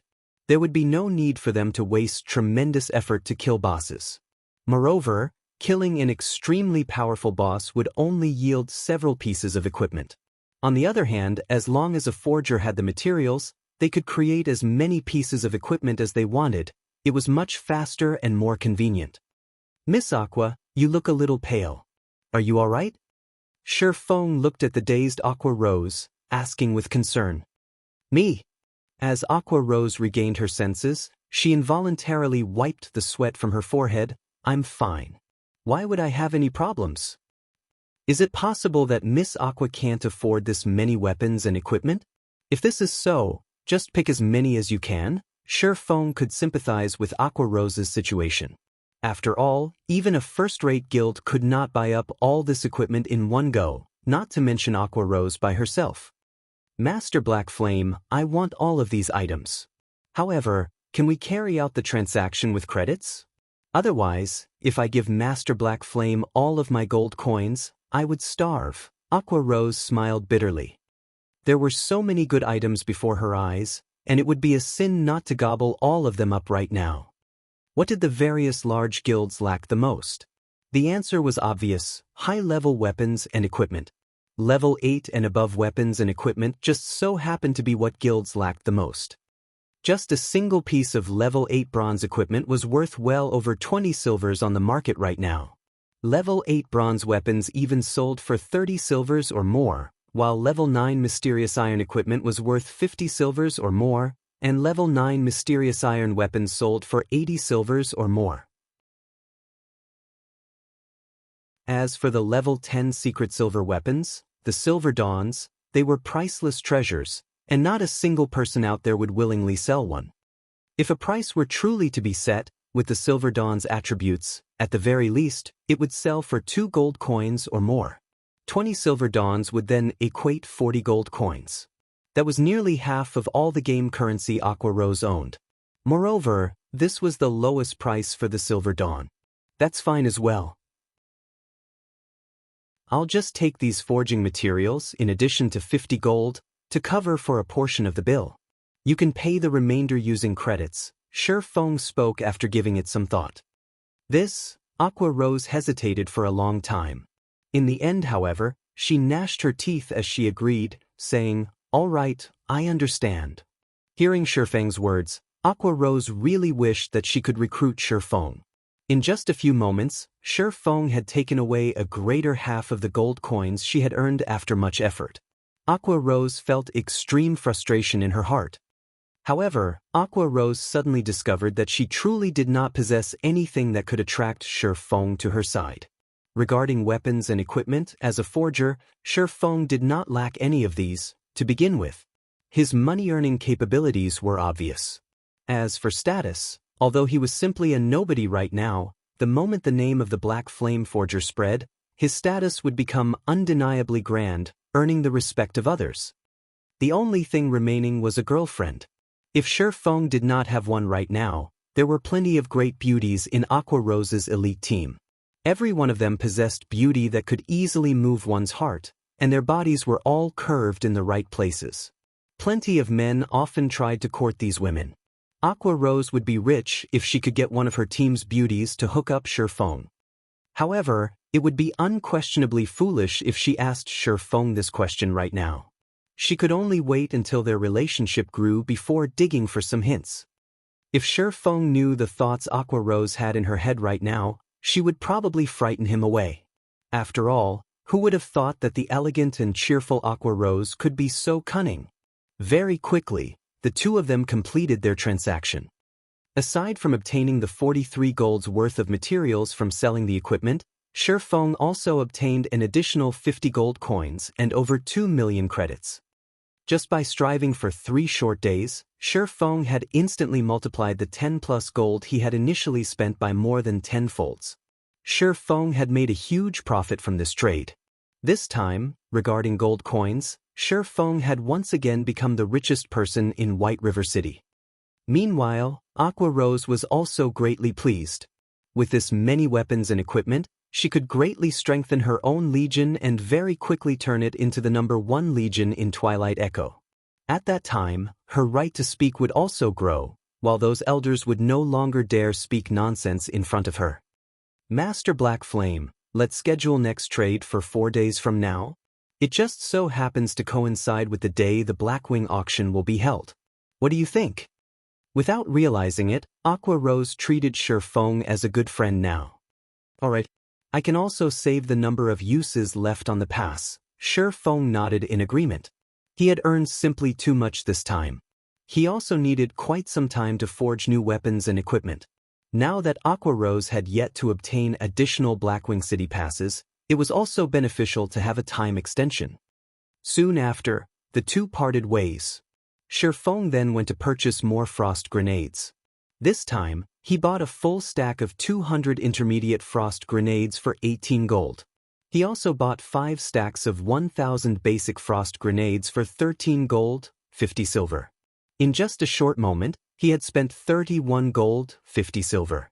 However, Shi Feng did not feel any heartache over it, as the money he obtained from Aqua Rose just now was simply the tip of the iceberg. The true iceberg was still within his grasp with the incomparably popular hard stone. To Aqua Rose, whetstones were neither rare nor special. After all, being from the ore country, such items were available in abundance.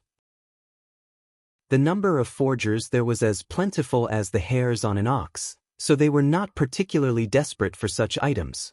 However, it was a different story for the Star Moon Kingdom, with the various guilds in the White River City region who were desperately trying to level up. These guilds were in desperate need of hard stones. Yet it was just too difficult to obtain any. They might even go bald from over-worrying right now. As for after these guilds entered White River City, Shi Feng did not need to worry that these guilds would suddenly halt their need for whetstones. Even after everyone entered White River City, the issue of durability would still plague them. It might even become a much more serious issue.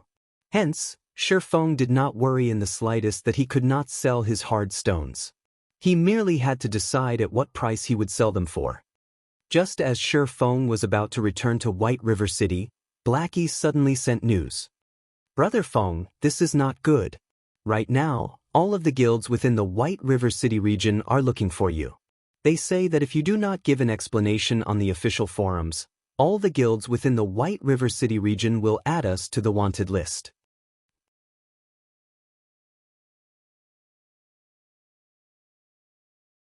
Chapter 188. You are digging your own grave.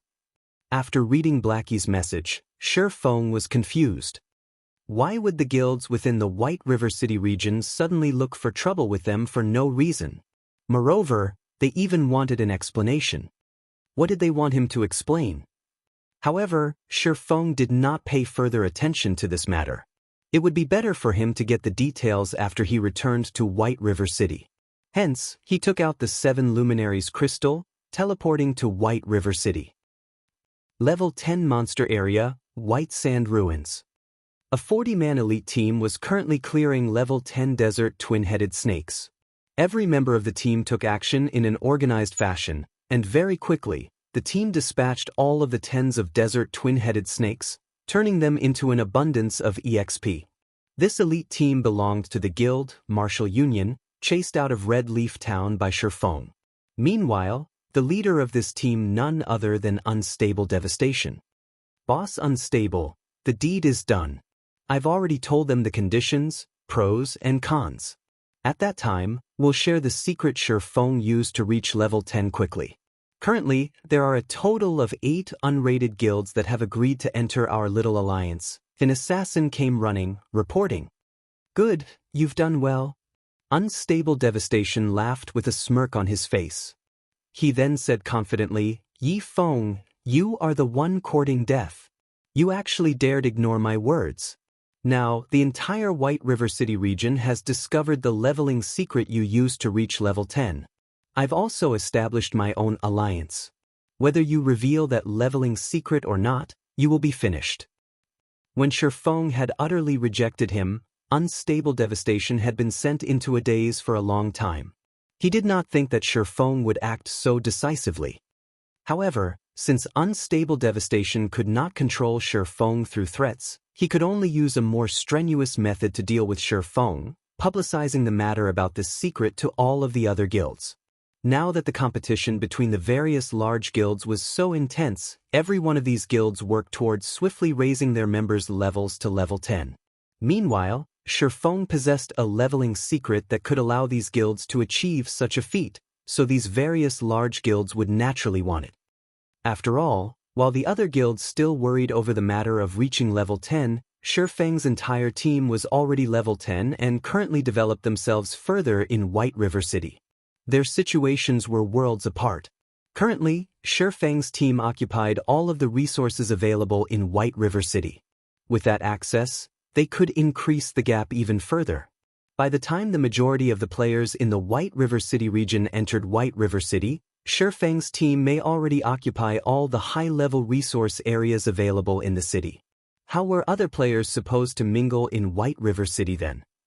That was to say, if any guild could obtain Feng's leveling secret, they would become a tyrant in White River City in the future. With such a temptation in sight, who could resist?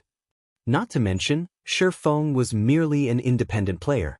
He did not have the protection of any major power. God's domain was still not kind enough to allow a weakling exclusive monopoly on treasures. With treasures up for grabs, how could any of these guilds let go of this chance? They would do whatever they could to snatch it.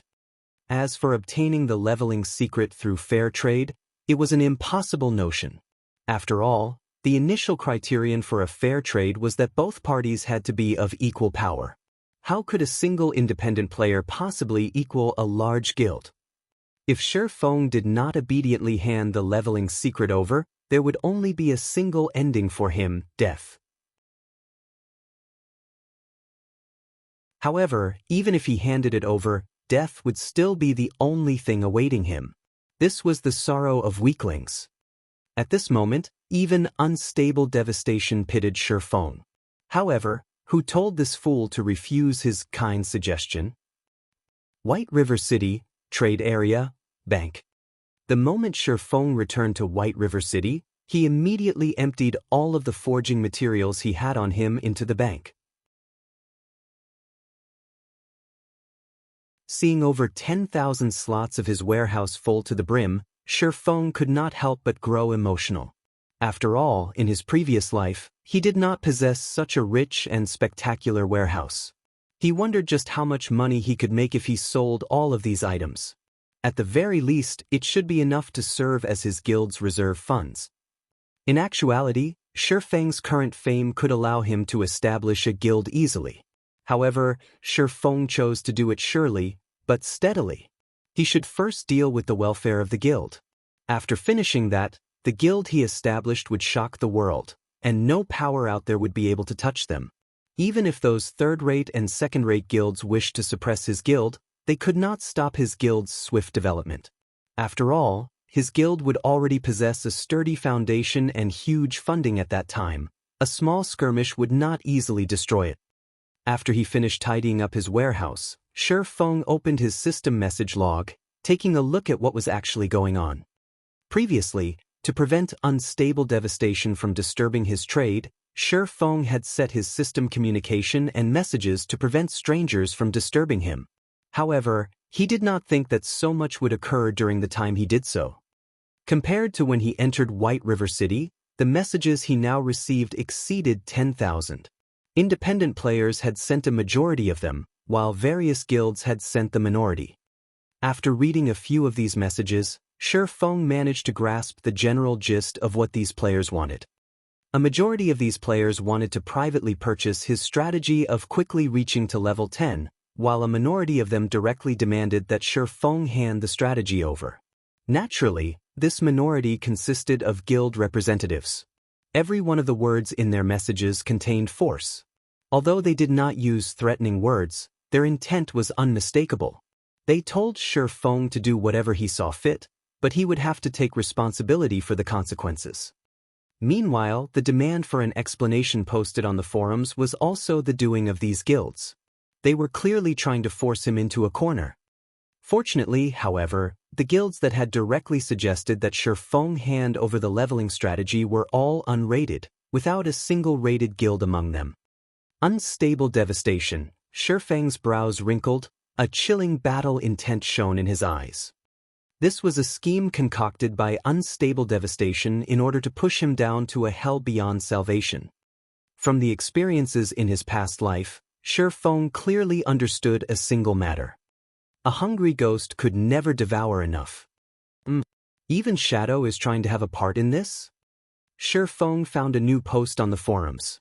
It was a declaration of alliance made by Unstable Devastation and several other guilds. They requested Feng to hand over his leveling strategy to satisfy everyone. Otherwise, they would impose a sanction on him. Meanwhile, Shadow was among the several guilds that had joined this alliance. Immediately, plenty of people showed their support for Unstable Devastation. They all wanted Feng to hand over his leveling strategy, benefiting everyone. Feng simply smiled. Did they really take him for someone who could be easily bullied, someone they could mold in the palm of their hands? If Gentle Snow possessed this leveling secret, these guilds and players would have long since shut their mouths. Rather, they would cheer and sing her praises. Immediately after, Feng created a post on the forums. Selling the leveling strategy to reach level 10 quickly for 10 billion credits. All insincere buyers will be ignored. Feng then set aside the official forums, looking at the time. It was nearing dawn in the real world, so Feng promptly logged off to rest. However, Feng's post had instantly become popular. Almost everybody paid attention to it when they saw Feng's asking price of 10 billion. Those who had previously wanted Feng to publicly disclose the strategy for free now cursed even more fervently. 10 billion credits? Why don't you die instead? Unstable Devastation and other unknown guilds had all involuntarily cursed the moment they saw Feng's post. This Feng had simply gone insane for money. Which fool out there would spend 10 billion credits to buy a garbage strategy? However, anyone smart enough could easily discern Feng's true intentions. Naturally, these guilds also understood what Feng tried to say. This was Shi Feng's way of indirectly sending them a message, saying, "Want this secret for free? Dream on." Without a doubt, Shi Feng declared war with these guilds. "Yi Feng, you are digging your own grave." Unstable devastation spoke in rage, though his tone carried with it a hint of gloating. He was furious due to Shi Feng ridiculing him for being poor, while he was happy as there were over 30 guilds who would deal with Shi Feng. Even if Shi Feng were amazing, he would still be finished the moment these guilds entered White River City. Unless, of course, Shi Feng could repeat the scene from last time, banishing all of these guilds from White River City. However, was that possible?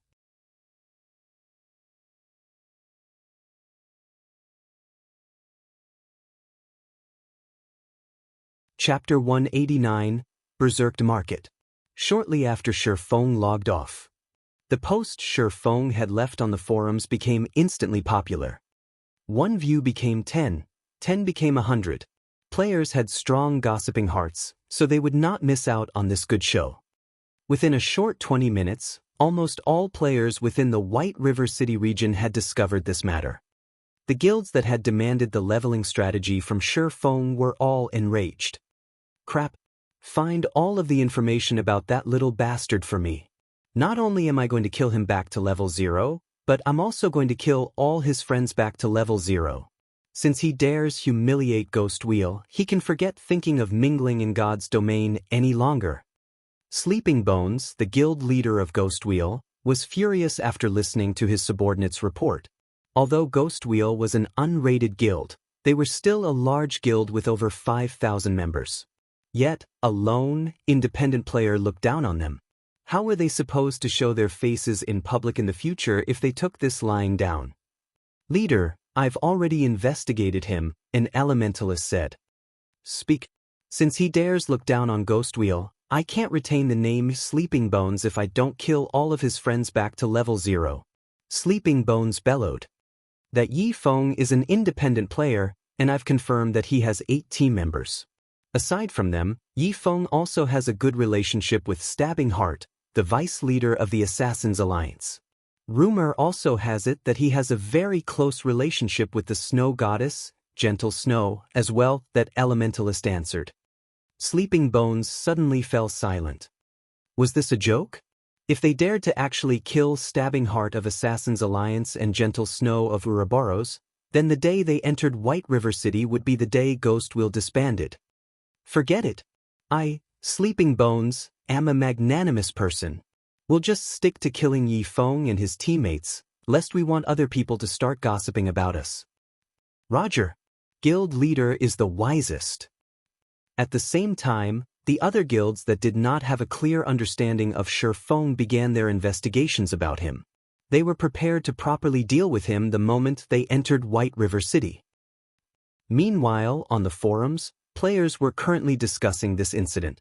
They all felt that White River City's battle of the century was about to begin. This fellow brother Yi Feng simply too awesome. Isn't he trying to oppose those various guilds? He is just overestimating himself. Who does he think he is? When these guilds enter White River City, it will take no effort for them to destroy him. What do you know? Yi Feng is a God-ranked expert.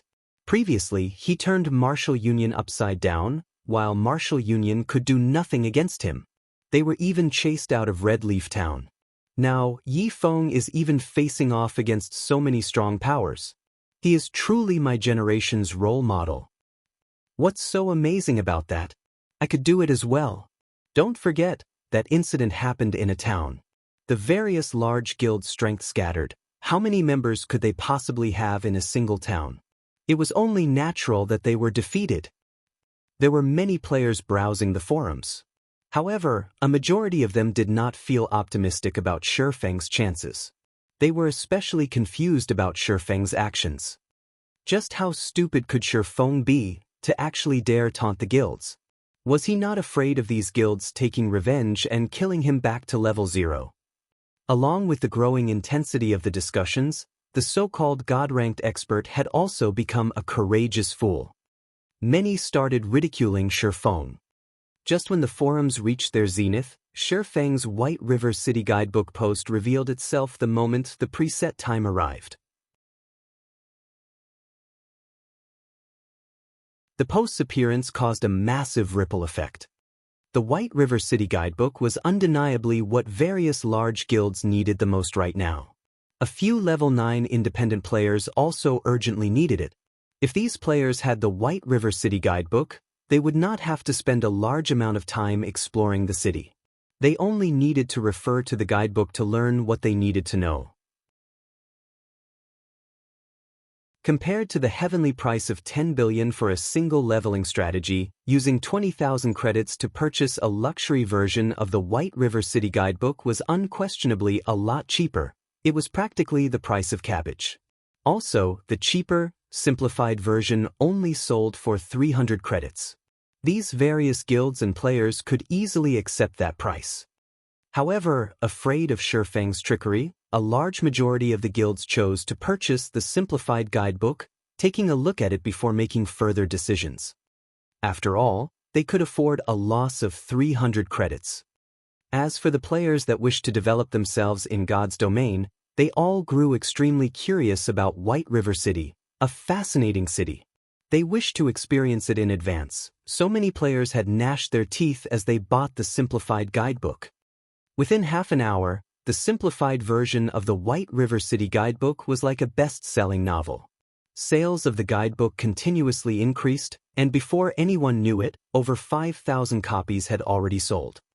In other words, Shifeng had earned 1.5 million credits within this short time. Many players had discovered business opportunities from this. Players who originally worried about whether or not they could make money in God's domain relaxed at this sight. After all, Shifeng was their best example. As long as they could grasp a hold of the opportunity, becoming rich in a single night was not just a dream. It was just like how Shifeng became the first person to enter White River City. Immediately, plenty of players outside of the White River City region grew excited. If they too could be the first to enter their own respective cities and write a city guidebook, couldn't they also become rich? This thought inspired desperation in all of the players in God's domain. As if possessed by the devil, they all started rushing to level up. They all wished to become the first person to enter their respective cities, making a huge profit and becoming rich overnight.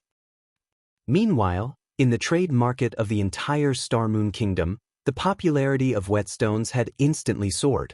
As long as a forger had at least a 30% success rate of crafting whetstones, the various large guilds would instantly target them. The guilds used all sorts of methods to recruit these forgers, continuously raising the standard of treatment.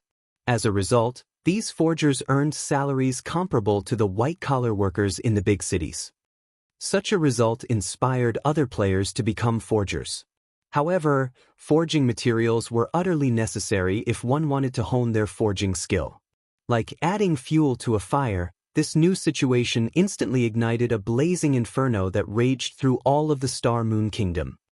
The prices of forging materials soared, again and again, madly increasing the price of hard stones as well. By the time Shifeng entered God's domain that night, a stack of 20 hard stones already sold for a sky-high price of 8 silver coins. However, the supply could not keep up with the demand. Furthermore, even the most common bronze ore sold for 15 silver coins per stack, with 200 per stack. Luck can't be stopped once it comes. I would never have thought that the White River City Guidebook would so fiercely drive the materials market. Shifeng rejoiced the moment he logged in. During the day, aside from training his body, Shifeng had gone to the city center to look for suitable locations to start up his workshop. His requirements were very simple. He wanted a good environment surrounding the office building. After surveying over 10 locations, Shifeng finally found a relatively pleasing office building. It was located in the city center. Moreover, it was an entire floor being sold. The office floor had a wide space of 5,000 square meters, so it was extremely spacious. There would be no problems turning it into an office for several hundred people. Moreover, the surrounding environment and traffic were convenient. However, the most important factor was that the office was relatively close to Big Dipper, The best gym in Jinhai City. The owner of the office floor only sold it to make up for issues surfacing with his business. Otherwise, he would not bear parting with such an amazing location. However, that person had set a price of 60 million credits for the place, with each square meter priced at 12,000 credits. Although such a price was not considered expensive in the city center, it was not cheap either. Shi Feng only had somewhere over 20 million credits stored in his bank right now. He still needed that money for the fellowship party hosted by his school. In the end, Shi Feng could only ask the owner for 15 days to think it over. Shi Feng never imagined that he would be given a fright the moment he returned to God's domain. When he saw the sales of the White River City guidebook, he even thought his eyes were playing tricks on him.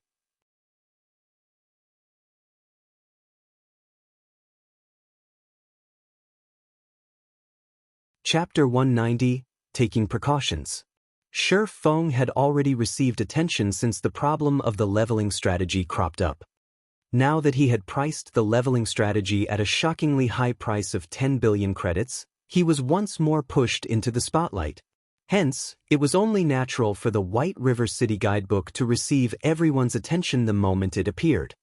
These sales had far exceeded Shi Feng's expectations. Shi Feng quietly called up the half-transparent display screen. When he examined the sales records displayed on the official forums, Shi Feng involuntarily revealed a knowing smile. The simplified version of the White River City guidebook sold 25,364 copies. The luxury version of the White River City guidebook sold 367 copies. In only half a day's time, the sales had already reached such numbers. Even a best-selling book could achieve such a feat. The simplified version, which was the cheapest version of the guidebook, already cost 300 credits. This was much more expensive than any ordinary book. However, over 25,000 copies still sold. Moreover, 367 copies of the 20,000 credit version of the guidebook also sold. It was obvious just how great the business opportunities were in God's domain. Just the credits Shi Feng earned within a day exceeded 10 million. It was practically faster than robbing a bank. Of course, the main contributor to such success was Shi Feng becoming too eye-catching and famous, even if most of it was infamy. Moreover, along with the passing of time, the sales of the White River City guidebook would still increase. Although Shi Feng won't be earning as much as he was now, his daily earnings would still be considerable. Originally, Shi Feng estimated his earnings from the guidebooks would be around several million credits. Moreover, he reached this conclusion after taking into consideration that every guild within the White River City region would purchase a copy of the luxury version. However, the conversation records on the forums made it clear that it wasn't just players within the White River City region paying attention to the guidebook. Players and guilds from other cities also purchased the guidebooks, which, in turn, led to such a high selling rate. Although it was a strange situation, Shi Feng could guess the intentions of the players and guilds of other cities. The difference between cities was not particularly large. Mostly, only the quests available, leveling spots, and amount of NPCs were different. However, the main rules in a city and the ways to develop a guild in a city were the same.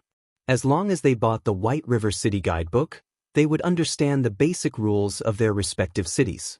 They could also quickly adapt to the playstyle in the cities. So, naturally, they would purchase a copy of the guidebook to get a general understanding of their respective cities. Now that Shi Feng had gained over 10 million credits for no good reason, confidence regarding his future filled his heart. He might even be able to suppress Shadow at the fellowship party in a few days, becoming the center of attention during the party. However, before he could become the focal point, he needed to make plenty of preparations. After all, his background was simply too weak compared to Shadow's right now. Hard stones will soar in price from now on. It should reach its peak by the time the first corporation enter White River City. That time would be the best opportunity for me to sell my stock and make a killing. Shi Feng closed the official forums as he thought. Right now, aside from credits, he needed a lot of gold coins to increase his workshop's background. However, he could not just hold on to a ton of gold coins. After all, The true way of earning money in a virtual reality game was by spending money in the first place. He currently had far too few coins to carry out such a feat, hence, he needed to earn many more gold coins. Right now, becoming enemies with that many unrated guilds had placed quite a pressure on Shifeng. Although these guilds were not much of a threat to him as a lone player, he still wanted to establish his own guild in the future. Such a situation would be detrimental to his guild. As the saying went, the barefooted did not fear those with shoes. Establishing your own guild was the equivalent of putting on shoes. Having a guild was the equivalent of having a house, supplying your enemies with an easy target. They could deal with you with greater ease. Hence, in Shifeng's previous life, plenty of small guilds were forced to disperse due to being targeted by a large guild. On the other hand, the fixed teams formed by independent players got by rather peacefully, and it went without saying that lone players could do so as well. However, there was a limit to the strength of a single individual in God's domain. It was the same in the case of a large team. If Shifeng wanted to establish his own virtual empire, he, even more, was in need of the strength of a guild. Hence, establishing a guild was his only available option. To reduce the pressure on himself, Shifeng needed to increase the pressure on these unrated guilds. That way, they couldn't spare any time to deal with him. Although there was still a long time until these guilds would search him out, it was wise to take precautions. Immediately, Shifeng contacted Stabbing Heart. Brother Yifeng, I am truly grateful for your help the last time. Because of your guidebook, the elite teams of our guild could prepare far more than other guilds. After we enter White River City, I believe it won't be long before our Assassins Alliance reigns supreme over the other guilds in White River City. Stabbing Heart excitedly said, however, after not meeting for some time, I never imagined that Brother Yifeng would grow even more famous. I am truly envious. If I become as famous as Brother Yifeng, I might even be promoted to an elder position during the next guild meeting. I'd rather be more ordinary. Shifeng smiled bitterly as he shook his head. The nail that stuck out would be hammered down. Although Shifeng had long since been prepared for this in his heart, he did not think that the actual situation would be so intense. Brother Yifeng, since you are looking for me, do you need help for something? Stabbing Heart asked. Normally, Shifeng would not take the initiative to contact him unless there was something going on. Of course. Moreover, it is good news for you, Shifeng laughed. Good news? Stabbing Heart grew slightly excited. He had received plenty of praises from the guild leader due to the help he received from Shifeng the past several times. As a result, his position in Assassin's Alliance had risen by quite a bit. Meanwhile, the matter of the White River City guidebook even earned him the good graces of the guild elders. They had already labeled him as one of the reserve elders of the guild. Such a promotion was rare in the Assassin's Alliance, and it displayed how highly the guild leader and elders thought of him. Do you lack hard stones right now? Shifeng asked. Lack? My subordinates and I have a headache over this matter right now. Even though I'd sent many people out to grind, the amount of hard stones we obtained is merely a drop in the bucket. Does Brother Yifeng need some hard stones right now? Stabbing Heart breathed out a tired sigh when he heard the words, hard stone. He then immediately said, if Brother Yifeng needs them, I should be able to gather 3 to 4 stacks for you. I truly can't spare any more than that. Stabbing Heart only spoke the truth. After all, he had prepared these hard stones for the forgers in his guild to craft whetstones. Brother Stabbing Heart, you're overthinking things. I'm not calling to buy but to sell, Shifeng laughed. Sell? Stabbing Heart was awe-stricken. Hard stones were extremely rare right now, and it was insanely difficult for average players to obtain them. Not to mention selling them, players would normally choose to keep them for their own use. After all, if one wanted to level up quickly, whetstones were a must. How many do you have? Be it 2 or 3 stacks, I want all of them. I'll even buy them at above market price. What do you think about 9 silver coins per stack? In Stabbing Heart's mind, Shifeng was only an independent player. It was already heaven-defying for him to have 2 to 3 stacks. After all, Stabbing Heart's own team, which consisted of hundreds of players, had only managed to obtain 3 to 4 stacks after a long time. No, I have 50 stacks. However, I'm only taking coins for them, Shifeng casually responded, extended 5 fingers.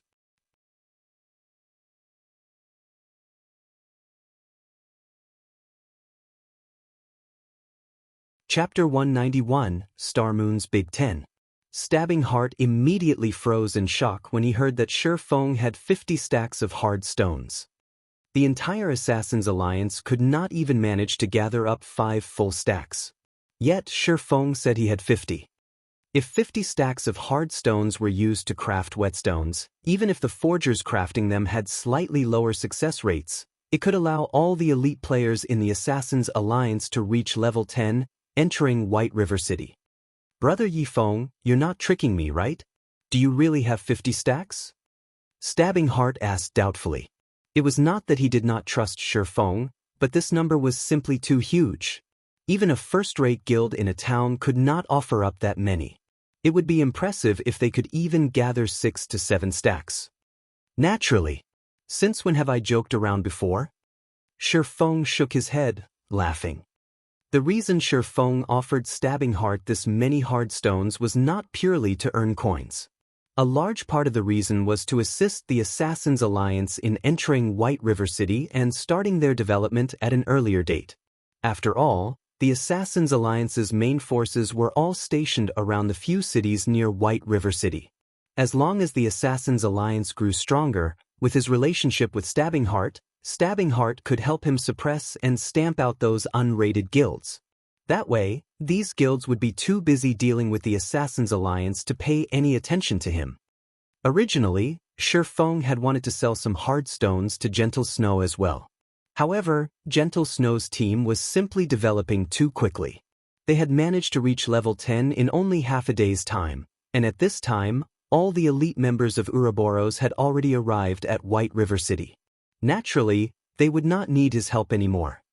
The most important point was that Gentle Snow possessed the super luxury version of the White River City guidebook that Shifeng had sold to her. With it, she could easily widen the gap between herself and the other guilds, standing out from the crowd. Now that Shifeng had protective umbrellas like Gentle Snow and Stabbing Heart, would those unrated guilds possibly dare do anything to him? He could progress with his own development with a peace of mind. Brother Yifeng, I don't know how to thank you for this. If you have anything you need help with in the future, just mention it.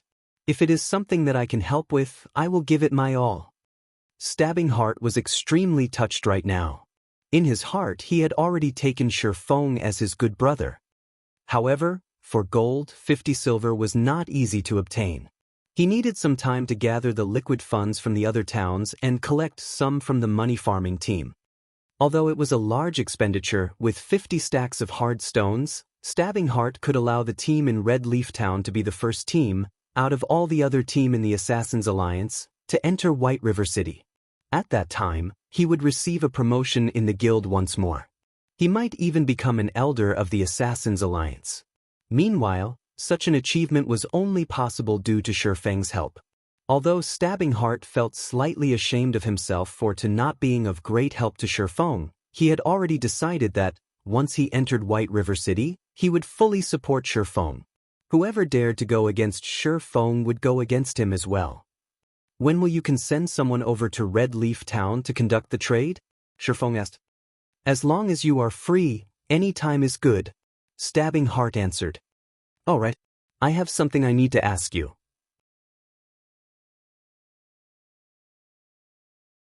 Do you know the current whereabouts of the team from Martial Union led by Unstable Devastation? Shifeng felt that, since he was going to make a trip back to Red Leaf Town, he might as well look for Unstable Devastation to extract his revenge. This I know. They're currently at the White Sand Ruins.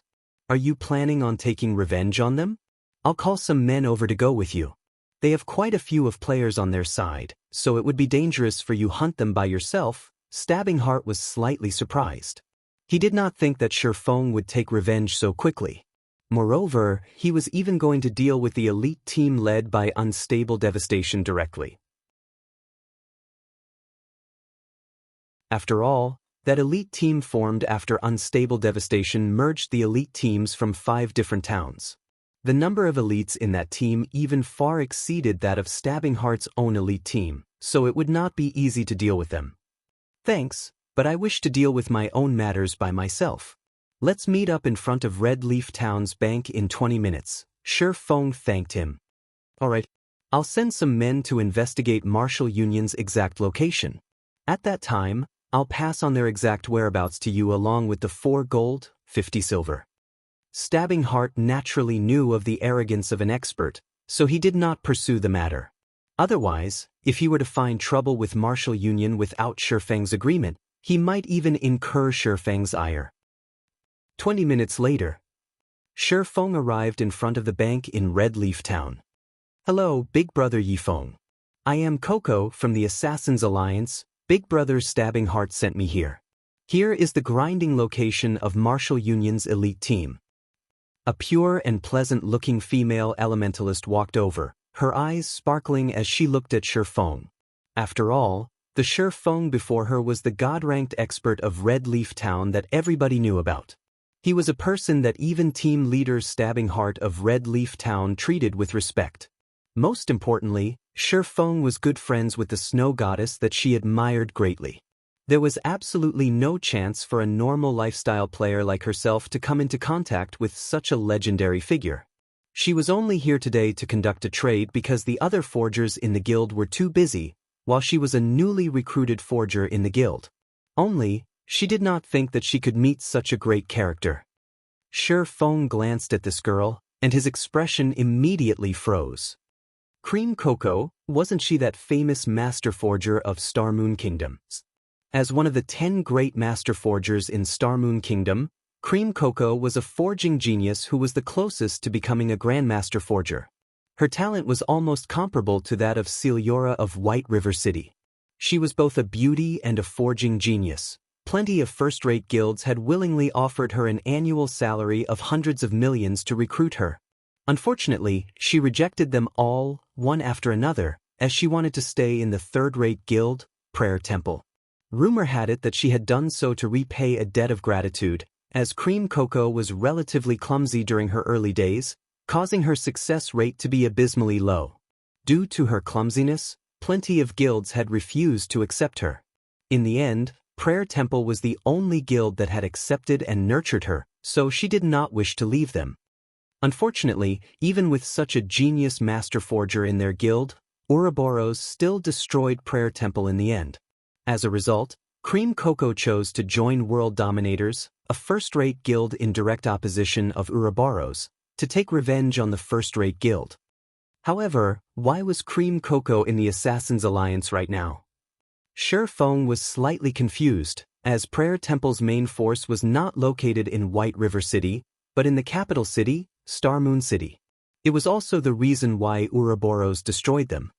Could it be that, after being ignored by the Assassin's Alliance, she chose to head to Star Moon City to develop herself after she reached a higher level, which then led her to Prayer Temple? Shi Feng could only make guesses. If the Assassin's Alliance found out that they had chased away a master forger during their early days in God's domain, they might even kill themselves in regret. Big Brother Yifeng? When Cream Coco discovered that Shi Feng stared at her sternly, she couldn't help but panic. Only now did Shi Feng regain his senses. His actions could not be considered overreacting, as a top-tier master forger was simply too important to a guild. However, he couldn't just try to recruit Cream Coco to his group. After all, Cream Coco was still a member of the Assassin's Alliance right now. His only option at the moment was to wait for Cream Coco to leave the Assassin's Alliance before trying to recruit her. Oh, it's nothing. Here are the 50 stacks of hard stones. Shi Feng immediately traded the 50 stacks of hard stones to Cream Coco.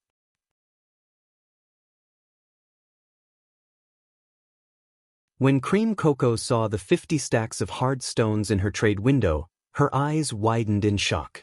She did not even dare believe her own eyes. Right now, it was hard to even purchase 1 or 2 hard stones. Yet, Shi Feng had easily managed to bring out 50 stacks. It was no wonder why team leader Stabbing Heart was so respectful to Yi Feng. As expected, he was a figure that average players like her could only look up to. Soon after the trade completed, Shi Feng departed from Red Leaf Town, heading towards the White Sand Ruins. However, he did not add Cream Cocoa as a friend, as such an action might cause a change to the track of history, causing Cream Cocoa to instead stay with the Assassin's Alliance. If that happened, he would definitely cry with regret. Hence, he would let history repeat itself without his interference. Now that he knew Martial Union's precise location, he would immediately teach Unstable Devastation the consequences of becoming his enemy.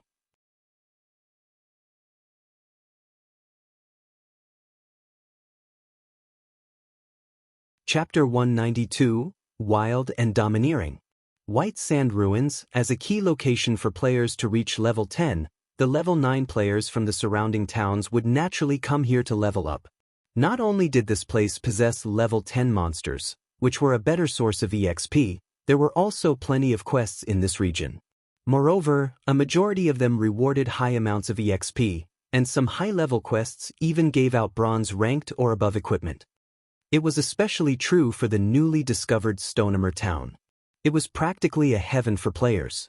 As long as one's reputation in Stonemer town reached a certain degree, they could purchase level 10 bronze and mysterious iron equipment at extremely low prices. It was impossible to find such treatment in other towns. Thus, White Sand Ruins became the mainstream leveling location for level 9 players. Naturally, guilds like Martial Union would not miss out on such a great location.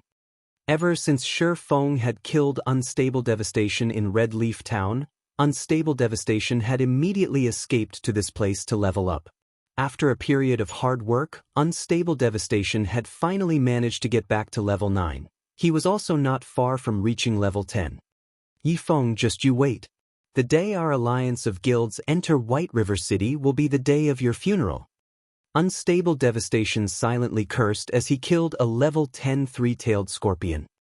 Although he had exposed Shi Feng's secret, and Shi Feng provoked and angered the other guilds, there had yet to be a person that could do a thing to Shi Feng. Moreover, not only was Shi Feng living comfortably, he was even earning a large sum of money right now. This envious situation of Shi Feng's had driven Unstable Devastation to near insanity, and he silently questioned why he couldn't enjoy such fortune. Martial Union was originally a guild that had migrated to God's domain from another virtual reality game, so they did not possess the investment of any large corporation. There were only a few wealthy young masters spending money to support the guild. While Martial Union still played that other virtual reality game, these wealthy young masters were considered rich tycoons.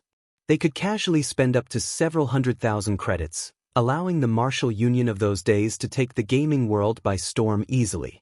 Such a situation had allowed these wealthy young masters great pleasure, hence they went on to establish Martial Union in God's domain. They wanted to continue taking the world by storm. As Unstable Devastation was one of the upper echelons of Martial Union, his monthly salary was over 10,000 credits. It was a relatively high salary even within the big city. He was even extremely elated about this matter, often bragging in front of his friends about how he was a God-ranked player. When he treated his friends to a normal restaurant, he would always foot the bill with a casual wave of his hand, appearing domineering and earning the envy of others. However, after Unstable Devastation witnessed the sales of the White River City guidebook, his mind turned into a complete mess. With a rough calculation, Unstable Devastation guessed that Shi Feng's earnings in a single day had exceeded 10 million credits. Considering the follow-up earnings, Shi Feng's assets might have surpassed even that of the wealthy young masters in Martial Union. If Shi Feng took a step further and sold his leveling strategy at a low price, he might truly be able to live his remaining years without worry. Wealth and beauties would be within Shi Feng's grasp. His life might become even more comfortable than those young masters. Thinking up to this point, bitterness and envy filled Unstable Devastation's heart. However, the only fortunate thing was that Shi Feng had not offered the leveling strategy at a low price. As long as he could snatch it, becoming the first one to sell it on the official forums, He wouldn't need to remain a professional player any longer. He could immediately live a rich life in the real world. Boss unstable, I discovered a location with an extraordinarily high amount of monsters. The respawn rate is also quite fast. Our leveling efficiency could probably rise by 60% or more there, an assassin said in the team chats. Report the location. We'll head there right away. Unstable Devastation grew excited upon hearing this.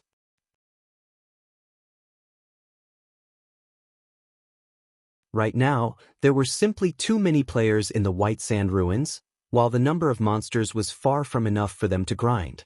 If there were such a valuable location available, they might make it to White River City today. These are the coordinates. That assassin immediately transmitted the coordinates into the team chat. Good. We'll head over there after we get rid of these monsters. Unstable Devastation laughed. His luck had finally arrived. In a moment, Unstable Devastation led his team of elite players to that location. Just like that assassin had reported, this place was extremely secluded. There were plenty of monsters here as well. There were almost more than 50 three-tailed scorpions respawning every interval. To a large elite team like theirs with over 100 players, this place was certainly a worthwhile grinding spot. The only problem was that there were already quite a few players grinding here as well. Boss unstable, what are we going to do? A shield warrior looked towards the 60 to 70 players grinding ahead, his eyebrows scrunching as he spoke. Can't you see that they're all independent players? Unstable Devastation said disdainfully, they're merely temporary parties grinding here. How can we let them occupy such a good location? Go, get rid of them. From now on, this place will be Martial Union's grinding spot. Indeed, just as Unstable Devastation said, the players here were all independent players that did not belong to any guilds. They had simply teamed up temporarily to grind. If a normal guild were to see this many players, they would not dare attempt to steal this territory. However, it was a different story for Unstable Devastation and the bunch from Martial Union. Unstable Devastation's team consisted of the elite players of 5 different towns, and even the elite team Stabbing Heart led could not outnumber them. Clear out the place. All those not from Martial Union, leave. Otherwise, deal with the consequences at your own risk. Unstable Devastation glared at the group of independent players with contempt as he yelled his warning. Meanwhile, the 100-plus elite players from Martial Union all wore sneers as they surrounded the location. As long as anybody dared resist, they would extinguish them without hesitation. The equipment of independent players had always been of poor quality. Even if these players had reached level 9, their equipment was still far from comparing with Martial Union's. Martial Union even had the advantage of numbers, up to 132 players, while these independent players only numbered around 60 to 70. Not to mention, these independent players were not unified in heart, so they were even less of a challenge to Martial Union. At this moment, the representative sent out by these independent players said, "Brothers from Martial Union, shouldn't we do things properly? It isn't easy for everyone to level up. Why don't we do this? We'll each take half of these monsters. Scram. I'll count to 10. If all of you don't get lost by then, I don't mind letting you stay here forever." Unstable Devastation bellowed. "You guys are too arrogant. We've only managed to discover this place after much difficulty, so what right do you have to chase us away? Listen to me, everyone. Why don't we team up and fight it out against Martial Union? At most, both sides will suffer losses. I don't believe that these players from Martial Union are really so fearless as fight it out with us." Just as one of the parties tried to organize everyone else into a team to go against Martial Union, tens of fireballs blasted on the players of said party, instantly killing them all. This situation had frightened these independent players. However, they did not dare utter a word, only silently glare at Unstable Devastation. "What? Do you have something to say?" Unstable Devastation laughed coldly, waving his hand once again. Suddenly, another dozen spells fell upon them, and several more players glaring at Unstable Devastation perished. "Let's go." Unable to endure the pressure, one of the parties took the leads. Soon after, The several remaining parties looked at each other. They all shook their heads as they departed. As for the two parties that died, nobody cared about them any longer. Ah, they are merely a bunch of trash, yet they dare compete with us, Martial Union. Unstable devastation watched the departing independent players, jeering. Meanwhile, the other members of Martial Union also started laughing, exhilarated. At this moment, Shifeng arrived at the White Sand Ruins after running without rest. Martial Union should not be far ahead. Shifeng compared his current location to the marked location on the map, increasing his pace as he headed onward.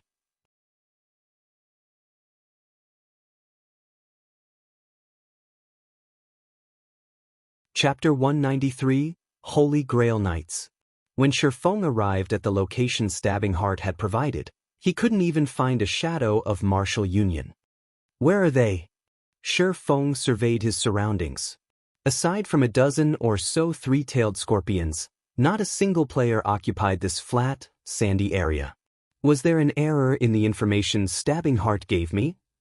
Shifeng thought the possibility of such an error was low. After all, the Assassins' Alliance was a top-tier, second-rate guild. There shouldn't be any significant errors in their information gathering. Moreover, Stabbing Heart had been so confident in providing the information, so he must have had a basis for his confidence. Forget it. I didn't have much hope of finding them immediately in any case. Since Shifeng was not in a hurry, he started searching around the surrounding area. If Martial Union had already entered White River City, Stabbing Heart would have notified him at the first notice. However, there was not a huge possibility for Martial Union to enter White River City right now, as even Stabbing Heart's team had yet to enter the city. Time passed little by little. More and more players reached level 10, each of them entering White River City, one after another. Right now, the majority of the players who entered White River City were the elites and upper echelons of guilds. There was only a small amount of teams consisting of independent players. Most of these independent players had purchased the White River City guidebook, and they all admired its creator. Leader, this Yifeng is truly amazing. The information he wrote in this guidebook is so detailed. Fortunately, we bought the luxury version. The introductions in the simplified version were overly brief, and it only helps one get a general understanding of White River City. Meanwhile, the luxury version mentioned plenty of locations with good quests meant for specific classes. Thanks to it, I've accepted plenty of valuable quests. I know, right? It is all thanks to team leader's wisdom for buying the luxury version. If I didn't know that Yifeng had personally penned this guidebook, I would even think that the game officials had published it. I really wonder what Yifeng's previous profession was to possess such powerful observation skills. That Yifeng indeed has some skills. Originally, I had simply intended to purchase the guidebook as a reference. I never thought that the information was all true. I was shocked after we arrived at White River City. It was worth the 20,000 credits. If it were up to me, I wouldn't willingly sell this information even for 50,000 credits. Not only does the information require time to arrange, but this is also first-hand information. I can't imagine why Yifeng would willingly sell all of this for only 20,000 credits. In front of the teleportation hall of White River City, a non-guild team consisting of 10+ elite players happily chatted while waiting for their other companions. An independent team? At this moment, Gentle Snow emerged from a teleportation gate, spotting this merry team of players. She felt slightly surprised by the sight. At this time, aside from those elite teams of large guilds, there was even an independent team who had reached White River City. This was an extremely rare sight, and it illustrated this team's strength. I know who they are. 5 years ago, these players were very famous in a relatively sizable virtual reality game. They were known as the Holy Grail Knights at that time. Although they aren't a guild and their numbers never exceeded 100 players, every member of their team was extremely skilled. Their battle prowess was extremely frightening. Their leader, Warwolf, even had the reputation as the strongest warrior in the game. During those days, not a single guild in the game that dared provoke them.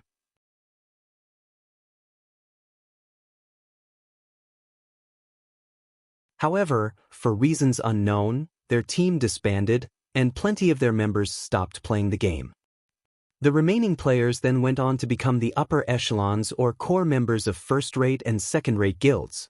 The Holy Grail Knights is a legend of sorts in the virtual gaming world now. When the Shield Warrior, Ghost Chop, who was knowledgeable about these independent players, saw the average-looking Shield Warrior standing amidst those players, his expression suddenly turned solemn.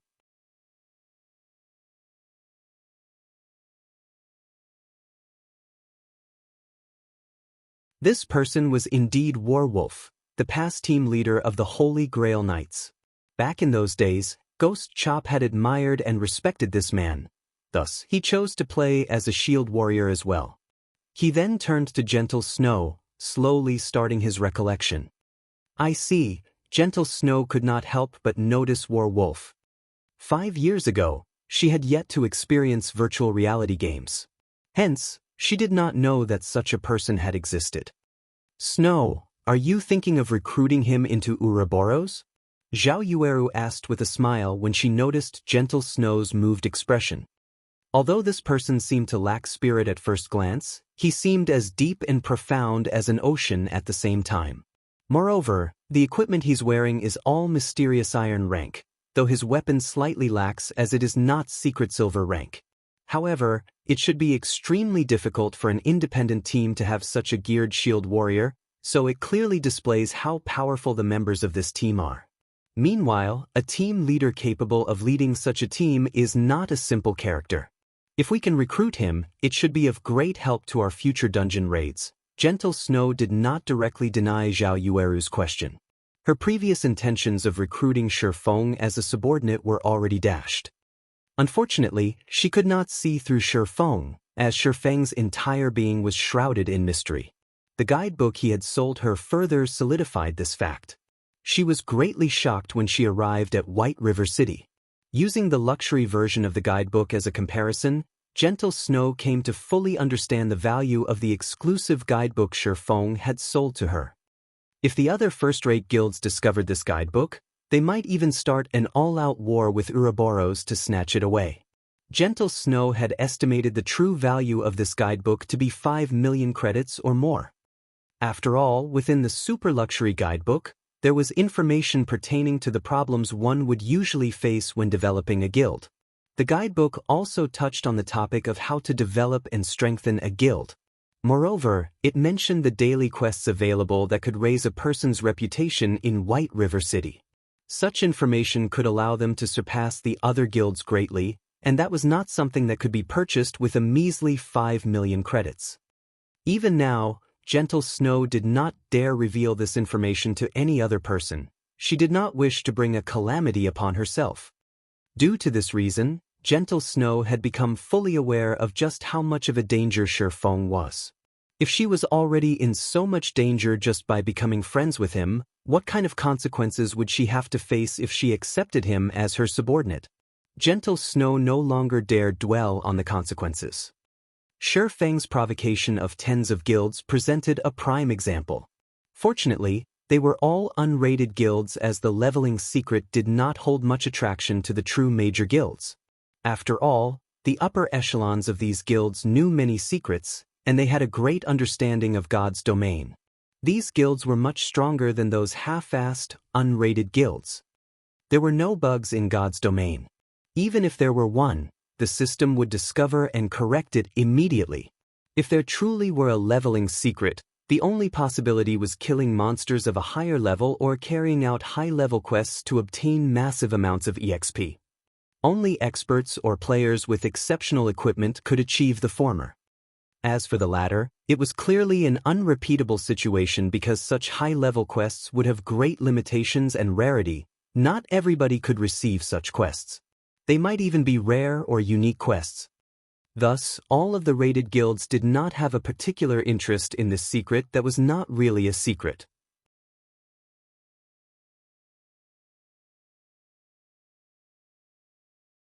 On the contrary, they were much more interested in the White River City guidebook. However, since Shifeng had wisely offered the information for sale, these rated guilds would naturally not look for trouble with Shifeng. They also did not have so much time on their hands, unlike those half-assed guilds. Shi Feng belonged to a category of people so intimidating that they possessed few friends.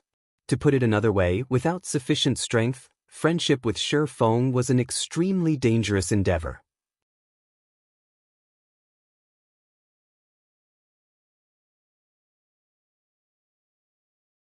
As for the werewolf before her, there was not much danger in building a friendship with such a person.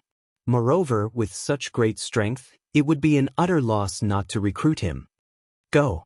Let's go and strike up a conversation with them. Then, seeing that all the members of her team were already present, she opened her mouth and spoke.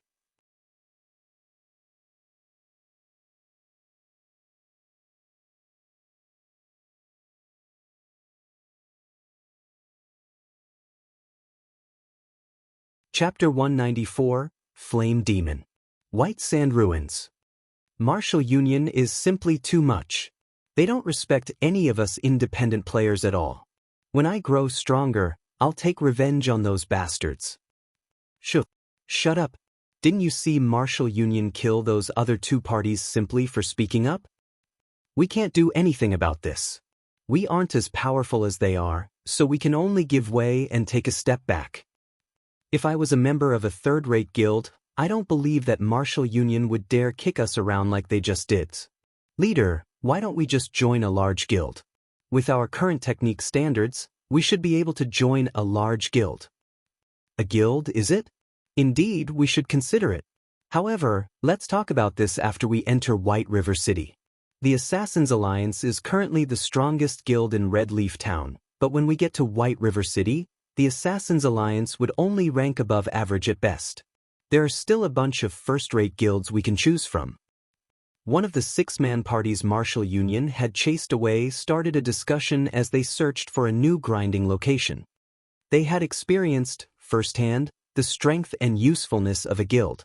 If they did not join a guild, they could only compete with other independent players over locations with scarce resources when these guilds occupied all the valuable leveling locations. Excuse me, but do you know where Martial Union is? Shi Feng had been searching the White Sand Ruins for quite some time, having no luck of finding any traces of Martial Union. At this moment, however, he had overheard these passing players discussing Martial Union, so he asked them. Yeah, we know it. What business do you have with them? Don't tell me, you're not trying to join Martial Union, are you? The leader of this party nodded. However, when he noticed that Shi Feng was an independent player with both his name and level hidden, aside from trying to join Martial Union, what other reason could a player like Shi Feng have to look for Martial Union? Hearing that the player in front of them intended to join Martial Union, the other members of the party instantly shot glares filled with killing intent at Shi Feng. The rage they had from Martial Union's oppression had yet to subside. If it were not for Martial Union having the advantage of numbers, they would have long since started a fight with Martial Union. From the conversation Shi Feng had eavesdropped on before, he knew that Martial Union had bullied these players. Hence, their hatred towards Martial Union should be intense. In addition to their party leader's words about Shi Feng wanting to join Martial Union, the other party members' moods would naturally sour. If he dared claim that he intended to join Martial Union, these players might charge at him without hesitation. I'm not trying to join Martial Union. I'm looking for Martial Union because I have some business with them. I wonder if you can tell me their current whereabouts? Here's an inquiry fee of 1 silver coin. Shi Feng smiled, taking out a silver coin. To average players, their daily income would, at most, range around several tens of copper coins. Even if these veteran players banded together to form a party, their total earnings would be around 1 to 2 silver coins. Hence, an inquiry fee of 1 silver coin was not a small amount to them. What a rich fellow. The party leader's eyes shone when he saw Shi Feng offer a silver coin as an inquiry fee. He then spoke in the party chat. Brothers, this is a fat sheep. If we harvest him and earn some money, we might be able to cover the repair fees for all our weapons and equipment. Do we kill him or not? Kill him? Why shouldn't we kill him? This bastard is obviously related to Martial Union. As long as it's someone related, we can't let them off. We'll follow leader's decision. The other party members all voiced their support.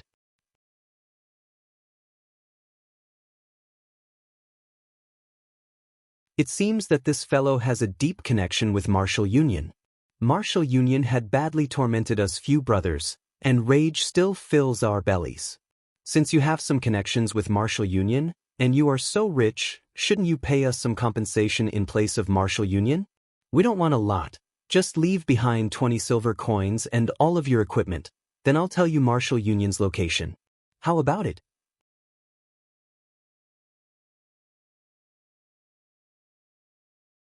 The Guardian Night Party leader said with a cold laugh. With that said, the other party members also started moving forward, their faces carrying cold smiles as they closed in on Shifeng. I said I don't have any connections with Martial Union. I'm only looking for them for some business. Whatever has happened between you and Martial Union has nothing to do with me. If you guys aren't going to tell me where they are, so be it. Please move aside, Shifeng said. This I understand. However, it is still your fault for mentioning Martial Union to us. If you don't agree to our demands, we can only use you to relieve some stress. Although we don't know your level, it should still be around level 8 or level 9. If you lose a level right now, you will probably lose 1 to 2 days worth of effort. You should think through your options, the party leader jeered, his hands retrieving the gladius and shield from his back. Shifeng couldn't help but laugh when he heard these words. Pitiful people were bound to have a hateful side to them. Although these players endured Martial Union's bullying and oppression, when the tables turned, didn't they act just as Martial Union had? Little fool, what are you laughing at? I'll smash your face into a pulp if you keep laughing. An assassin bellowed. Didn't you guys want money? I'll pay the fare for your trip down to hell. Shifeng unsheathed the abyssal blade as he said so. Immediately, clear blue flames covered the body of the abyssal blade. Shifeng had no room for pity for players like these. Shifeng brandished his 2 swords, and instantly, countless sword images filled the sky, surrounding these players. Although these independent players had good techniques and were also relatively powerful in terms of strength, they were simply too weak compared to Shifeng. Before any of them could react, the sword images made pincushions of their bodies. Aside from the Guardian Night Party leader, the remaining 5 party members died within an instant. Moreover, the ice blue devil flame destroyed all of their equipment. Even though these players had relatively high levels, the equipment they wore was of very poor quality. They only had 6 or 7 pieces of bronze equipment each, and none had even a single piece of mysterious iron equipment. Under the ice blue devil flame's might, none of their equipment could survive even 1 hit, and it all immediately became nothing more than scrap. So, are you willing to tell me Martial Union's whereabouts now? Shifeng looked towards the party leader, smiling calmly as he spoke. That party leader was dumbfounded. The person before him could actually produce fire all over his body, and his attacks were so fast that none of them could even react. At this moment, the party leader only had one thought about his situation. He had met a demon. Moreover, it was a fire demon capable of controlling flames. I'll speak. Martial Union is at a nearby sunken land to the southwest. There are also plenty of cavities around the area. Very good. You may go now. Shifeng immediately extinguished this party leader's life. He then advanced towards Martial Union's location. By the time these independent players revived back at Red Leaf Town, they immediately filled the skies with their screams of anguish. Not only did they lose a level from dying, but all their equipment had also been destroyed. Not to mention leveling up, they could not even go out into the fields to kill monsters now. Suddenly, a rumor about a flame demon in the White Sand Ruins spread. The rumor stated that the flame demon wore a black hooded cloak, and he revealed no personal information. The demon also had 2 sharp swords hanging from his waist, one was black and the other, white. The rumor also mentioned that if players did not quickly answer this flame demon's question, they would die and lose all their equipment.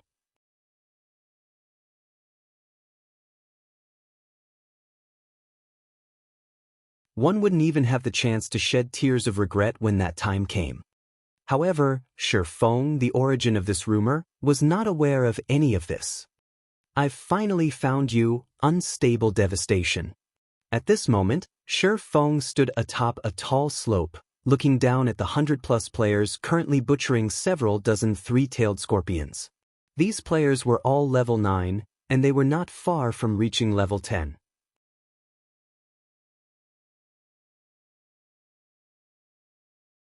On the other hand, Unstable Devastation, who currently commanded from the rear of the team, had already reached level 10.